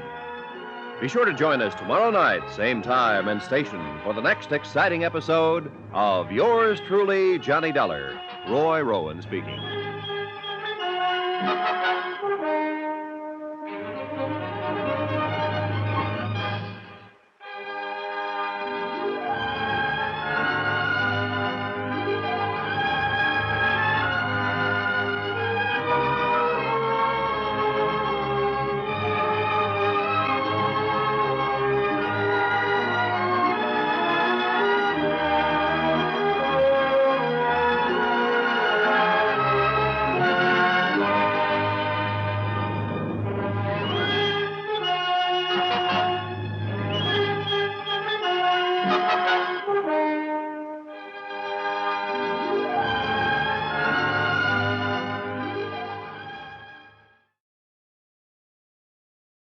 From Hollywood, it's time now for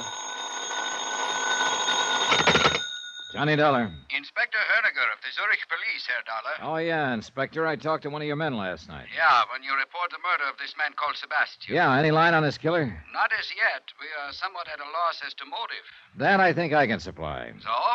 Sebastian apparently had information about the robbery of some uncut diamonds here in Zurich. So? Yeah, and he was willing to sell his information. But somebody called off the sale permanently. So find the man who lifted the stones, and we'll have Sebastian's killer. Perhaps.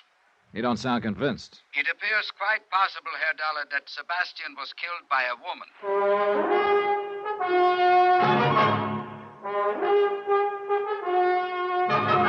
Tonight and every weekday night, Bob Bailey in the transcribed adventures of the man with the action-packed expense account, America's fabulous freelance insurance investigator. Yours truly, Johnny Dollar.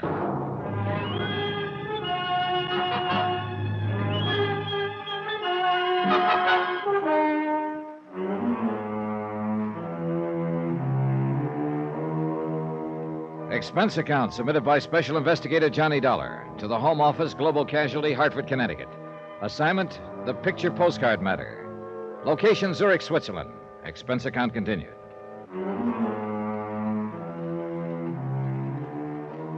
Item 6, $1 even, cab fare from the Polo Hotel to police headquarters. Inspector Herniger was a big man who moved and talked slowly. But one look at his very cold, slate-gray eyes told you his brain was moving a lot faster. Herr Dollar, I believe you told my lieutenant last evening that you were an insurance investigator. That's right, Inspector. And that you are in Zurich to investigate loss of 100,000 American dollars in diamonds at the airport a few days ago. Right. Well, perhaps you had better supply me with such background as you may have. Gladly.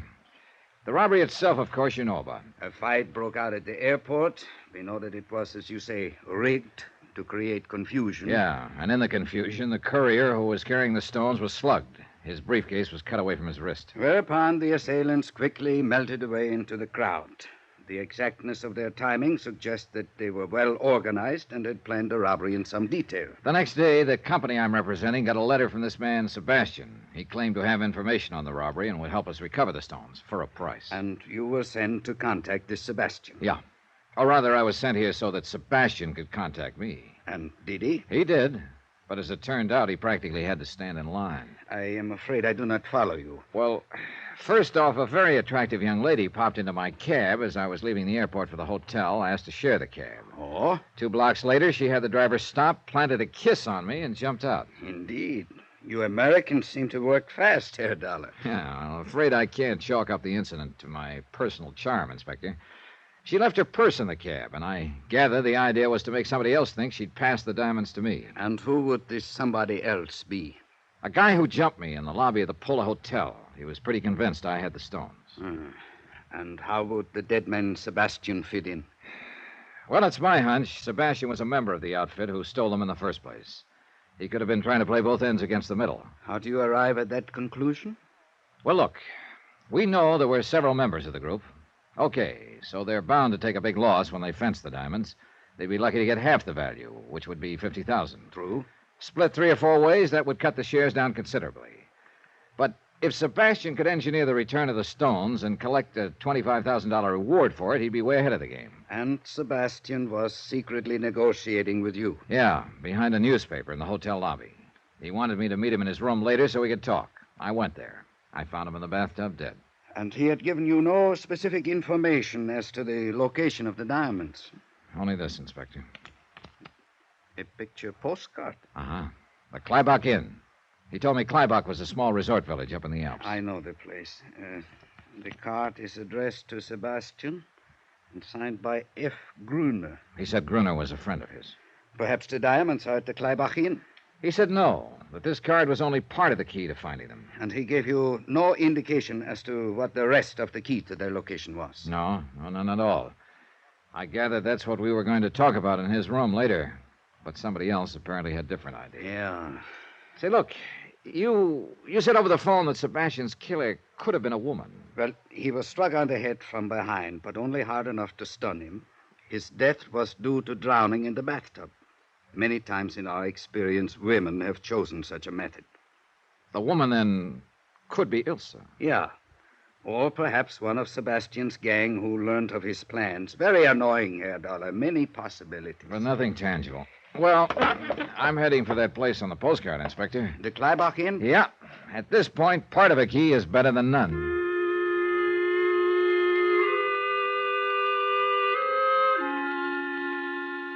Expense account item 7, $16.20 American. Transportation and incidentals to the Kleibach Inn. The postcard didn't do justice to the place. The village nestled in a little meadow below some towering peaks. Oh, above it was the inn, a chalet-type building that looked out over the valley. And it was a peaceful scene. A few cows in the meadow with jangling bells. A lot of snow on the peaks. A sky of startlingly clear blue and a few wisps of clouds nudging the peaks. Inside, the inn looked spacious and comfortable, with a friendly fire crackling in the huge fireplace, and a friendly-looking fellow behind the desk. Welcome to the Kleibach Inn. Well, thanks. Please sign here. Okay. Thank you, Herr Dollar, is it? Yeah. You the manager? Yeah, I am Otto Friedrich, your host. Well, maybe you could help me, Otto. I am at your service. All right. Take a look at this postcard. Oh, what's the matter? That is not the good picture of the inn.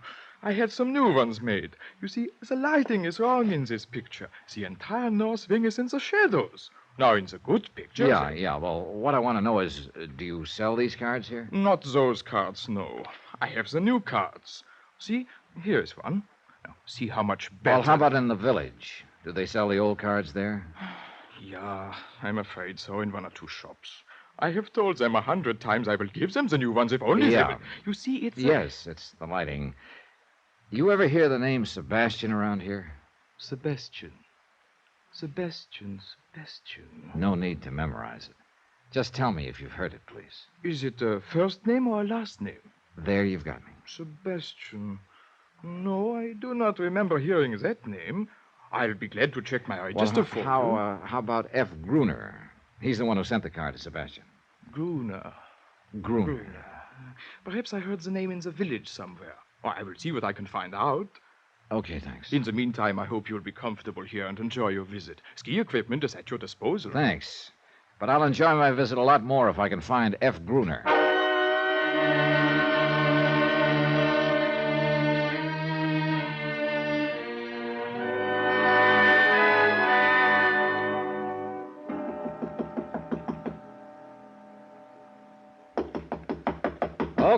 Okay, coming. Yeah? Oh, I say, I'm looking for a chap named Dollar who's supposed to be occupying this room. I'm Johnny Dollar. You? Are you certain? Reasonably. Why? Oh, what a pity. Well, I'm sorry, old man, but there's not very much I can do about it. Oh, I didn't mean that. I say you must forgive me. Must I? Well, you see, I used to know a chap in London named Dollar. Delightful fellow, really. Incidentally, I'm Geoffrey Harris. We had ripping times together. How jolly for you. And when I heard that a chap named Dollar had registered here at the inn, well, naturally, I thought it must be old Bunny. Bunny? Yes, old Bunny Dollar. Oh, Bunny was just a nickname, you see. Well, that's reassuring, Harris. You know, there is a bit of a resemblance. You wouldn't by any chance be his brother or cousin, would you? No.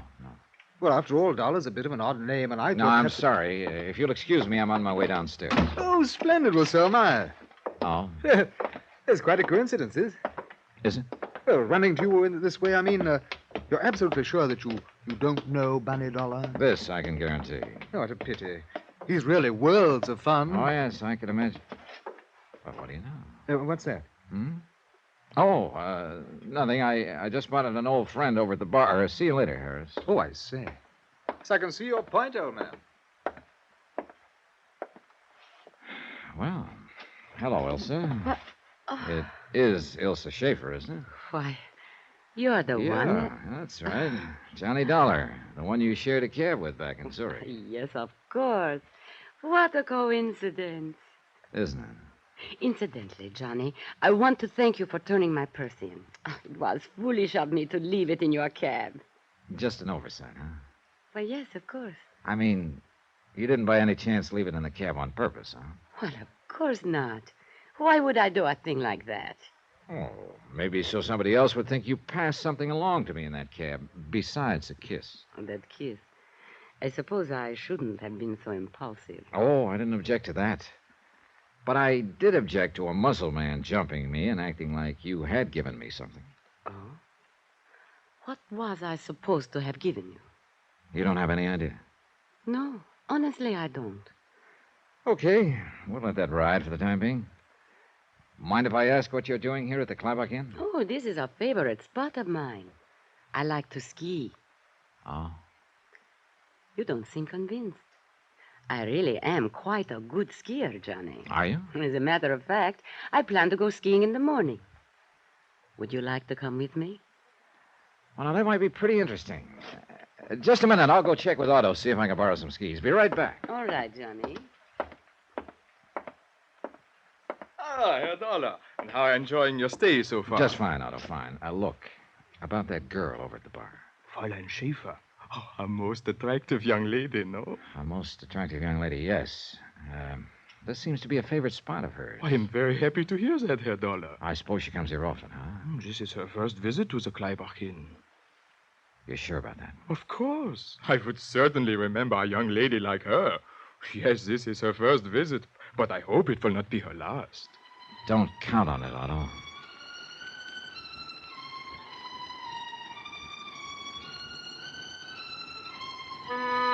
So Elsa was lying about coming here often.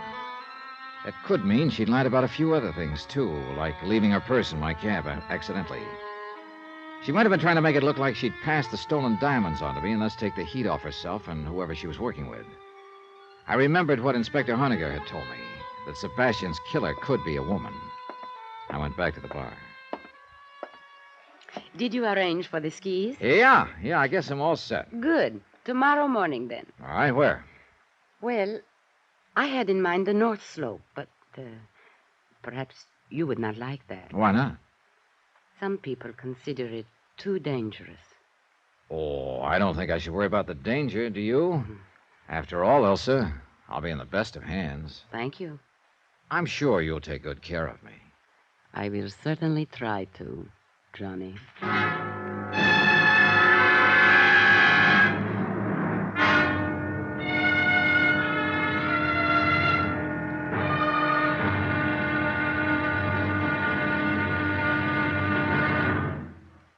Now, here's our star to tell you about tomorrow's episode of this week's story. Tomorrow, well, skiing's a strenuous sport. So is hunting. Put them together, and it's liable to kill you. Join us, won't you? Yours truly, Johnny Dollar.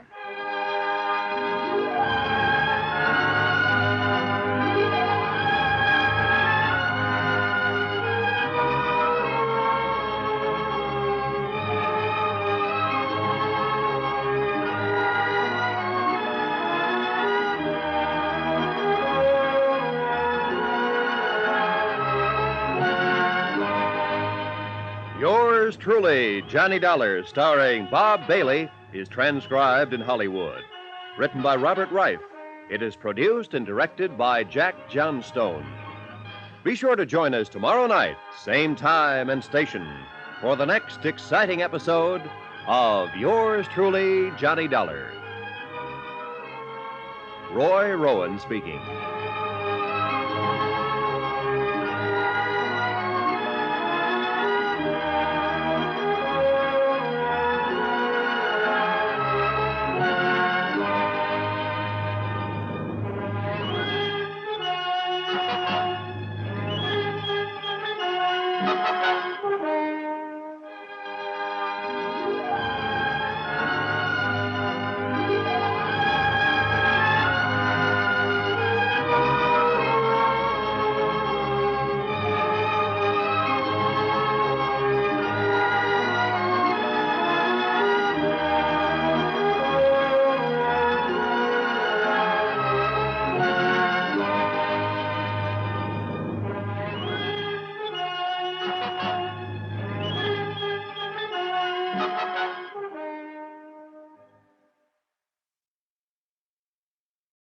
From Hollywood, it's time now for Johnny Dollar. This is Otto, the innkeeper. I have a telephone call for you from Police Inspector Honecker in Zurich. I will put him on. Go ahead.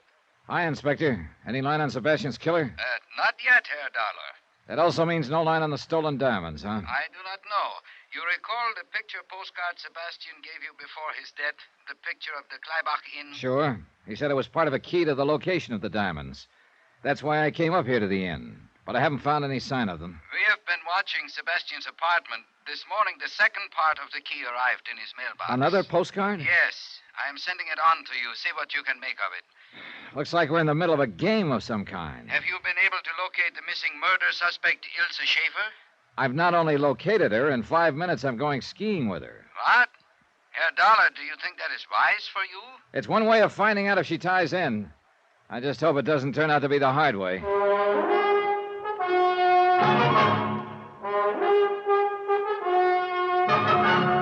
Tonight, and every weekday night, Bob Bailey in the transcribed adventures of the man with the action-packed expense account, America's fabulous freelance insurance investigator. Yours truly, Johnny Dollar.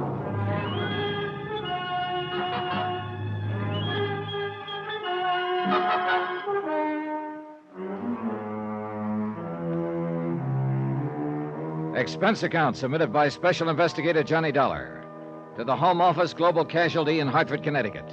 Assignment, the picture postcard matter. Location, Kleibach, Switzerland. Expense account continued. Item 7, $3 American, rental on ski equipment. Ilse Schaefer told me she'd come to Kleibach to go skiing, and I wanted to make sure that was her reason. There'd been too many coincidences about her to suit me.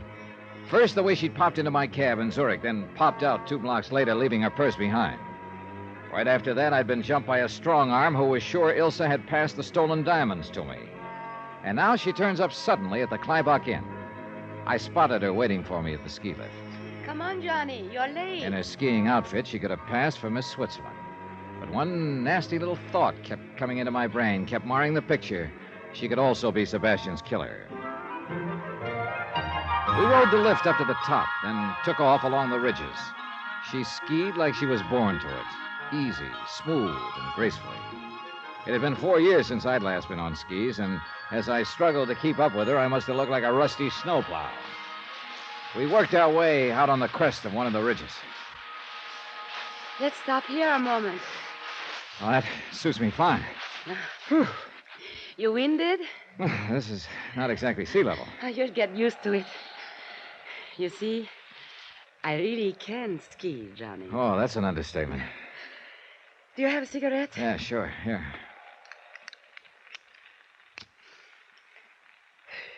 Thanks. Isn't it beautiful up here, Johnny? Yeah. You see that little dot way down there? That is the inn. A long way down. That's what I like about skiing. Everything is so remote, so far below. When you're up here, all that down there, it just doesn't exist anymore. It's always there when you get back, though. You are too practical, Johnny. But you know, it's fun being with you. Thanks. I still can't get over it. What? Well, the coincidence that I should share your cab in Zurich and then run into you again at the Kleibach Inn. But I am glad. Aren't you? Can't say that I... Johnny! Hey! Must have come from that other ridge behind the rocks. Closer. We're sitting ducks on this ridge. Quick! Down the left side of it. There is a shortcut. Let's go. Keep low, Elsa.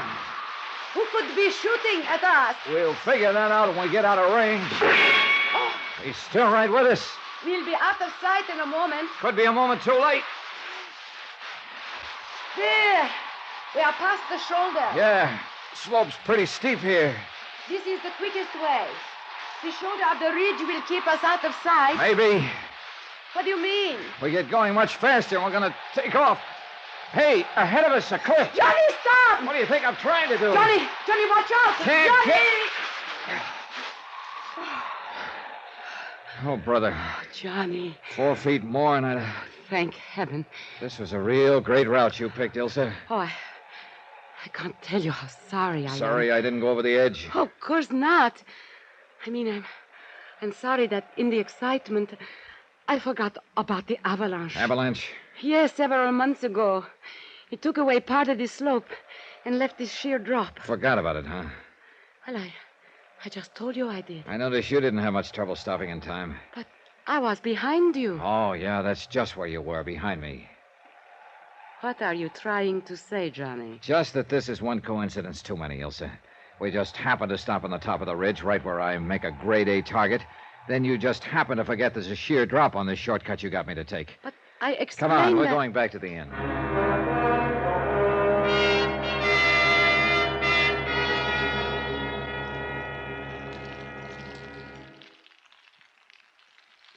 The fire feels good, doesn't it? Johnny, what is it? What's the matter? All those things you said up on the ridge. I'm waiting, Elsa. Waiting for what? For you to open up and tell me what this is all about and how you fit into the deal. Deal? Oh, cut it out, will you? You didn't just happen to share my cab back in Zurich. The whole thing was rigged so it would look like you passed those stolen diamonds along to me. Stolen? Johnny, I don't know anything about stolen diamonds. I suppose you also don't know anything about a man named Sebastian. Oh, yes, I know Sebastian. What has he got to do Or about with... his murder. Murder? Oh, no. Oh, yes. Why, I can't believe it.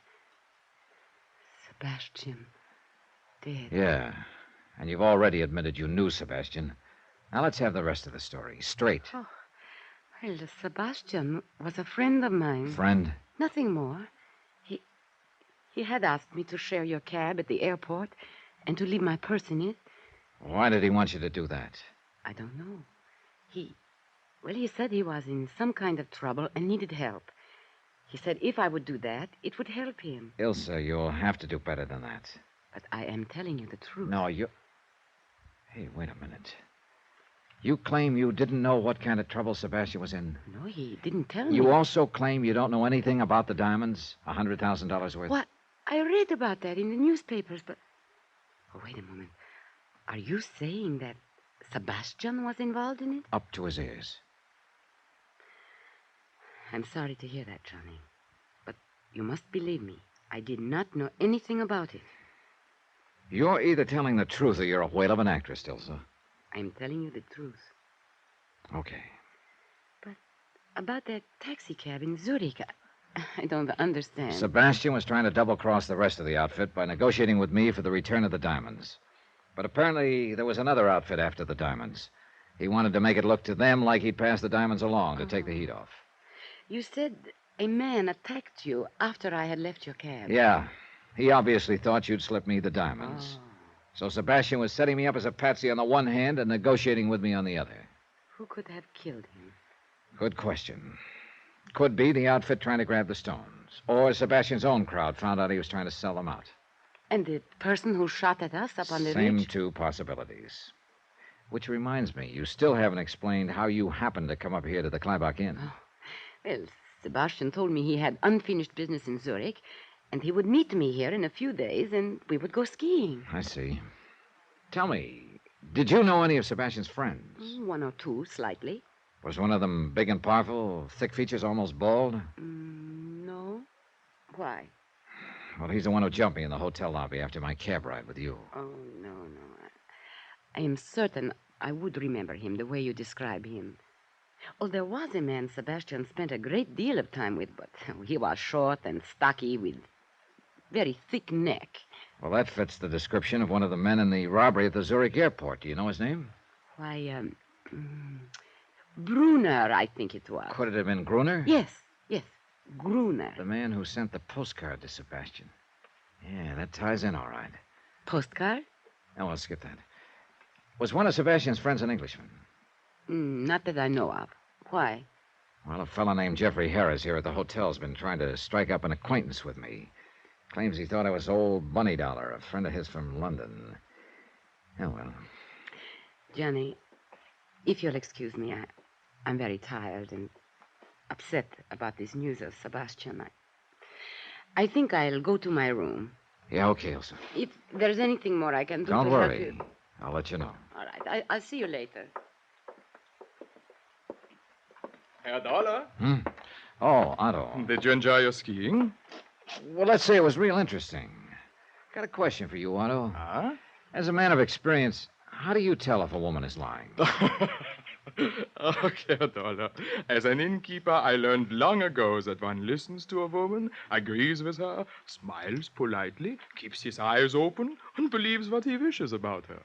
Yeah, well, I guess that's as good advice as any. Herr Dollar, this letter arrived for you from Zurich by special messenger while you were out. Oh, yeah, I was expecting it. Thanks, Otto. One more thing. Yeah?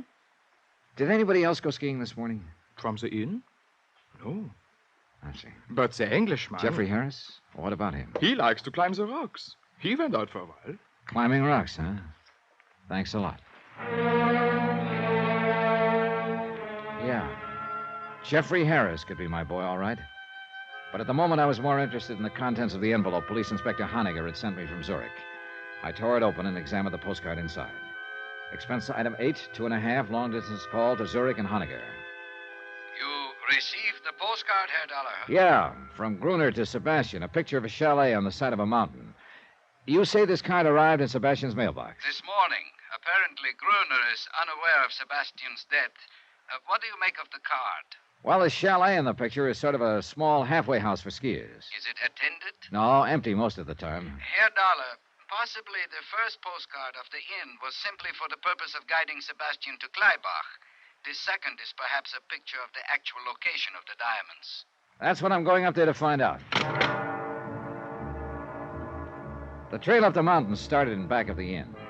I worked my way up the ridge slowly, keeping an eye on every clump of rock, just in case my friend with the rifle was still on the prowl. Near the crest, I stopped for breath. Suddenly, I spotted something moving far down the slope below me. Someone was descending from rock to rock, almost down to the inn. It was too far to tell for sure, but it looked like the Englishman, Jeffrey Harris. I started my climb again. 10 minutes later, I reached the halfway house, the place on the postcard. It was small, just a shelter, and there was no sign of life. Inside, the place was in a shambles, completely torn about. If this had been the hiding place of the stolen diamonds, somebody had sure beat me to it.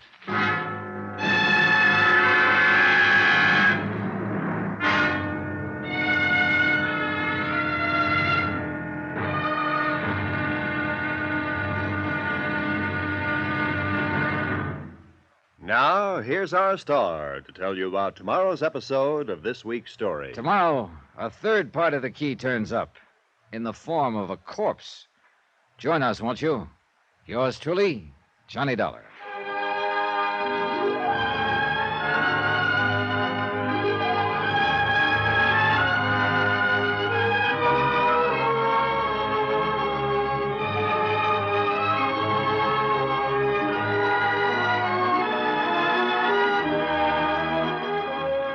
Yours truly, Johnny Dollar, starring Bob Bailey, is transcribed in Hollywood.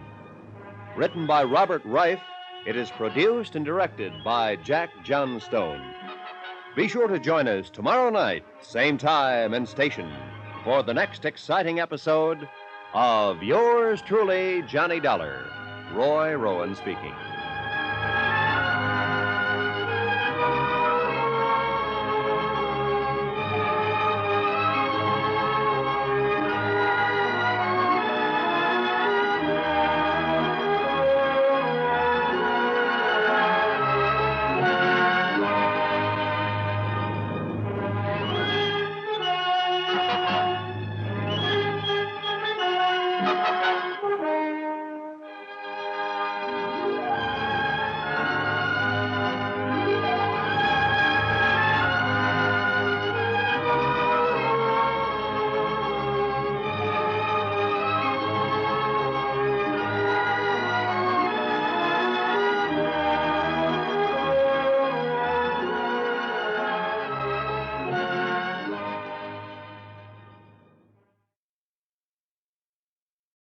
From Hollywood, it's time now for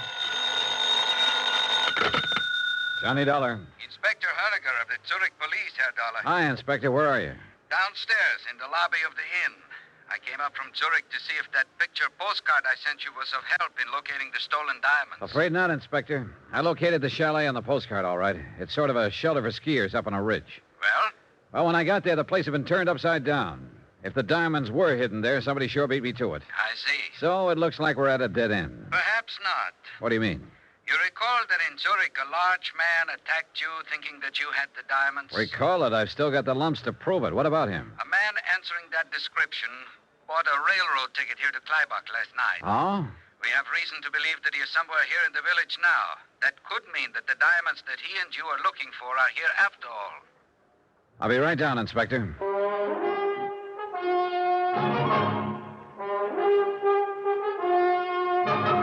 Tonight and every weekday night, Bob Bailey in the transcribed adventures of the man with the action-packed expense account, America's fabulous freelance insurance investigator. Yours truly, Johnny Dollar.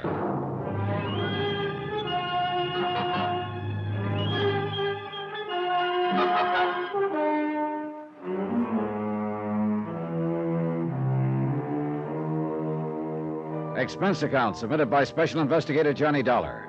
To the Home Office, Global Casualty in Hartford, Connecticut. Assignment, the picture postcard matter.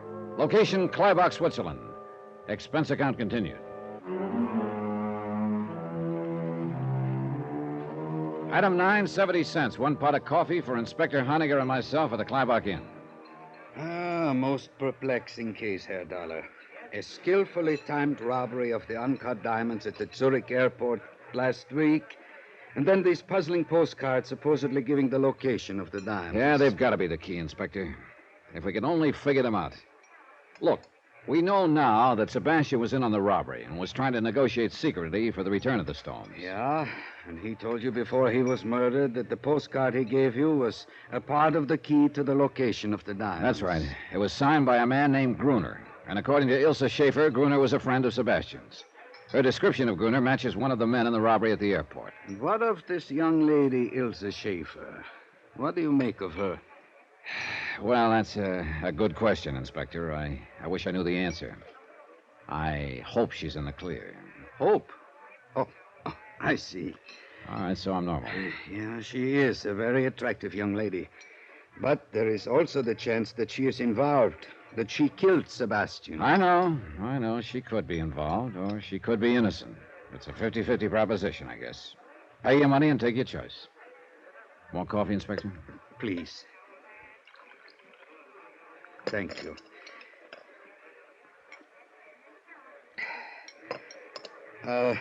What is her story? Well, I finally got her to admit she didn't share my cab in Zurich and leave her purse in it just by coincidence. It was Sebastian's idea to make it look like she'd passed something along to me. But why would Sebastian wish to make it appear that you had the diamonds if he was trying to negotiate with you for their return? That does not make sense. Actually, I think it does, Inspector. It could go together this way. After the robbery, the gang split up. Gruner was to hide the diamonds, then get word to Sebastian as to their location. Of this much, we are fairly certain. Okay. But now, Sebastian gets the bright idea of double-crossing his buddies. He gets in touch with the insurance company I represent, and they send me to Zurich to negotiate with him. I still do not... In the meantime, though, another outfit has moved into the picture and is trying to grab the stones from Sebastian and his boys. Yeah, that would explain many things. Sure it would. That's why he rigged that deal with Ilse in my taxicab, to make it look to the other outfit like I had the stones. That would take them off his neck for a while. Yeah, he was playing me for a patsy. But I've got to admit it was a pretty fair scheme. Then later, Sebastian contacts you and gives you the first postcard. Mm-hmm. He tells you it is part of the key to the location of the diamonds. That's right. But Sebastian didn't move fast enough, so he wound up dead. But his confederate Gruner sent him a second card. Probably mailed before Sebastian was killed. It is possible. Now, the first postcard is a picture of this Kleibach Inn. Yeah, and according to Watto, the innkeeper, it's not the best picture of the inn. I asked him about Gruner. He said he thought he'd heard the name somewhere, but that Gruner hadn't been a guest here. Perhaps he is down in the village. Well, I'm going to check that today. But if the diamonds are in the village, why the postcard of the inn? And why the second postcard of the ski hut on the ridge? I do not know. Is there anybody here at the inn that you suspect of being an accomplice of Gruner and Sebastian? Ilse Schaefer, for one. She claims Sebastian told her he'd meet her here in a few days for some skiing. I see. Anyone else? An Englishman named Jeffrey Harris. He seems pretty interested in me. Claims he thought I was a friend of his from London. He might be telling the truth. Yeah, he might be. But I found out he likes to climb mountains. And he was up there somewhere this morning when Ilse and I were skiing and got shot at. Do you think Fräulein Schaefer could have maneuvered you into that position? Well, if she did, she had a lot of confidence in the marksmanship of her buddy in the rocks. And you told me she suggested a route of escape which ended suddenly at a cliff. Which I almost went off of. Yeah, Inspector, I hate to say it, but she could be the one. And I've got to find out one way or the other. Which means I'm going to stick pretty close to her for the time being. I gather that prospect is not entirely unpleasant to you. But be careful, Herr Dollar. She could be dangerous. So could Jeffrey Harris. On my way to the ski hut this afternoon, I spotted him down the mountain from me. And the ski hut had been torn apart. Yeah. If the diamonds were there, they're gone now. And Harris could be the boy who beat me to them. If he or anybody attempts to leave Kleibach, one of my men at the railroad station will report it. Well, I must be getting back to Zurich, Herr Dollar. Who knows? Perhaps these postcards are just decoys. And the stones are still in Zurich? No, I'd bet my bottom dollar they're here in Kleibach somewhere. If I could only figure out the meaning of those postcards. Yeah. Otherwise, why would the man who attacked you in Zurich have come here? He must be hiding out in the village somewhere. Well, perhaps I can turn up something else of help in Zurich. Right now, Inspector, anything would be of help, believe me. After Inspector Honegger left, I studied the postcards again, but I got nowhere. One of the inn, the other the ski hut. But what did they mean? I went out on the balcony outside my room and looked up at the mountains. But I couldn't see the ski hut from there. A ridge was in the way. I did see something else, though. 3 rooms down the balcony, Jeffrey Harris's French doors were open. His room was empty. So I decided to have a look. I wasn't sure just what I was looking for. Something, anything that would indicate whether or not Harris was involved in the whole thing. I worked my way to the closet, turning up one big nothing. His clothes were hung neatly in place, and in one corner was stacked some climbing gear. I reached around behind it, and my hand touched metal. I pulled it into view. A rifle with a telescopic sight. I sniffed at the barrel. The gun had been fired recently.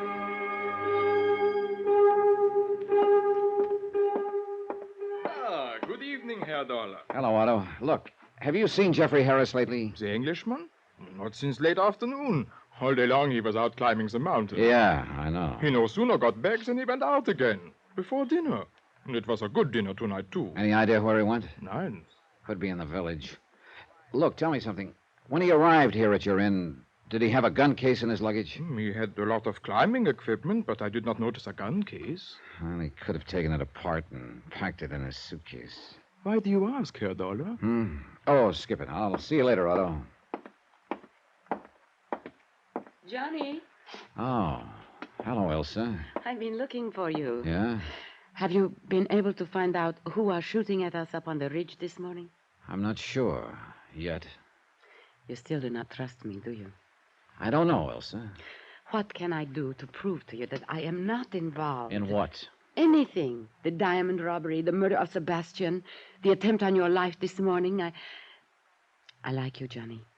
I don't want you thinking such things about me. Look, let's talk about it later on. Why not now? I have to go into the village. Well, perhaps I could go with you, Johnny. Do you mind? No. Matter of fact, that might be a good idea.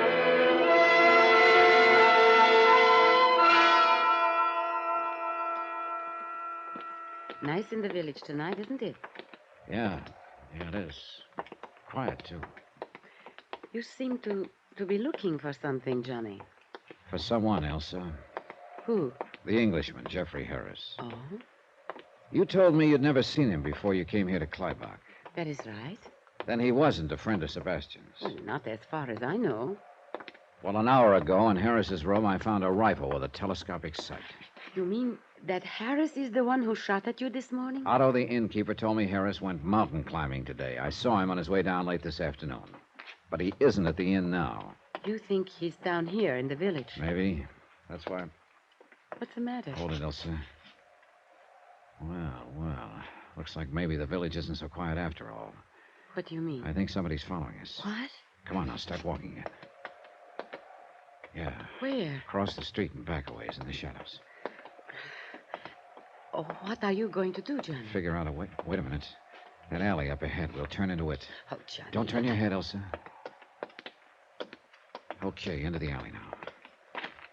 Good. He can't see us here. Who do you think it is? I don't know. Gruner, Jeffrey Harris, even the guy who jumped me back in Zurich thinking I had the diamonds. Keep going. You think he'll come into this alley? That's what I'm hoping. All right, now here we are. The doorway here. It'll do very nicely.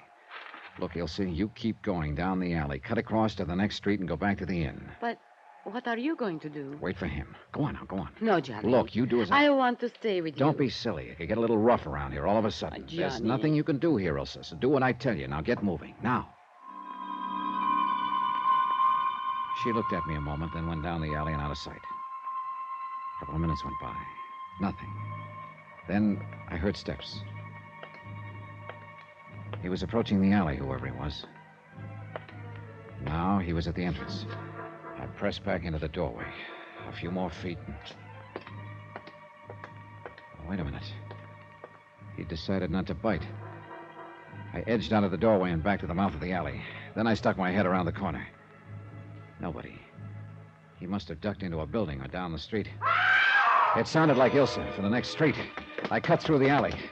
Then I spotted a couple of people in front of a small hotel down the street. They were jabbering excitedly. There was a man crumpled up on the ground. Ilse saw me and ran over. Johnny. Oh, Johnny. What's the matter, Ilse? He fell out of the upstairs window, almost in front of me. Who is it? It's Sebastian's friend, Gruner. Gruner. The guy who'd been writing postcards to Sebastian. Gruner. The only man in the world who knew where the diamonds were hidden. My one lead. Dead.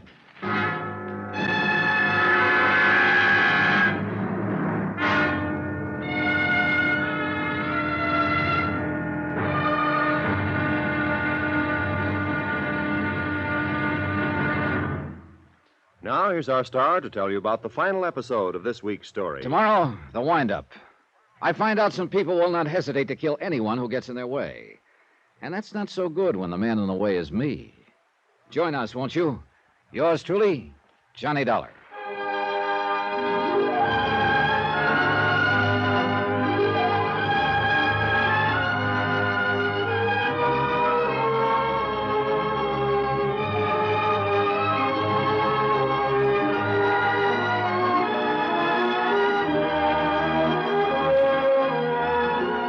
Truly, Johnny Dollar, starring Bob Bailey, is transcribed in Hollywood. Written by Robert Reif, it is produced and directed by Jack Johnstone. Be sure to join us tomorrow night, same time and station, for the next exciting episode of Yours Truly, Johnny Dollar. Roy Rowan speaking.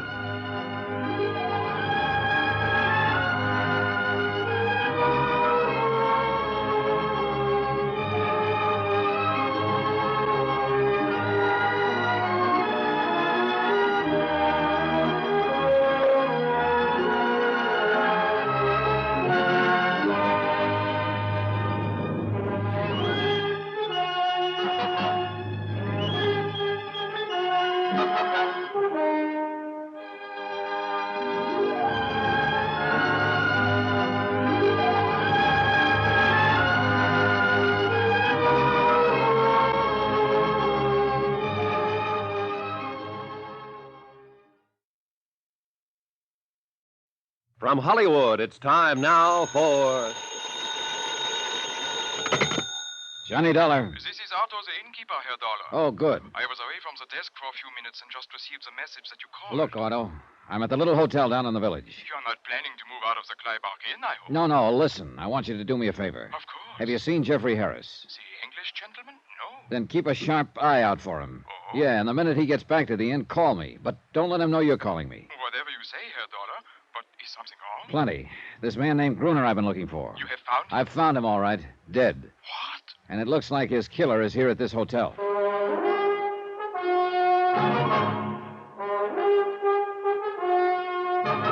Tonight and every weekday night, Bob Bailey in the transcribed adventures of the man with the action-packed expense account, America's fabulous freelance insurance investigator. Yours truly, Johnny Dollar.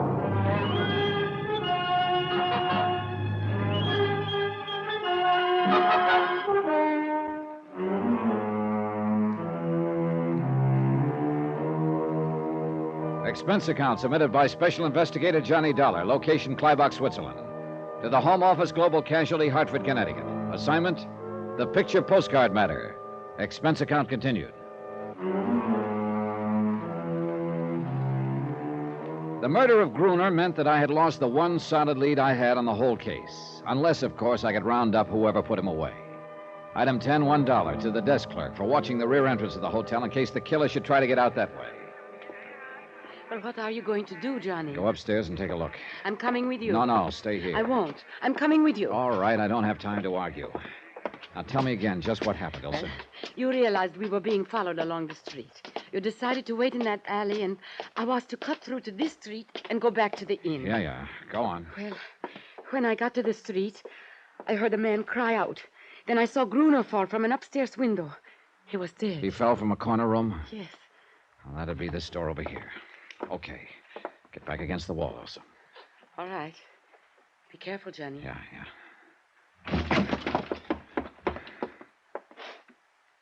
Empty.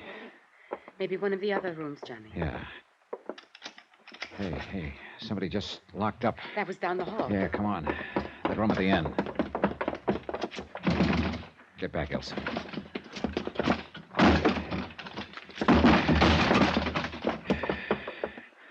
Gone. The window. Yeah. Oh, great. A fire escape. Uh-oh. You see someone, Just Johnny? a flash as he disappeared around the corner. Could you recognize There him? wasn't much light, but it looked like the big boy who jumped me back in Zurich. Then it was he who killed Gruner. Could be. And Gruner was my last lead to those stolen diamonds. You think that man who got away now has them? I don't know. If he does and tries to leave town, Inspector Honegger's man will pick him up at the railroad station. Well, let's go back to the inn. We did. But only because it meant being someplace where I could quietly sit down and think. Try to put together and make sense out of what meager information I had. But the more I thought about it, the more I realized that I was stymied. More coffee, Johnny? No, thanks, no. What's the matter, Johnny? Oh, what's the matter is I'm beat. The stolen diamonds. The stolen diamonds. Unless I can figure out the meaning of those picture postcards Gruner sent to Sebastian, I'm licked. And so far, I've drawn nothing but big blanks on them. Postcard? You didn't say anything to me about postcards. I know, Elsa. Well, look, you may as well know it. Right now, you're about my last hope. You claim you weren't involved in any of this, that you want to help me. Oh, yes, Johnny, and I mean it. Okay, here's your chance to prove it. How? Take a look at these postcards. They're all addressed to your dead pal, Sebastian. Sent to him by Gruner. That's right. A picture of the Kleibach Inn here, and a picture of the ski hut on the ridge. Do they mean anything to you? Well, we are staying here at the inn, and I have seen the ski hut on the ridge. Beyond that, nothing. You're sure? Yes. What is it all about, Johnny? The postcards, I mean. Sebastian and Gruner were together in the diamond robbery back in Zurich. Then they split up. Gruner hid the diamonds and sent these postcards to Sebastian. They're supposed to be the key to the location of the diamonds. And now both Sebastian and Gruner are dead. Which means that if I can't figure out this key, I'll probably never recover those stones. You told me this morning you thought there were others after the diamonds. Yeah, and they probably knocked off Sebastian and Gruner trying to get them. These postcards, the inn and the ski hut. Have you searched this inn? As well as I could. And the ski hut? When I got there, the place had been ransacked. Somebody beat me to it. I saw Jeffrey Harris in the vicinity on my way up to the hut. The Englishman? Yeah. He could be my boy. Maybe whoever knocked off Gruner in the village was working for him. Maybe Mr. Harris already has the diamonds then. I hope to find out if and when he comes back here to the inn. I somehow doubt that he's found them, though. They went after Gruner after the ski hut was ransacked. And that would indicate they are still looking for them. Yes. The inn and the ski hut. Wait, Johnny. Perhaps the diamonds are somewhere on a line between the two places. I thought of that, but it doesn't work. You can't see the ski hut from here at the inn. A ridge cuts it off. And where on the line between the two? They're about 5 miles apart. I wonder if... Hold it, Elsa. What is it? Jeffrey Harris, just coming in. See you later, Elsa. Well, it's the dollar chap. Yeah, that's right, Harris. The dollar chap. Enjoying your stay at Clyback, old man? Well, let's say it's been interesting. Delightful place, really. I'm a bit of a mountain climber, you know. Yeah, I know. Oh, you do? Oh, I didn't think my reputation had spread that much. Oh, I'm really just an amateur, but it's great fun. You did some climbing today, I believe. Yes, matter of fact, I did. Splendid face of rock up there. It gave me quite a workout. And you were down in the village this evening? Oh, yes. I say, old chap, you seem to be rather an inquisitive sort. Why all the questions, huh? Well, this morning I got shot at up on the ridge. What's that? This evening a man was murdered in the village. Both times you were in the vicinity. Oh, now, look here, Dollar. Let's not be absurd, right? I'm sorry that someone was potting away at you this morning, but I assure you I had nothing to do with it, and I didn't even know about the murder in the village. Plus the fact you've been pretty interested in me ever since I arrived here at the inn. Yes, but I've explained all that. I thought at first that you might be my old friend Bunny Dollar from London. Look, let's quit talking about old Bunny Dollar and start talking about that rifle of yours with a telescopic sight. Oh, don't be ridiculous, old boy. I don't have any rifle. Well, I just happened to have found one in your closet today. I say, you are a snooper, aren't you?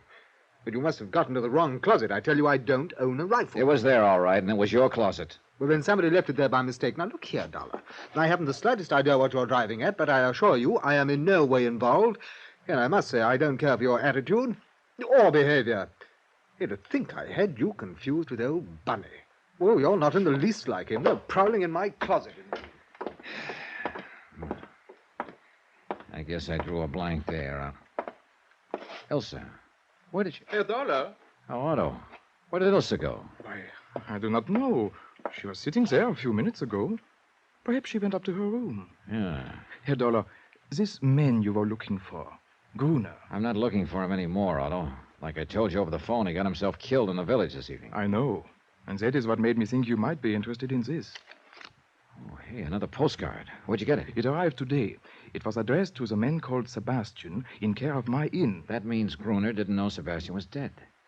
Hey, this could be the missing part of the key. Key? A picture of the village square. Does that mean something to you, Herr Dollar? I'm sure it means something, all right. But I'm not sure what. I went to my room and put the 3 postcards side by side. The inn, the ski hut on the ridge, and the village square. The trouble was I couldn't be sure this was all there was to the key. Maybe Gruner had planned to send more cards, but he wouldn't be sending any now. Yeah, from any point of view, I was getting nowhere. Then I stopped cold. Point of view. I looked at the cards again. You couldn't see the ski hut from the inn, and you couldn't see the inn from the village. But maybe, just maybe, there was some point from which you could see all 3. I went downstairs and outside. It was a moonlight night. I started walking slowly toward the village, keeping the inn in sight behind me. Finally, I came to a point in the road where I could see both the inn and the village square in the distance. But I still couldn't see the ski hut. There was a ridge in the way. I started cutting across a field. It looked like a little deserted farm. A shed loomed up in front of me, a small, broken-down barn. And then, just as I got to the barn, the ski hut on the ridge came into view. I stopped and checked. Yeah, I could see the inn, the village square, and the ski hut. And this was the one point from which the scenes on all 3 postcards were visible. This had to be it. I went inside. The barn was empty except for some straw in one corner. I ran my hands through it, and I pulled out a leather case. The moonlight streaming through the broken roof told me I finally found the uncut diamonds. Wait a minute. Somebody outside. I froze against the wall in the shadow. He came in. I let him get close. Then I dove at him. I gave him a couple to the midsection and he crumpled. I dragged him to his feet. No, let's go off. Well, my old friend who jumped me back in Zurich. Who are you? Come on. No, don't. No, I am Anton. Your outfit was trying to get the diamonds away from Sebastian's boys, huh? Yes. When you jumped me in Zurich, you thought I had them. Then you followed me here to Kleibach. And you killed Gruner trying to make him talk. Okay, who are you working for? Spell it. No, nobody. I am working alone. Don't give me that. You haven't the brains to mastermind a deal like this. Now, who's the boss? I can't tell you. Open up, Anton. Start talking. That is enough, Herr Dollar. What? Otto. Stand very still. Well, so the little innkeeper is Anton's boss. You stupid fool, Anton. Yeah, well, what could I do, Otto? I didn't know he had me approaching. One blunder after another. But I think I get it now, Otto. It was you who shot at me up at the ridge this morning. Then you planted the rifle in the Englishman's room. I realized after I had missed that perhaps it was just as well, Dollar. Sure. You realized I might be able to help you. You couldn't figure out the location of the stones, although you had one of the postcards. But you knew I had the other two and might be able to figure out the three of them. Why not? So you gave me the third card, hoping I'd lead you to the diamonds. Which you very obligingly did. Give me the diamonds, Dollar. I will take them. Stand back, Anton. What? But Otto... Sure. You don't think he's really going to split with you, do you, Anton? What do you mean? Otto... Stay where you are, Anton. You have served your purpose. After all I have done for you. What? You stand back! Anton started for Otto, who took his eyes off for a second. That's what I was waiting for. I dove at him just as his gun went off.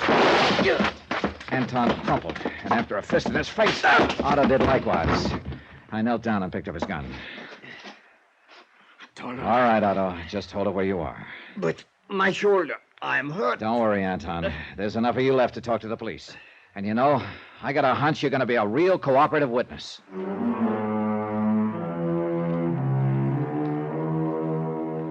Expense account, 14th and final item, $678.50, transportation and incidentals home.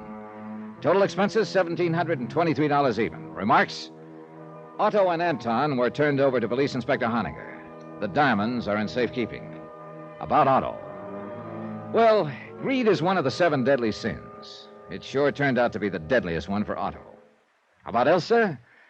Well, please consider me available for any future assignments in Switzerland. End of report.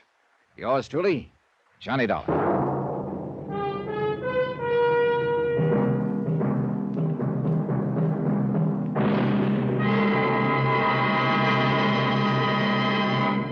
Now, here's our star to tell you about next week's story. Next week, there's uranium, they say, in the Arizona hills. There's also a killer with 3 victims behind him, and he's looking for another. Join us, won't you? Yours truly, Johnny Dollar. Yours truly, Johnny Dollar, starring Bob Bailey, is transcribed in Hollywood. Written by Robert Reif, it is produced and directed by Jack Johnstone. Heard in our cast were Lucille Meredith, Victor Perrin, Forrest Lewis, Stan Jones, and Ben Wright. Musical supervision by Amerigo Marino. Be sure to join us on Monday night, same time and station, for another exciting story of yours truly, Johnny Dollar. Roy Rowan speaking.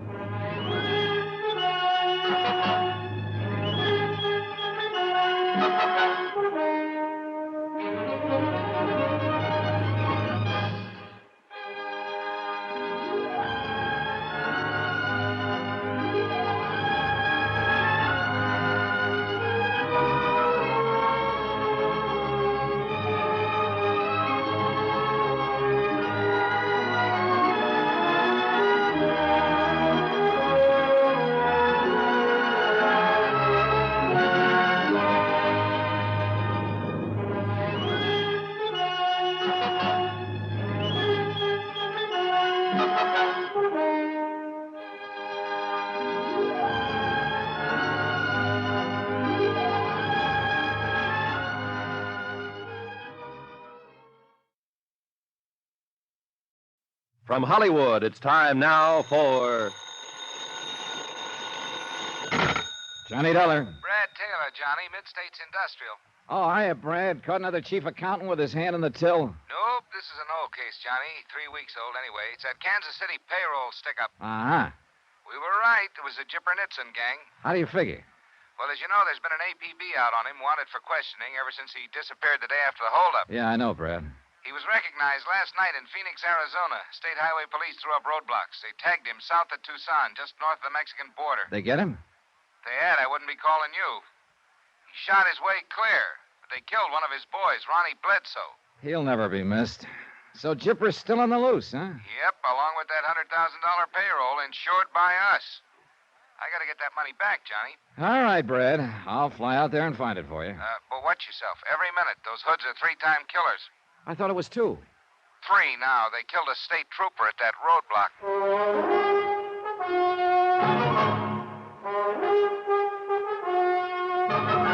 Tonight and every weekday night, Bob Bailey in the transcribed adventures of the man with the action-packed expense account, America's fabulous freelance insurance investigator. Yours truly, Johnny Dollar.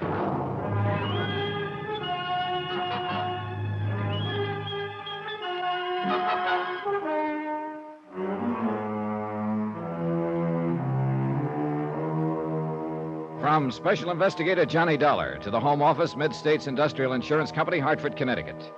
The following is an accounting of expenditures during my investigation of the Primrose Matter. Item 1, $142.80, incidentals in Hartford and transportation to Tucson, Arizona, where I checked into a hotel. Then I contacted the highway police and presented my credentials to Lieutenant Cal Mervyn, who was directing the all-out search for the Nitzen gang. Lieutenant Mervyn had been at the roadblock. They call us flat-footed, Dollar. That's how they happen to get away with it. How do you mean, Lieutenant? We flashed the red light on them, and they slowed down and rolled up to us like they were going to stop. The car was a different make from the one they'd supposedly been seen in. We found later they'd stolen another one in Phoenix. I see. Then when we threw the spot on them, we saw just the one man, the driver.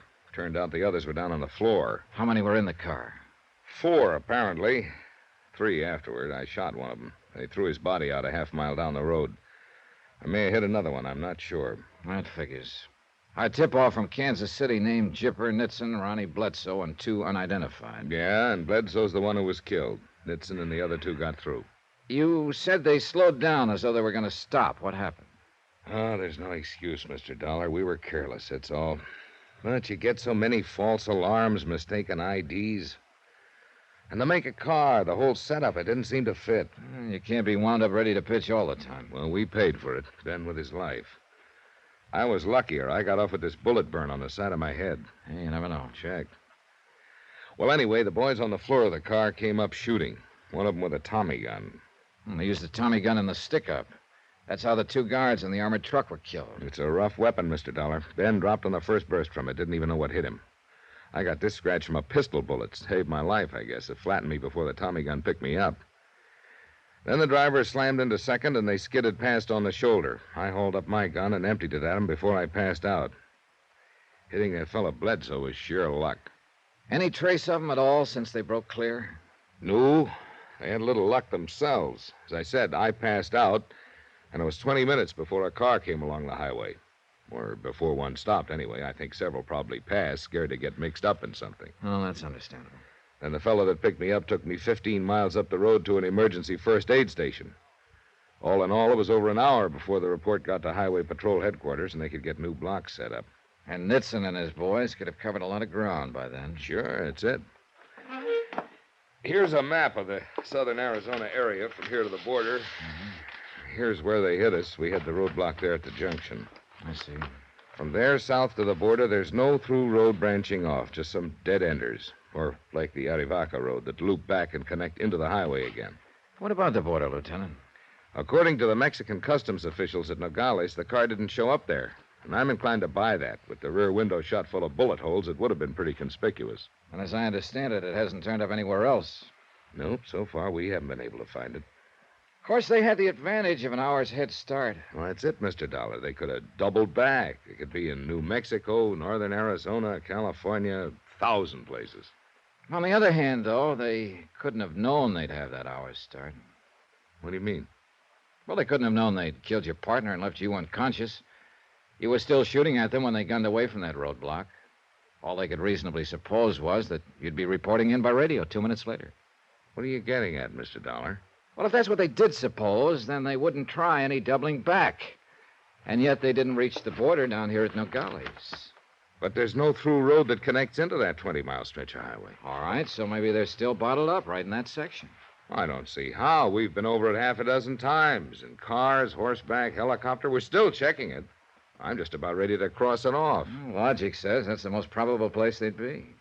Can logic find them, Mr. Dollar? It might. Combined with a whole lot of luck. You got something in mind? Well, I don't know. I was wondering if a civilian, so to speak, might have a better chance of stumbling onto them. They'd be on the lookout for the official search parties. You being the civilian?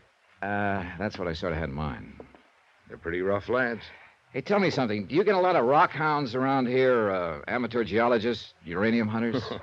If you're not careful, they jump out from behind the cactus and stake a claim on your watch dial. Easterners, some of them, I suppose. Tenderfeet, I guess you'd call them. Not some of them, most of them. Then one more wouldn't exactly create a sensation. No, he wouldn't even be noticed. Is that the angle you're thinking of? Unless you know a better one. No, it's not bad. Well, do you know where I can get fixed up with an outfit? Go to Dave Bright's Sporting Goods on South Stone Avenue. He'll give you that dude look about as cheap as anybody. Just tell him I sent you. All right. And, don't get too far away from civilization, Mr. Dollar. Any special reason? Yeah. I may want to contact you to let you know the Nitzen gang's been picked up in Portland or in Butte, Montana. Maybe. But I wouldn't count on it.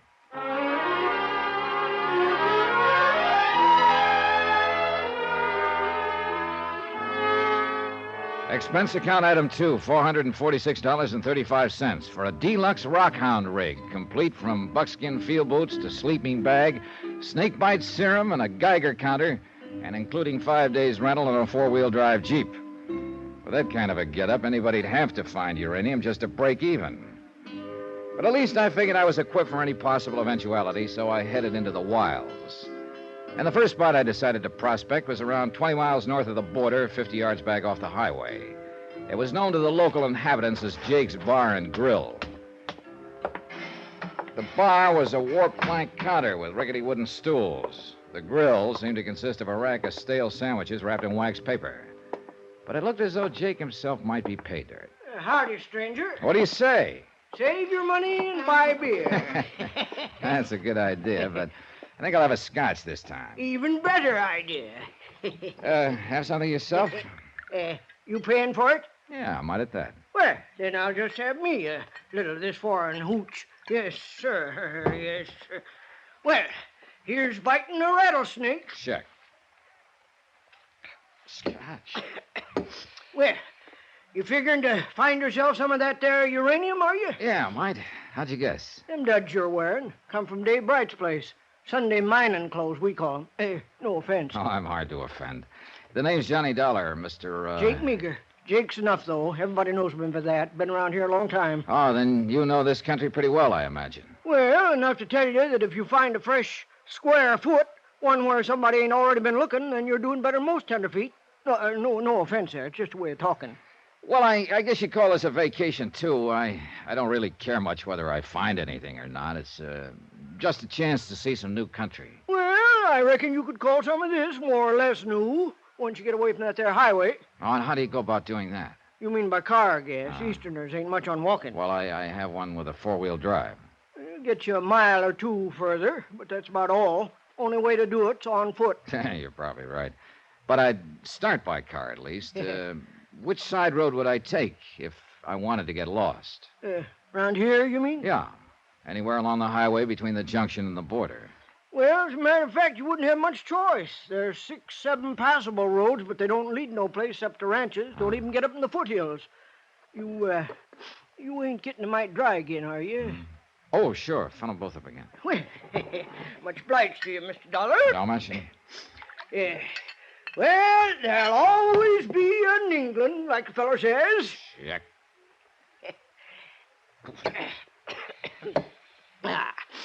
Oh, yeah, about them roads. Now, the only one that might fit the bill for you is Santa Rita Summit Road. Oh, I think I remember that on the map. Yeah, on a map. Well, it leaves the highway about 3 miles down, then runs 14 miles back up into the Santa Rita mountain range. It doesn't connect on through? No, dead ends, couple of miles past Primrose Camp.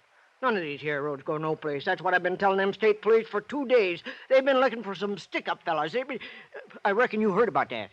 Oh, yeah, I did. Why, them fellas would be out of their minds to take one of them there side roads. Ain't no place they could go to on them. Oh, it sounds logical, all right. You ask me, them fellas jumped the border somehow. That's how come they was down here in this part of the country to begin with. Oh, you're probably right, Jake.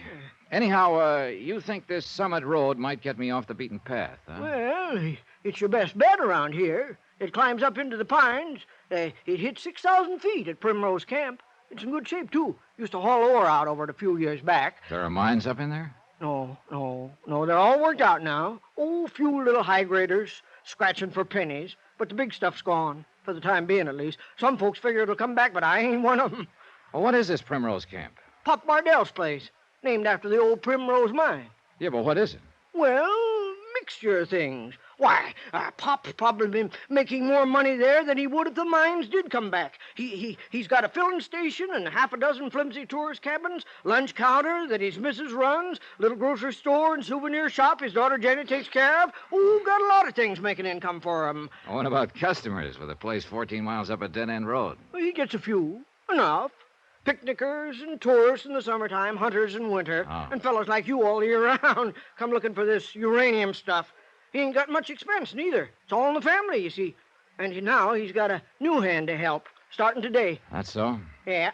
He come down this afternoon and get the mail. You see, the bus stops and drops it off here with me, and Pop comes down every day and picks it up. I figure he likes a chance to get out of sight of the missus for an hour. Sent this boy today.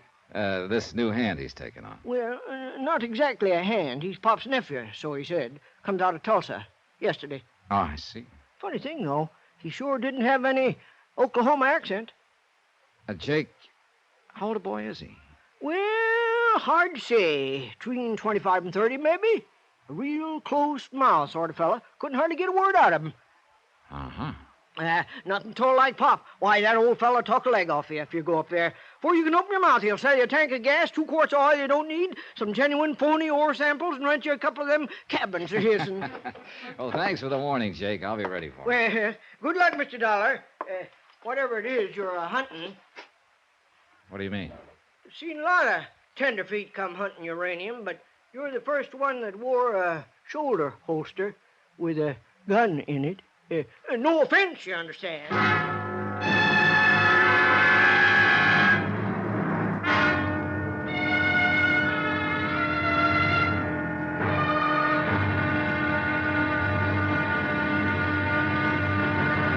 Now, here's our star to tell you about tomorrow's episode of this week's story. Tomorrow, a talkative man freezes, a taciturn man thaws, but a dead man can't do either. All he can do is be dead. Join us, won't you? Yours truly, Johnny Dollar. Yours truly, Johnny Dollar, starring Bob Bailey, is transcribed in Hollywood. Written by Les Crutchfield, it is produced and directed by Jack Johnstone. Be sure to join us tomorrow night, same time and station, for the next exciting episode of Yours truly, Johnny Dollar. Roy Rowan speaking.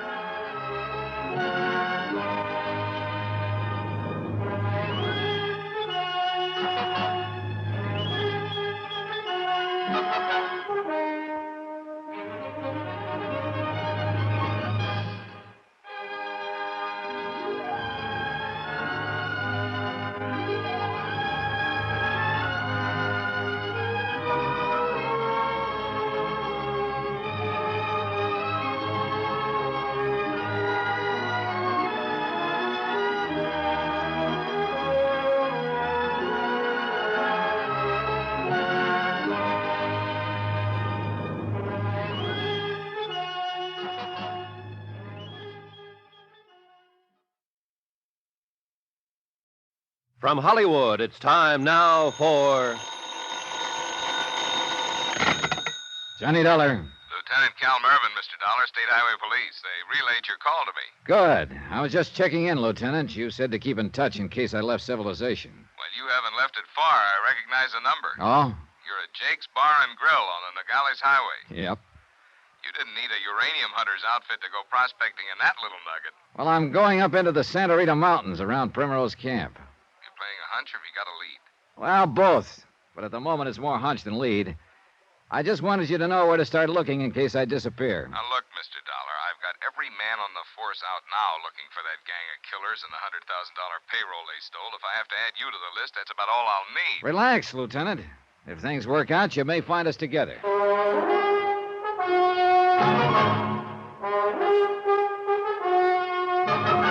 Tonight and every weekday night, Bob Bailey in the transcribed adventures of the man with the action-packed expense account, America's fabulous freelance insurance investigator. Yours truly, Johnny Dollar.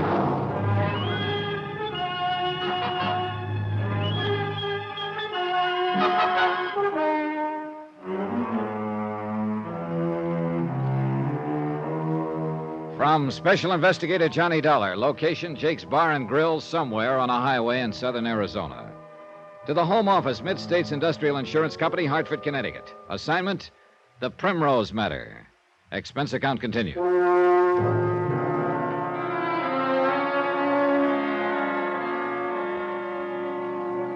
Item 4, $3.60 to Jake Meager for information and incidental beverages.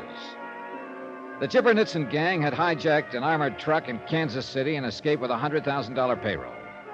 2 nights ago, they'd shot their way through a roadblock in southern Arizona, killed a state trooper, and left one of their own members dead in the road. Then the other 3 had simply disappeared. The information from Jake? That old Pop Bardell operated a tourist camp and service station 14 miles up a dead-end road in the nearby mountains. And it seems that Pop had acquired a new nephew within the last 24 hours, a complete stranger to Jake. There was only one way to check it out. Drive up to Primrose Camp.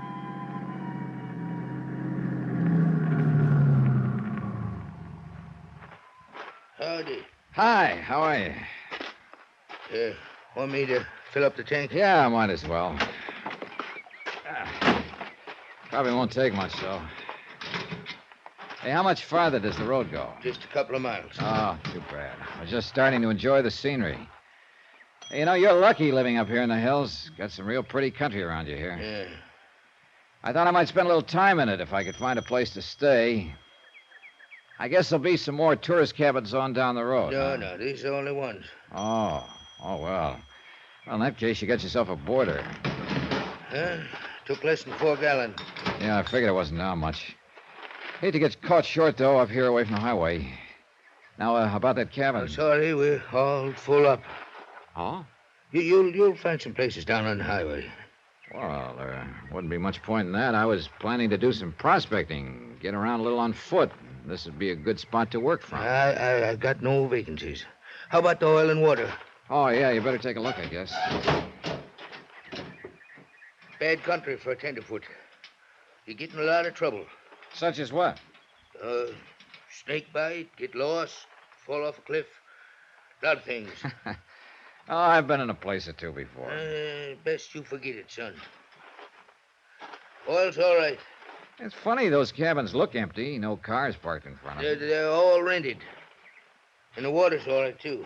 Oh, who are they rented to? Vacationers? I Prospectors? couldn't say. It'll be $1.26. All right. Hardly worth stopping for. There you are. Keep the change. Thanks. Call again. Yeah, maybe I will. When Pop Bardell gets back. I'm Pop Bardell. You can't be. You don't fit the description. What do you mean? Well, I was told Pop Bardell would start talking a leg off me before I even got my mouth open. That he'd not only sell me a tank of gas, but also 2 quarts of oil I didn't really need and a handful of fake ore samples and rent me a couple of cabins whether I was planning to stay or not. Who told you that? Jake Meager down at the highway. Jake. Jake's one who talks too much. Maybe. Jake hadn't ought to Uncle? said... what is it? Nephew? You about through out there? I need a hand in here. Yeah, I'm all through. Oh, that the nephew Jake was telling me about? Yeah, that's him. Oh, nice-looking fella. Arrived yesterday unexpectedly, Jake tells me. Yeah, that's right. Comes from Tulsa, I understand. Tulsa? Oh, yeah, that's right, from Tulsa. Uncle! I'm coming. Well, now, I got some friends in Tulsa. I wonder if he might know him. Where are you going? I want to say hello to your nephew. No, you can't go in there. Why not? We're fumigating. It just ain't safe. Oh, all right. I won't go inside. But I want some cigarettes out of the machine. I'll get them for you. Just give me the quarter. You feel all right? Sure. Well, it seems to me you're kind of jumpy, on edge. I thought all you Westerners were supposed to be relaxed and easygoing. Now, look, you want them cigarettes. You just having trouble, Uncle? No trouble. This fella just wants some cigarettes is all. What brand? Chesterite. There you are. Thanks. Oh, here, don't you want the money for him? You give it to my uncle here. Yeah, sure, here you go. Thank you. If that's all now. Say, I understand you're from Tulsa. That's so? I got a good friend down there, Clem Welke. Thought maybe you know him. Afraid not. Look, if there's nothing else now, you Been just... there about a year. He's working on that new electric plant they're building down there. But I guess he'll be out of a job before long, though.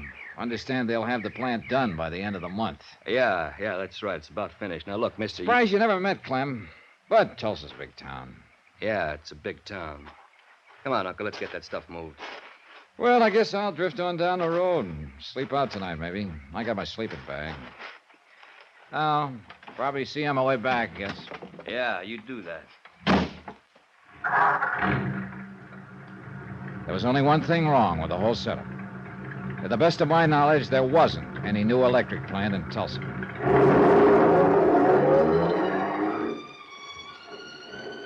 I drove on past Primrose Camp 2 miles farther to the end of the road. It was narrow, unpaved, and for the most part bound by a straight drop-off on one side and a vertical cliff on the other, with no chance for a car to turn off. There were 2 fire roads for access by the Forest Service, actually nothing more than narrow trails. The turnoffs were blocked by steel cables padlocked between heavy metal posts. As far as I could tell, they hadn't been tampered with, and no car had turned into either of the trails for a month or more. It added up to one thing. There was simply no place in the area where the Nitson gang's car could be hidden. Yet I was still certain that they were here, somewhere. An hour later, I'd left my car at the road and was lying on a rocky ridge 300 yards or so above Primrose Camp, watching the place through binoculars and seeing nothing of any importance. 2 cars stopped. Sightseers, apparently. One driver had the water checked and left. A couple got out of the other car, spent 20 minutes in the lunchroom, came out and drove off. Pop Bardell came outside occasionally. His wife, too, a couple of times. But Bardell's daughter, whom Jake Meager had told me about, didn't show. Neither did the mysterious nephew. I kept on watching. Howdy, stranger. Hunting something now, you? Oh, no, not exactly. You look like you was. I'm just admiring the view. A city fella, ain't you? Guess you can tell one every time, can't you? Kid, when you lived alone in the mountains, long as I have, then them duds you're wearing, too. Got 'em at Dave Bright's store, didn't you? That's right. Dave outfits a lot of you eastern fellas. Can always tell stuff that comes from Dave's. It's got a look about it. Hey, you wouldn't be a prospector, would you? 40 years of it, son. You live up in these parts somewhere? 6 mile across the canyons there. Got a cabin I built myself and some claims of mine. Ain't been there for 3 weeks, though. Oh, is that so? No, been prospecting over toward the Rincons. Heading back home now. You're the first living soul I seen. You haven't heard any news, then, in the last 3 weeks? Nope. Oh, my name's Johnny Dollar, by the way. Jed Marsh. Proud to know you, son. Howdy. Sized you up before I spoke to you and decided to take a chance.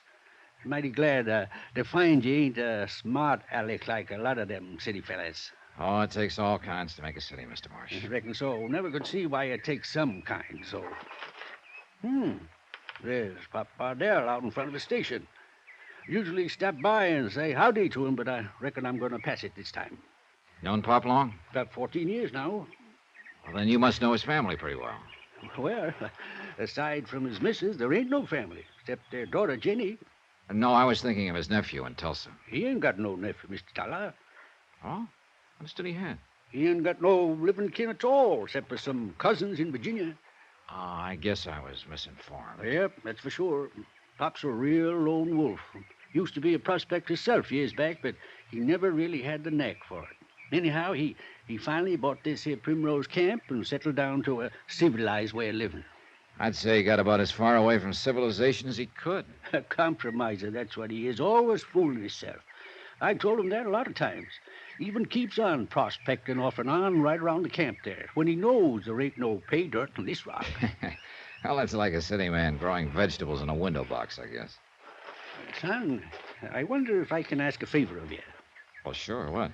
I was aiming to go on down there and get Pop to do it, but I'll have to stay all evening if I do, and I'm kind of hankering to get home. Well, if it's anything and I of can... course, if I go to the authorities, they'll keep me around asking questions, making statements. What are you talking about? If there'd been any signs of life, anything I could do to help, you understand. Mr. Marsh, what are you getting at? Well, over across the ridge there, in the bottom of the canyon, there's a car half buried under a rock slide.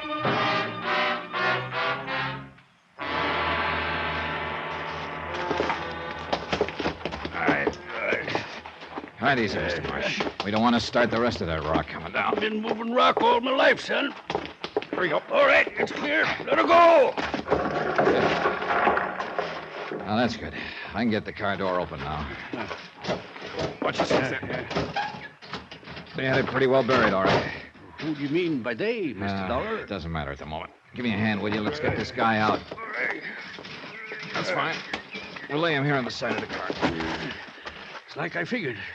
Couldn't be anybody left alive after rolling all the way down that slope. This one wasn't alive before the car rolled down. What? He was shot by the State Highway Police. Mr. Dollar. They did a good job of hiding the car, temporarily at least. It couldn't have been seen from the air. The only way of finding it was to stumble onto it the way you did. You ain't up here just for pleasure, are you, Mr. Dollar? I'm an insurance investigator. I'm after a stick-up gang who've killed 2 bank guards and a state highway trooper. This man was one of the gang. There ain't nobody else in the car here. Is he the gang? There were 4 of them to start with. This is the second one who's been shot to death. There are still 2 to go. Where you figure they are? At Primrose Camp.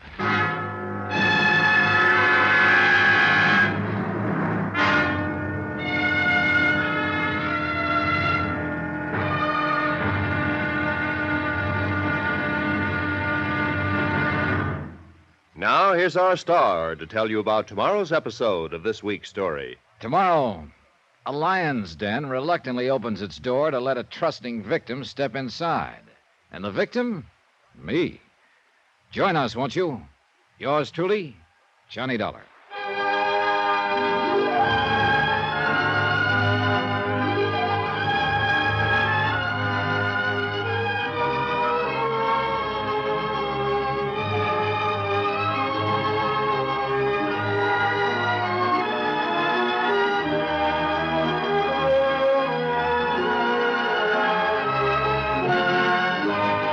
Yours truly, Johnny Dollar, starring Bob Bailey, is transcribed in Hollywood. Written by Les Crutchfield, it is produced and directed by Jack Johnstone.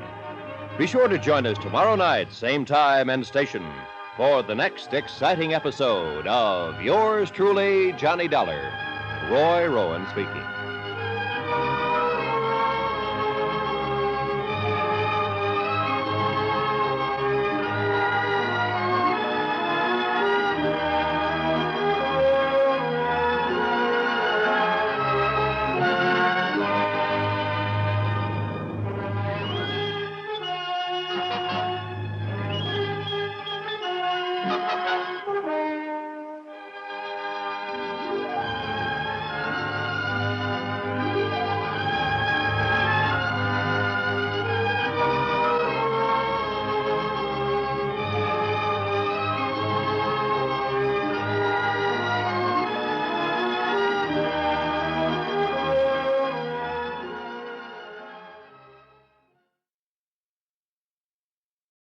From Hollywood, it's time now for Johnny Dollar.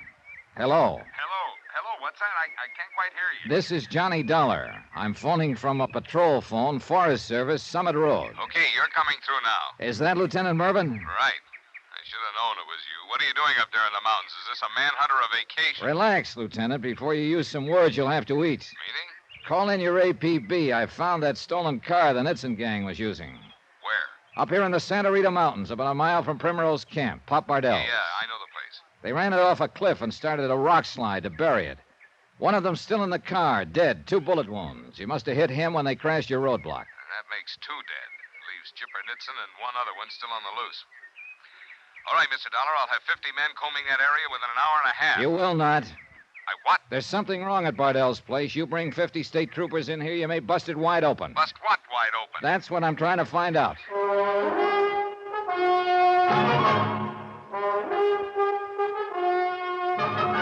Tonight and every weekday night, Bob Bailey in the transcribed adventures of the man with the action-packed expense account, America's fabulous freelance insurance investigator. Yours truly, Johnny Dollar.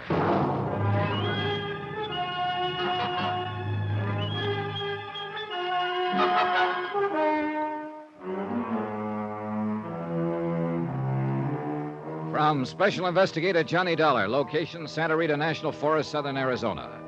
To the Home Office, Mid-States Industrial Insurance Company, Hartford, Connecticut. Assignment, the Primrose Matter. Expense account continued. It took a lot of arguing to get Lieutenant Mervyn of the State Highway Police to hold his men off for 24 hours, but he finally gave in.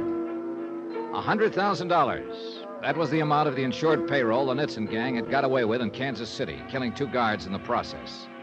Later, they shot their way through a roadblock in southern Arizona, left a state trooper and one of the gang dead in the road behind them, and then disappeared. I was certain the answer was at Primrose Camp.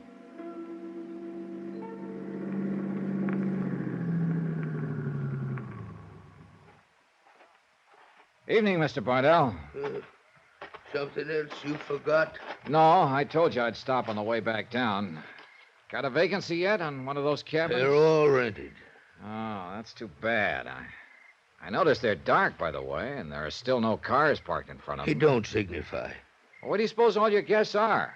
Lost back in the hills somewhere? Couldn't say. Now, if you... Maybe some of them went down to the highway for the night. I could turn the cabin back over to them if they happen to show up. When they're rented, they're rented. Makes no difference if the folks ain't here to use them. Well, that's true, I suppose, technically, but when a traveler's badly in need of a place for the night and you've got cabins standing empty... I told you before, it's better you go on down to the highways. Plenty of motels within a few miles of the junction. Well, that's exactly my trouble, Mr. Bardell. I can't. Why not? Because it's almost dark now and I haven't got any lights. What? Yeah, this is a rented car. I should have tried the headlights before I took it out, but I didn't. Now when I need them, they won't work. See?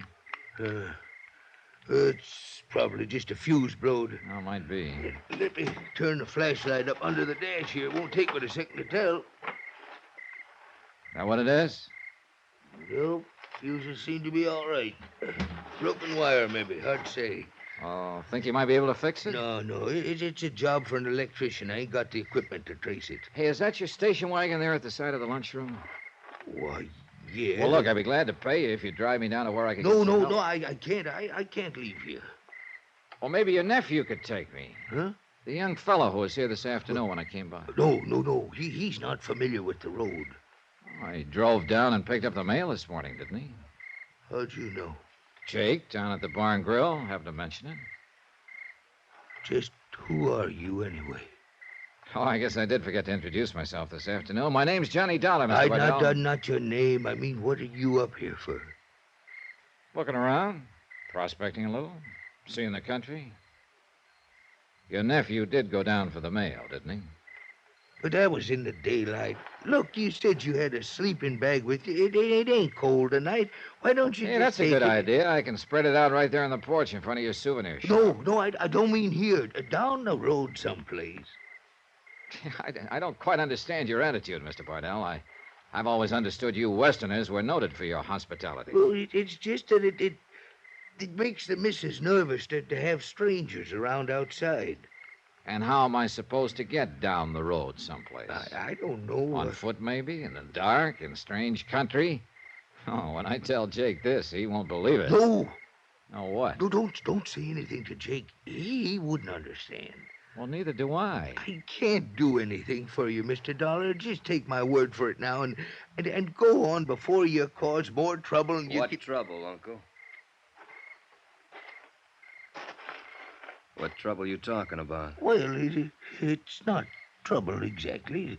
The lights is out on his car. He was just wanting me to put him up for the night. You have hard luck, don't you, mister? It kind of looks that way. I told him just like I did this afternoon. We ain't got no place for him. He'll have to find some We way. can take care of him, Uncle, as long as he's that anxious to stay. But you I said- said what? The cabins, they're all rented. And it's not likely the people in number 2 will be back. He can use that one for the night. But You now- better go see if it's in shape, Uncle.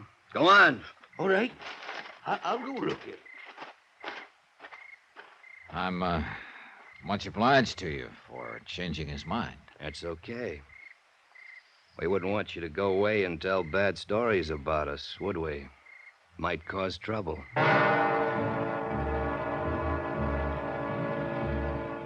Expense account, item 7, $5. Payment in advance for one night's rent on cabin number 2, Primrose Tourist Camp. The room and the bed were far from inviting, but it didn't matter much. I didn't look for any easy night's rest under the best of circumstances. Not with the feeling of tension and danger that hung over this place, and the almost certain knowledge that 2 desperate killers were only yards away from me. Mrs. Bardell, Pop's wife, took my payment for the room and made change in the lunchroom next door to the service station. I'll have to give you ones, Mr. Dollar. Got a $5 bill. That's all right. There's 2, 3, 4 and 5. Want a receipt? No, no thanks. But I could sure stand something to eat. Well, I could cook you up some ham and eggs, I guess. Some coffee, if that'll do you. Sure, fine. Only time I fix any regular meals, aside from short orders, when we got the cabins full. Then they're not full now, I take it, huh? No, not a soul. I mean, well, they're rented, of course, but the folks aren't eating here. Oh, I see. You want your eggs sunny side up? Yeah, that'll be fine. Must get kind of lonesome for you up here when the season slacks off. I got my man and my daughter. How old is your daughter, Mrs. Bardell? Jenny was 20, month before last. Oh, well, I imagine she's a big help to you. Yes. She takes care of the souvenir shop on her own. Helps me here in the lunchroom when I get real busy. Yeah, I noticed a close sign on the door of the shop. Is your daughter away at the present? No, she's not feeling well today. She's in her room. Oh, I hope it's nothing serious. No. She'll be all right. She's got to be. Then it is something serious. No. I didn't mean it that way. It's nothing. Forget it. Well, look, if there's anything I can do. No, nothing. Forget I said anything, Mr. Dollar. You're going to want toast. No, bread will be fine. And there you are. Hope that's going to be enough for you. Yeah, plenty. Cream in your coffee? Black, please. Yeah. This looks great. You're a good cook, Mrs. Bardell. Ham and eggs don't prove nothing. Anybody can fix that. Oh, you'd be surprised. You'll be leaving in the morning, I suppose. Well, I'd like to stay several days, but I don't know whether your husband will let me have a cabin any longer. He can't help himself. He just can't help it. Why not? Well, the cabins are rented, that's all. When I put my stuff in number 2, there was no sign of any other luggage. They took it all out. I was right there all the time, Mrs. Bardell. I mean earlier. Mr. Dollar, we're in terrible danger, all of us. You, too. What kind of danger? I can't tell you. Please, if I talk about it, I'll go all to pieces. You don't know what it's like. I might be able to help you if No. The only way you can help is to forget it, not ask any questions. This place is a powder keg. Don't do anything to set it off. Please, Mr. Dollar. Item 8, $1.10, 1 order of ham and eggs. Mrs. Bardell refused to say anything more, and I didn't try to force her to. She was shaking, cold sweat on her forehead, scared half to death. I walked out onto the porch and sat down and lit a cigarette, watched the stars come out one by one, sharp and bright against the black mountain sky. The Barnells' living quarters were back at the souvenir shop, and there were no lights showing in them. If their daughter Jenny was in her room, ill, she was back there in the dark. After a while, I went to my cabin. As I fumbled around for a light switch, I suddenly realized somebody was standing in the doorway. Reckon you're going to have to use an oil lamp tonight, Mr. Dollar. Generator's got a drive belt busted, and I ain't been able to get out to fetch one. Oh, I don't mind, Mr. Bardell. The lamp's there on the table. I'll light it for you now, and you can blow it out when you go to bed. Sure. All right, fine. You hadn't ought to pay no attention to the missus, what she said a while ago. I didn't realize she'd said anything. Well, she was telling me she spouted off some foolishness. Might be took wrong if a man was to pay any mind to it. If that gets to smoking, you'll have to turn it down some. Okay. Mrs. Bardell did seem a little upset, but she didn't That's all it is, Mr. Dollar, just upset. You know how women get sometimes. Just forget it. It's the best thing to do. Anything you need now before I leave you? No, nothing I can think of. Thanks anyway. Then I reckon I'll say goodnight. You can have your breakfast in the morning any time after about 7 o'clock. Jake Meager was telling me you have a daughter, Mr. Bardell. That's right. I didn't notice her around anywhere this evening. Is she... She's in Tucson for a few days. Oh? Yeah, she's in there visiting friends. Oh, I see. Well, then you're lucky to have your nephew here to help you while she's away. Yeah. Yeah, it works out real good. He's been here for some time, I suppose. Oh, yeah, several weeks now. Mm-hmm. Seems to be a lot of help to you. Really takes hold of things. I don't know what I'd do without him. Well, I'll see you in the morning. Mr. Bardell. Yeah? Jake Meager told me your nephew just came yesterday. Jake drinks too much. He's always getting things mixed up. And that Mrs. way. Bardell told me a little while ago that your daughter's out back in her room, ill, not in Tucson. Well, it's like I was saying. The missus is all upset. She just don't rightly know what she's saying. And one more thing. I noticed the front end of my car has been jacked up and the right front wheel's been taken off. The tire went flat. We'll fix it and put it back on in the morning. Good night, Mr. Dollar.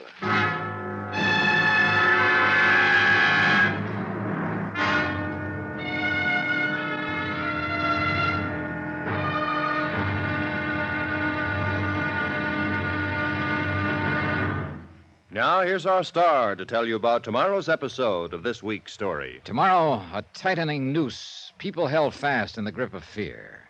Then, violence. Join us, won't you? Yours truly, Johnny Dollar.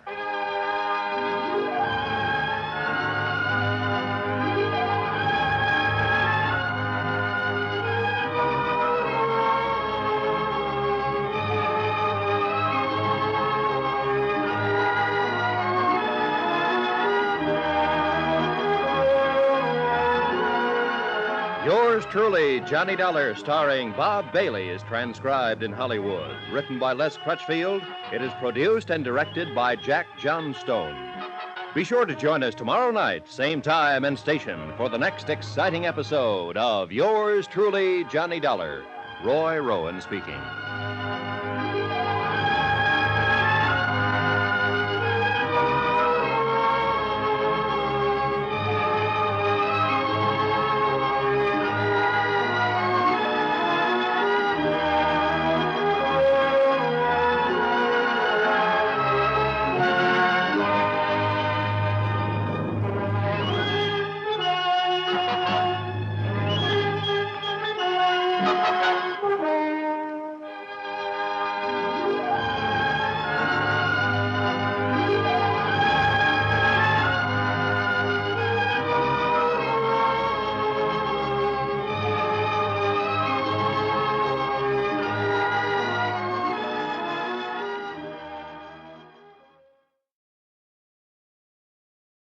From Hollywood, it's time now for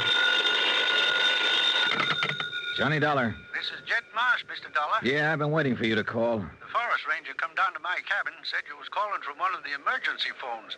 Figured it must be kind of important. It is, Jed. I'm at the fire patrol phone a mile below Primrose Camp, the Summit Road. Can you meet me here? This time of night, 4 mile across the ridge on foot? Well, you're a woodsman, aren't you? That's what you told me this afternoon. Well, I didn't figure... I just met the Bardells. You're a longtime friend of theirs, aren't you? Something wrong at Pop's place? I think there's something badly wrong. He and his wife are scared half to death for some reason.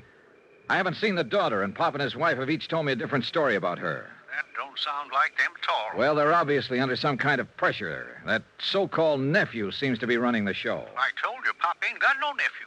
He has now, Jed. You got any idea what's behind it, Mr. Dollar? Yes. I think it's tied in with a $100,000 payroll robbery, that wrecked car we found this afternoon, 3 murders, and you'd better meet me up here as soon as you can.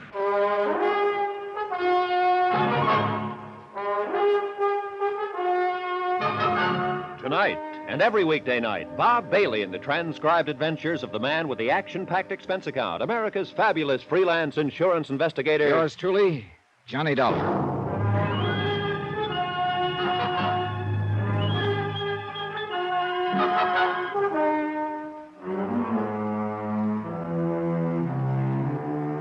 From Special Investigator Johnny Dollar, location Primrose Camp, Arizona, to the Home Office, Mid-States Industrial Insurance Company, Hartford, Connecticut. Assignment, the Primrose Matter. Expense account continued. Jed Marsh, an old-time prospector, was a good friend of the Bardells, operators of the lonely tourist camp on a dead-end road high up in the Santa Rita Mountains. And I counted on that friendship to sway him. It did. He finally agreed to come. I hung up the ranger patrol phone and sat down on a flat pine stump to wait for him. And I hoped it wouldn't be too long a wait. The night wind sang in the high branches overhead, and their shadows in the moonlight formed strange, moving patterns of silver and black. It wasn't a good night for a jumpy imagination. I started to reach for a cigarette and matches. Get your hands up. He was behind me, and I couldn't see him. But I knew the voice. It was Pop Bardell's mysterious nephew. Get him up. Move.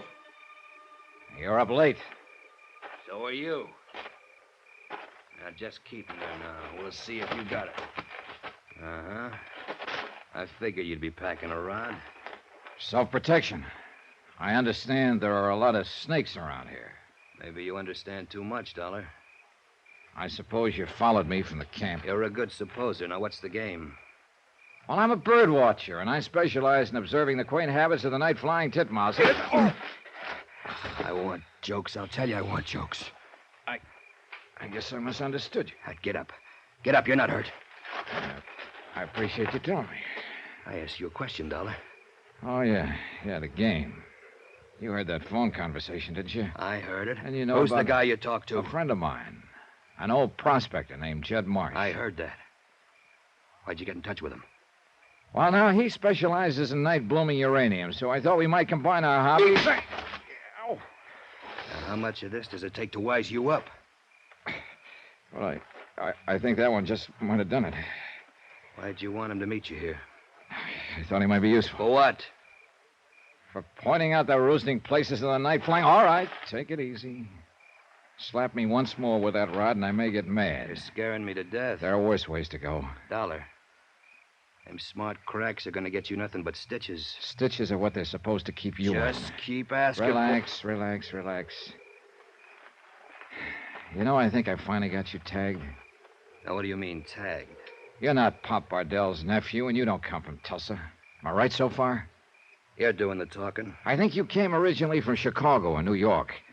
But recently, you just come west from Kansas City. You a cop, Dollar? No. And how come you... I've been trying to place you ever since I saw you this afternoon. Thinking back over police bulletins I've seen, mugshots, descriptions. Yeah. You're Spade Keller, aren't you? Go on. This is your story. You used to work with the Karzati mob. Then you went out of circulation for 3 years as a guest of the state. And when you got out, you apparently hooked up with Chipper Nitzen and his gang. So you are a cop. Well, Mr... I'm somebody who found that stolen car you ran off the cliff and tried to hide under a rock slide. If you found it, you must have been looking for it. I was looking for $100,000, that Kansas City payroll. The one you boys killed a couple of bank guards to get your hands on, remember? I'm just listening. Then, of course, you killed a state trooper down there at the highway when you crashed a roadblock. That's 3 murders, Spade. And nobody left now to pay for them, but just you and the Jipper. You know, they got to catch us first. Oh, they will. Or kill you trying to. If the cops don't do no better than you did, the... Hey, Dollar.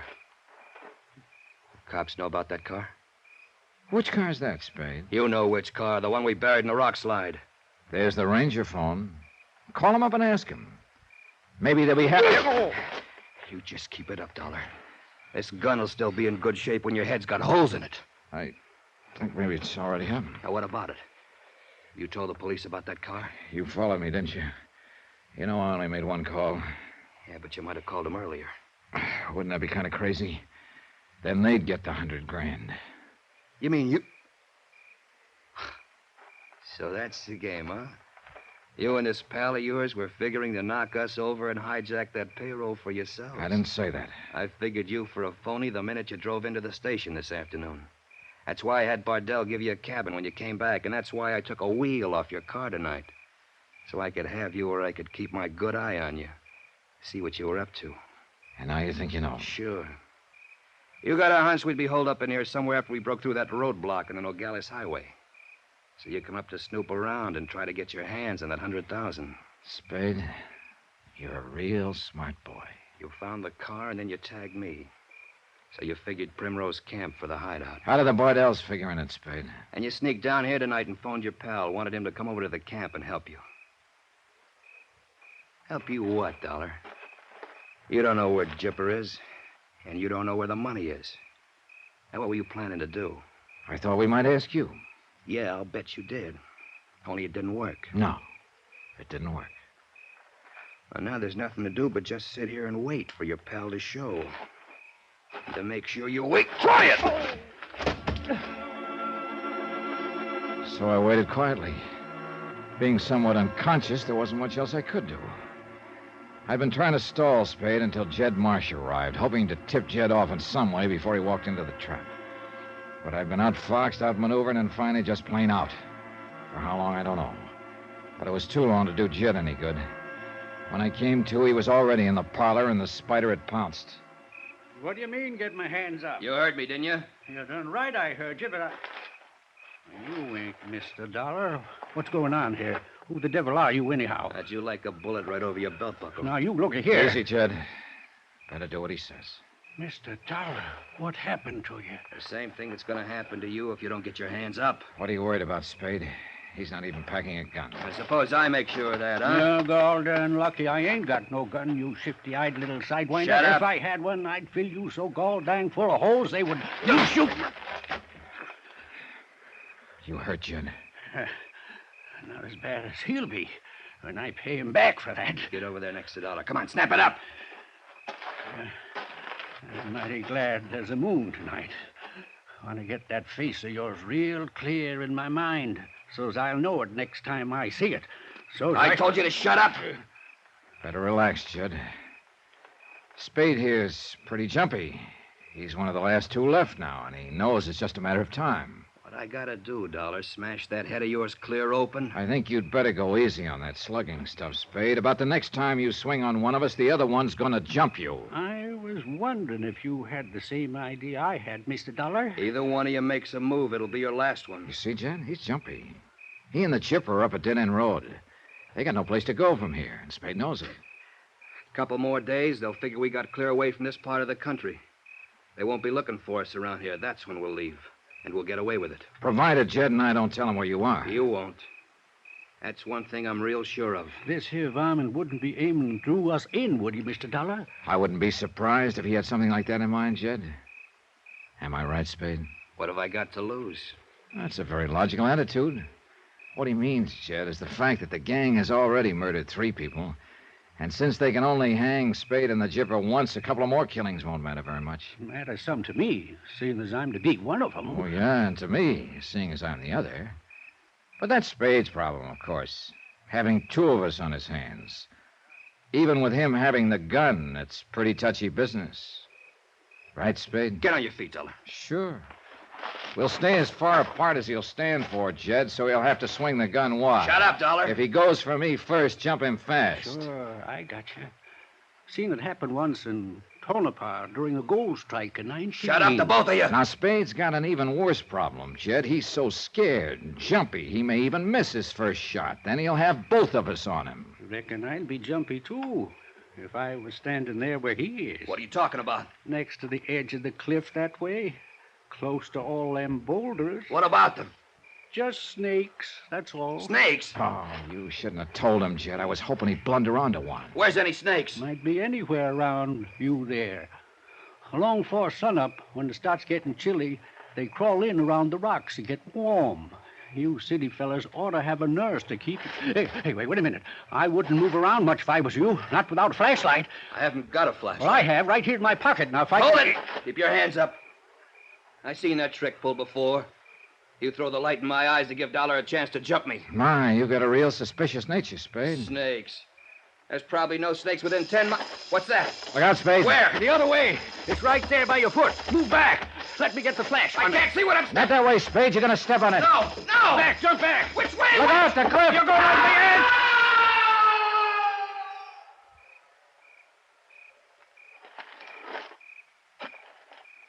He stepped back on that loose slab on the edge, Mr. Dollar. Yeah. Well, it was sure his last step, Jed. That must be a 400-foot drop there. I didn't aim for this to happen.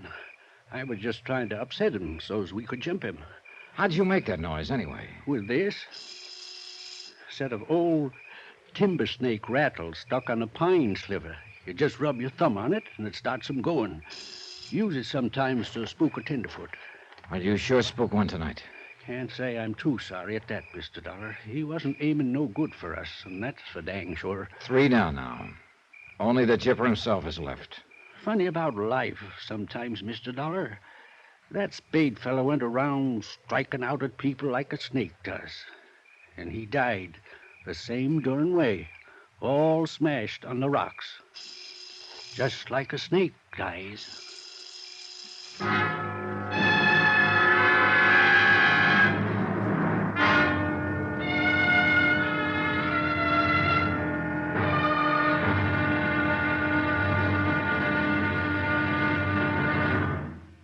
Now, here's our star to tell you about the final episode of this week's story. Tomorrow, a lovely girl screams in terror as a cornered rat turns and fights back. Fights the way a rat fights. Join us, won't you? Yours truly, Johnny Dollar.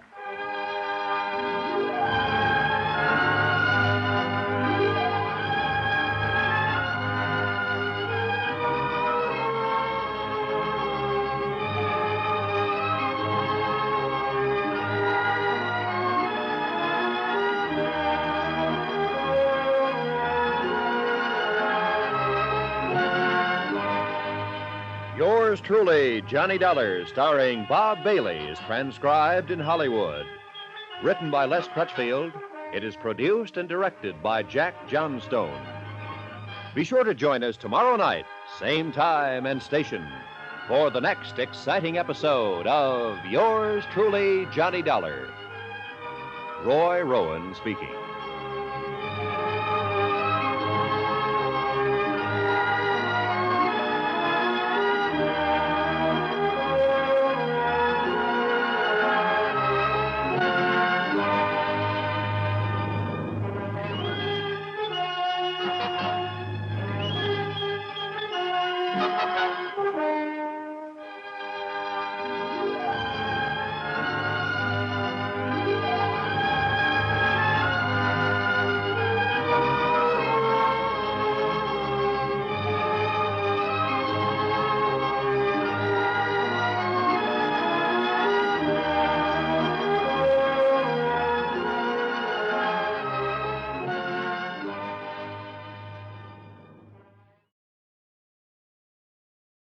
From Hollywood, it's time now for...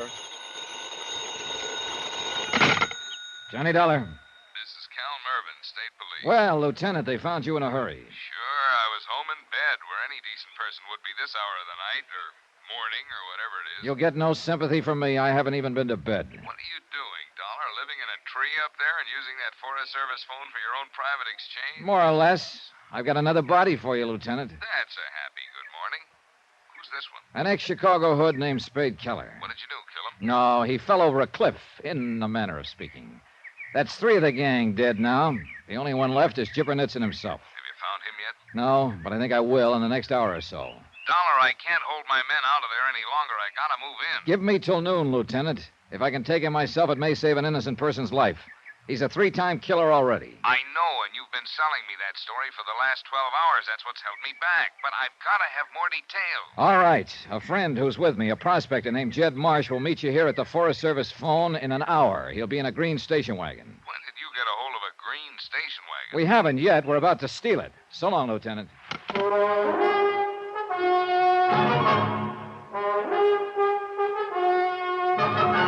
Tonight, and every weekday night, Bob Bailey in the transcribed adventures of the man with the action-packed expense account, America's fabulous freelance insurance investigator. Yours truly, Johnny Dollar.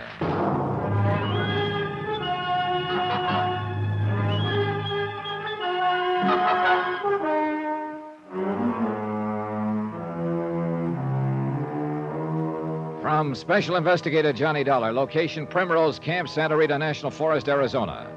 To the Home Office, Mid-States Industrial Insurance Company, Hartford, Connecticut. Assignment, the Primrose Matter. Expense account, final page.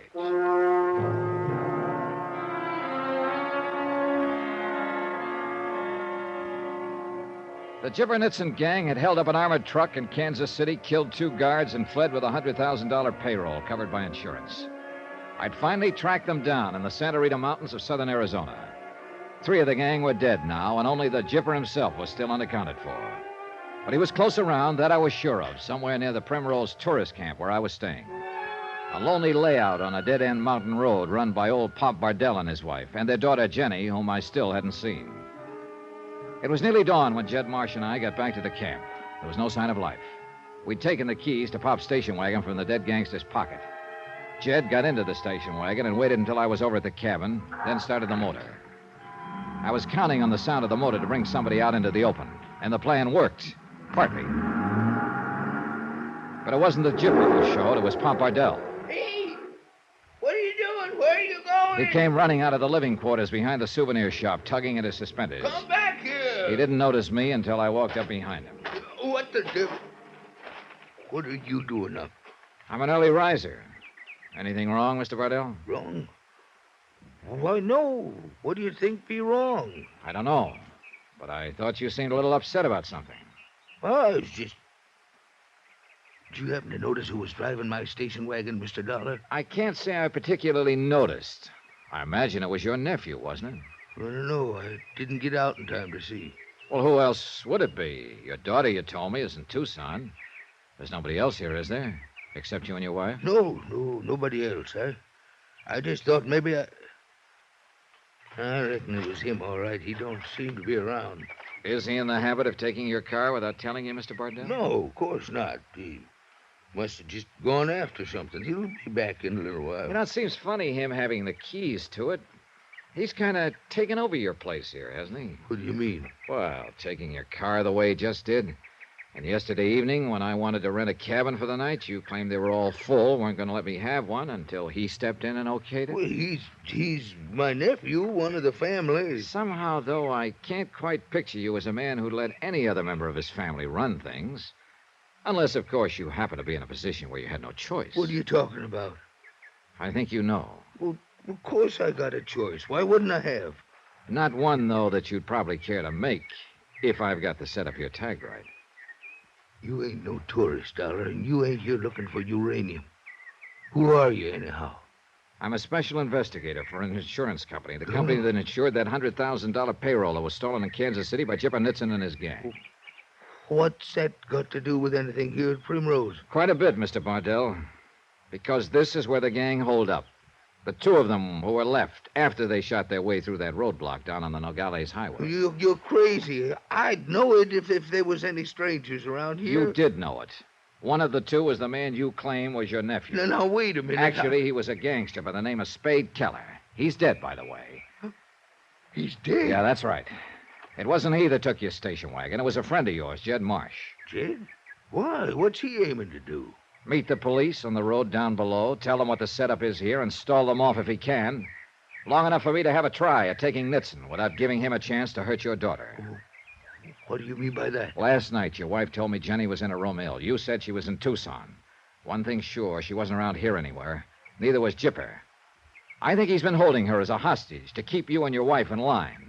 That's why you had to let Spade Keller pass himself off as your nephew? No, that ain't true. You're out of your mind. Am I? Jenny's in Tucson, like I told you. Your wife said she was here. Oh, she was upset. Sure she was, because of the danger to her daughter, the same reason that's got you upset. No, it ain't true. She'll have a lot better chance if you cooperate with me. Please get out of here, Dollar. Leave us alone. It wouldn't change things if I did. The police are going to move in at noon with 50 men and start a search. Chipper's a 3-time killer already. One more won't matter to him. I can't help you. Please don't ask me to. He'll use her as a hostage, a shield, and try to shoot his way out. She won't have a chance. No.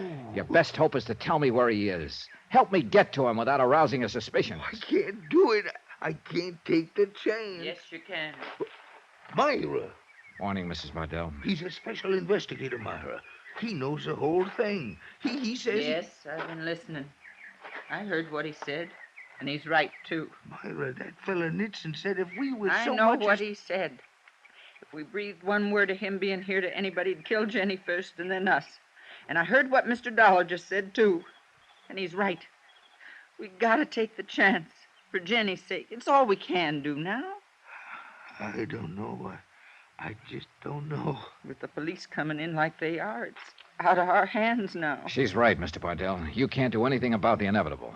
It's a matter now of doing what's best and safest for your daughter. What else you suppose I've been thinking of for 2 days? It's still the only thing to think of. If I didn't agree with you, I wouldn't be here. I'd turn my information over to the police and let them go ahead and search the area. They'd get Nitzen all right, but not before he killed her. Oh, no. But I think I can prevent that. The Chipper doesn't know me. As far as he's concerned, I'm just another eastern tourist wandering around the mountains here. And because of that, I think I can get a lot closer to him than the police can without putting him on guard. Provided you'll help. He's right. We gotta do what he says. He's holed up in an old tunnel about a quarter-mile back up the canyon there. They took some silver out in the old days. Not many folks even know about it. And your daughter's there with him? Yes, sir. Ma and me's been taking food to him twice a day, making sure she's all right. And she has been. I guess he knowed that's the only hold he had over us. You haven't been there yet this morning, have you? No, he don't expect us for around 10. Well, maybe by that time, if things go all right, he'll have more to worry about than whether he gets his breakfast or not. What are you aiming to do, Mr. Dollar? Make an early morning prospecting trip up that canyon. I'll take a pick, a Geiger counter, anything to help look the part. Now, here. I'll leave my gun with you, Mr. Bardell, and my wallet. You're going up there without no gun? Sunday prospectors from the east don't carry them. Wish me luck. I left a little while later with a complete kit and dressed to fit the part, even including a couple of sandwiches and a canteen of water to show I was planning to spend a full day in the hills. At the end of an hour, I was working my way down the canyon, shipping rock samples here and there, testing with a Geiger counter, apparently without a care in the world. The brush-covered entrance to the tunnel was only a few yards ahead of me, but I made a point of deliberately ignoring it. Finally, the mouth of the tunnel was only a few feet away. I pushed aside the brush as though to get at the canyon wall, then pretended to see the tunnel for the first time. I pushed aside some more brush, and I stepped inside. After a moment's hesitation, I fished out my flashlight and started walking back in from the entrance. I hadn't gone far before I got results. Oh. I went out like a light. You didn't have to hit him. He's just some prospector who stumbled in here accidentally. Relax, kid. He's just knocked out. You didn't have to hit him like that. I can't afford to take chances. I'm going out the entrance. Make sure he was alone. If he comes to you, call me. The blow had been sharp, but without much force. I was out only for a matter of seconds, but I went on playing possum. I waited now until he was out of earshot. Jenny. You're conscious. You know my name. Take it easy. I don't want him to hear us. But who are you? What are you... Never mind. There's no time. Just don't worry. I'm here to get you out of this. But how? He's a killer. A gangster. I know who he is. Look. Has he got that money here with him? That he stole in Kansas City? Yeah. Yeah, I'd sent some canvas sacks back inside the tunnel farther. What difference does that make? Plenty. That's what I was hired to recover. Hired to... I don't understand. Oh, well, I'll tell you later. Now, if you'll keep your head and give me a little help, we've got a good chance of getting you. Wait. He's coming back. All right, listen. Maneuver him 4 or 5 yards away from me with his back turned and keep him that way for just 5 seconds. I'll do the rest. Got it? Yeah, but I don't know if I Never can. mind the if. Just do it. All right. Don't let him know I'm conscious.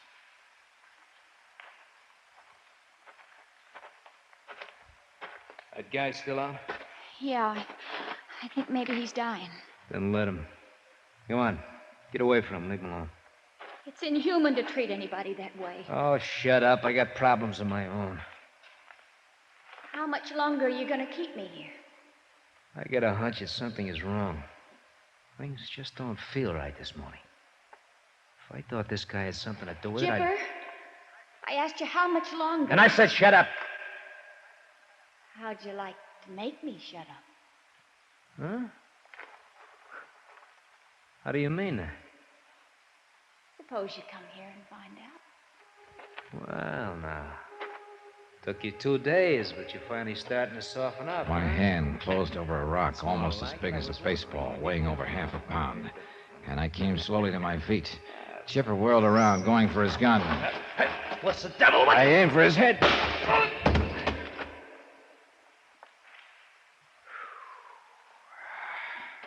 All right, Jenny. You can pick up his gun. Look how he's bleeding. You've killed him. No, I haven't killed him. But I imagine the state will.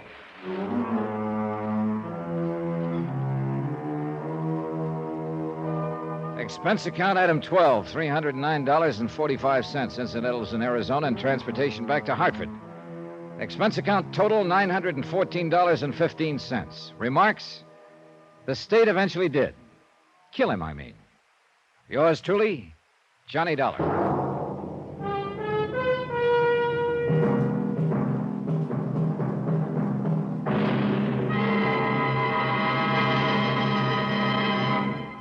Now, here's our star to tell you about next week's story. Ever chase a phantom?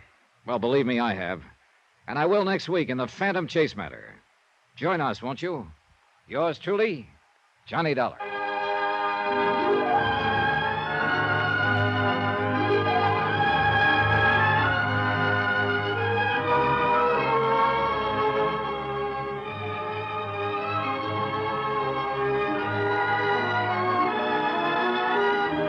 Yours truly, Johnny Dollar, starring Bob Bailey, is transcribed in Hollywood. Written by Les Crutchfield, it is produced and directed by Jack Johnstone.